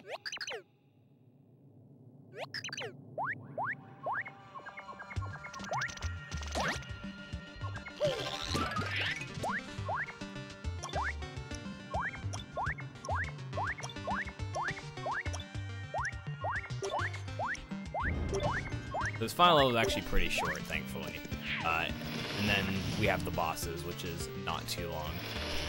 Also, the final point where we actually use Hippie's ability. And again, these guys can damage you in cutscenes. It's so freaking stupid. Alright, so there's an early cycle we can get right here. I'm gonna hopefully get it. It's not too hard.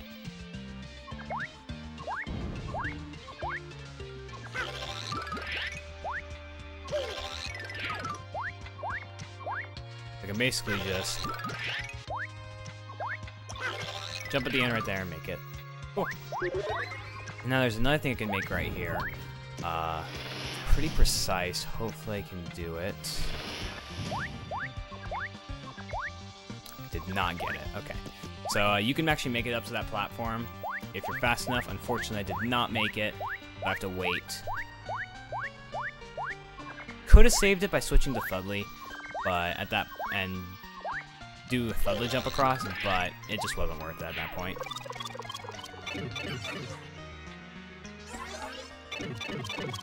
Also, ladies and gentlemen, the final part, and the second and last part where I use Dottie.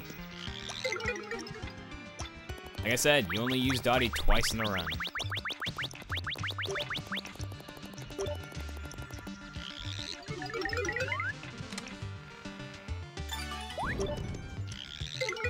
Now there's a cool little damage skip thing right here, so I'm gonna switch to carry, and that cuts off the animation of you growing back. Now coming up here is actually like the final Thudley jump I can do. I just need 2. Let's see if I can get it. My Thudley jumps have not been good lately though, right now. There's 1. There's 2. Alright, that's the final Thudley jump, and we did it.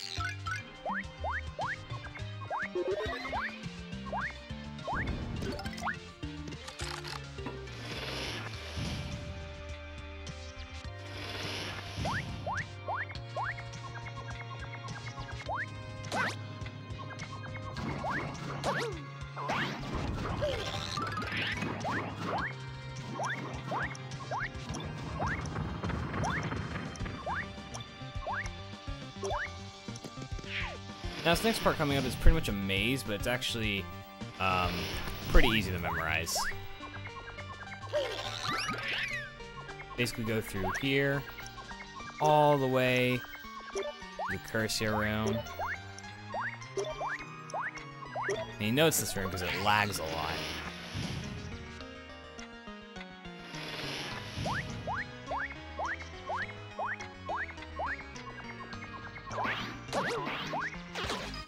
That's the level. Oh my gosh. Did not expect to get hit by him. And this is good. I actually want to have 300,000. It's not required, but it helps.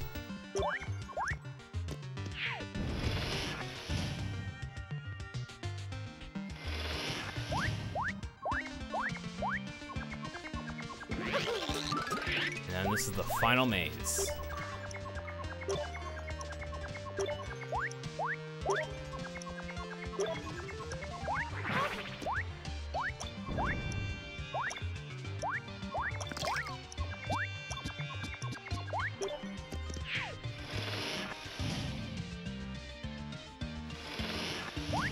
Now, coming up to the final bosses. We've made it, guys. That's something to get excited for. Oh man, 4 hours on the dot. That's funny. Anyways, yeah, here we are. We're on the final bosses.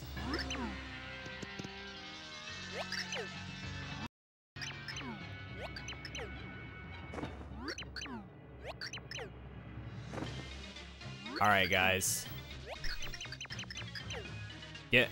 Everyone get excited. We're on the final bosses.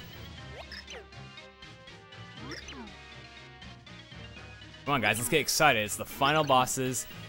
But here's the thing. It's not going to be that easy. We can't kill Bleck right away because he's currently invincible. Alright, so I actually did want to get damage there on purpose. I need to bounce him in 3 times. And then 1 time here. So I hope he doesn't go somewhere. Alright, whatever. That's fine. And now, Bleck is the hugest RNG factor, or the biggest RNG factor in this entire run. Basically, he's gonna move very randomly, and, well, I need to hope he gives me a good pattern. I'm gonna use a Mighty Tonic on Bowser, who is coming back, by the way, as you can see, here he is. And we're just gonna use Bowser Carry to try and kill Bleck. Let's hope everyone bless RNG, or just post a blessing of some sort that he gives me a good pattern, because you can lose a lot of time if he gives you a bad pattern. Or, like, screws you over.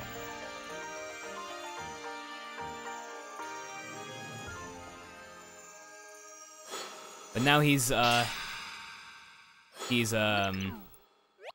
be damaged. He's not invincible anymore. Alright, bless RNG, guys. Bless RNG.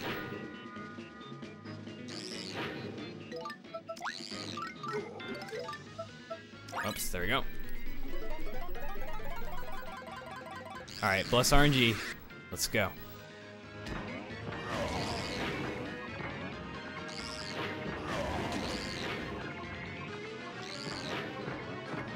Oh gosh. Ugh. Okay, that was close.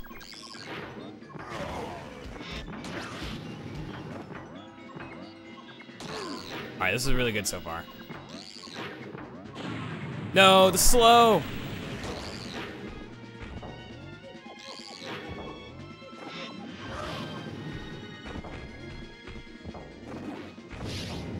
Come on. There we go. Okay, that was actually pretty decent. Besides the slow, that was pretty decent. Alright, guys.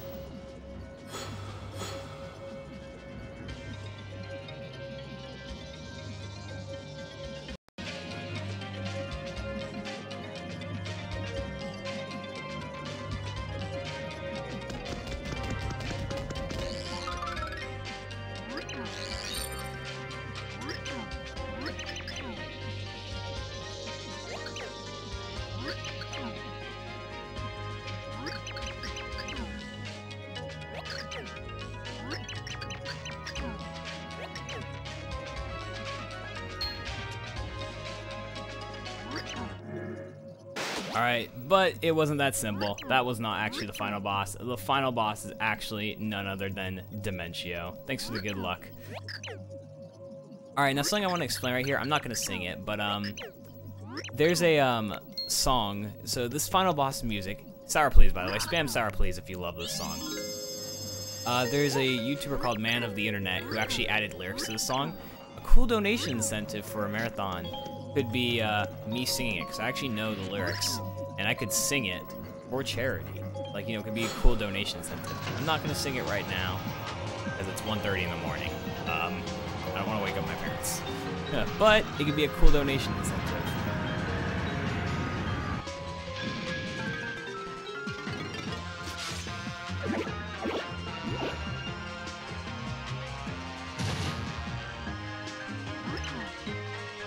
Everyone get hyped. Spam Sour Please. Or a jam emotes. If you have any jam emotes, spam those as well. Alright, I need to make sure I switch to Thudley. Cool.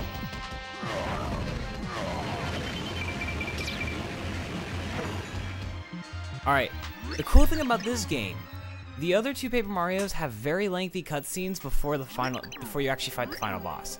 In this game though, you don't even have that long. You only have about like 2 minutes of cutscenes, and then you fight the final boss. So it's very cool.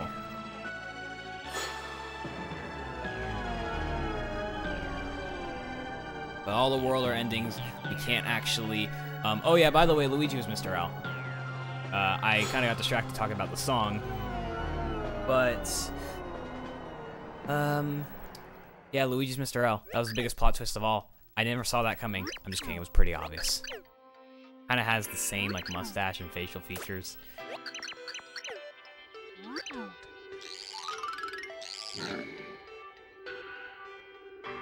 Oh yeah, by the way, like I mentioned, Count Bleck and Tippy, they are both Bloomier and Timpani.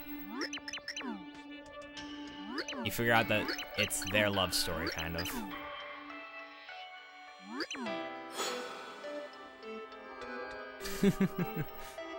So anyways, the Pure Hearts magically are able to, they have energy again.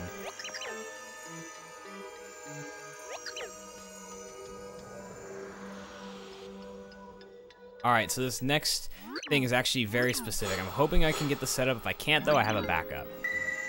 There's a very specific setup that I need to do, and then I can do a bunch of Thudley hits with Bowser. Hopefully I can get it. If I don't get it though, I have a backup. Let's see. Alright, this is the setup. Gonna use a Mytonk for the last time.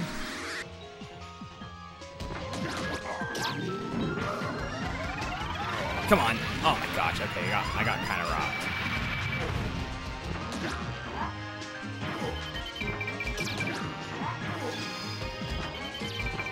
Alright, that wasn't the fastest, but there we go. We did it. That is the final boss. And this will be a 412, very barely. That is a decent time. That is a really good time, especially for a no reset. There we go. That is it. That is Super Paper Mario. We still got a couple more cutscenes to go through, and then timing happens when basically there's the phrase, "May we meet again in another time in another place," that fades away, and then that's when time is. But honestly, considering the mistakes that happened and some of like the slow glitch performances, this is a very, very decent run. Very decent for no reset. Like a 412 is like, that's a really good time. That's actually, let me check. Let me check real quickly something.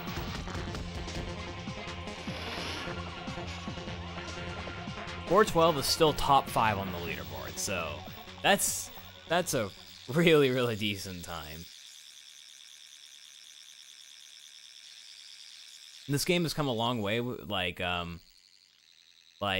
really, like the godly time was like sub 420, and that was actually including credits timing. But now the game with credits timing, or without credits timing, is down to a 405. The next best thing that would happen would be a sub 405, which is definitely possible. And then we're hoping one day that sub 4 would be possible. It is technically possible. One of the runners does have a sum of best that's lower, that is sub 4, but realistically it's not. It's like a 358, and this game is so hard. Like you'd need to get ridiculously good RNG and play ridiculously well. So like at this point, it's not really possible, but hopefully one day it will be. Like it's not possible without like a godly run.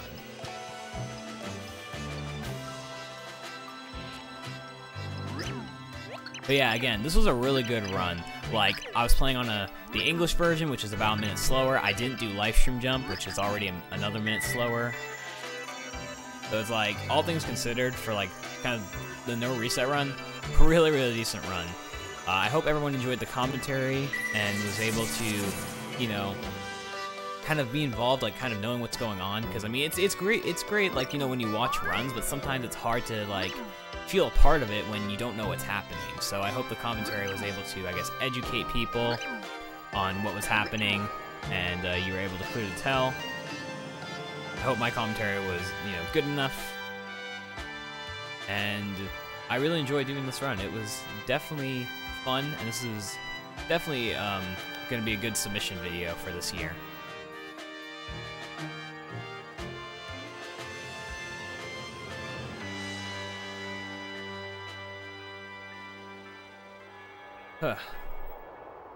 Really, I think if the only stuff that can go better in this run would be Peach Skip, Chapter 8, and Chapter 7 in general.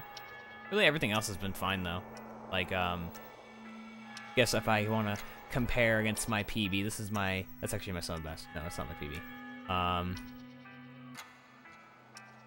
What is my PB? Where is my PB? I can't find my PB splits. Hello? Oh, I know, that's right. I have a 406. That's right. I completely forgot. I already have I have a 406. This is my PB. if you kind of look through. Obviously lost a lot of time in different places. I apparently golded some sections, but I'm pretty sure that's fake gold.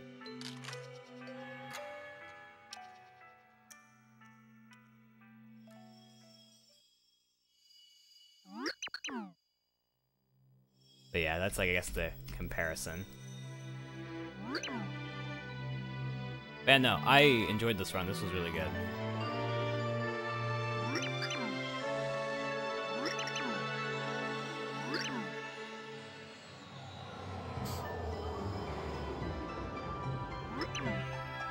Definitely glad I got this submission done. It's going to be great to submit to Limit Break, Pace, and like GDQ. You know, and really anything. I'll submit to really any marathon this year. It's always good to have an updated submission video because, again, my last one was really good, but it was a 4:17. And now I'm a lot better, I'm able to update it this year with a 4:12, which is like a 5-minute PB, commentary PB. Am I spending any other games? Don't know. We'll see. But I'm focused on getting Super Paper Mario submitted right now. And I'm glad that I got this done. And I think it's a good submission video. Pretty good. I think the only part that was bad was when there was not much talking because of Sammer Kingdom and stuff. But, like I said, there's not much to talk about there.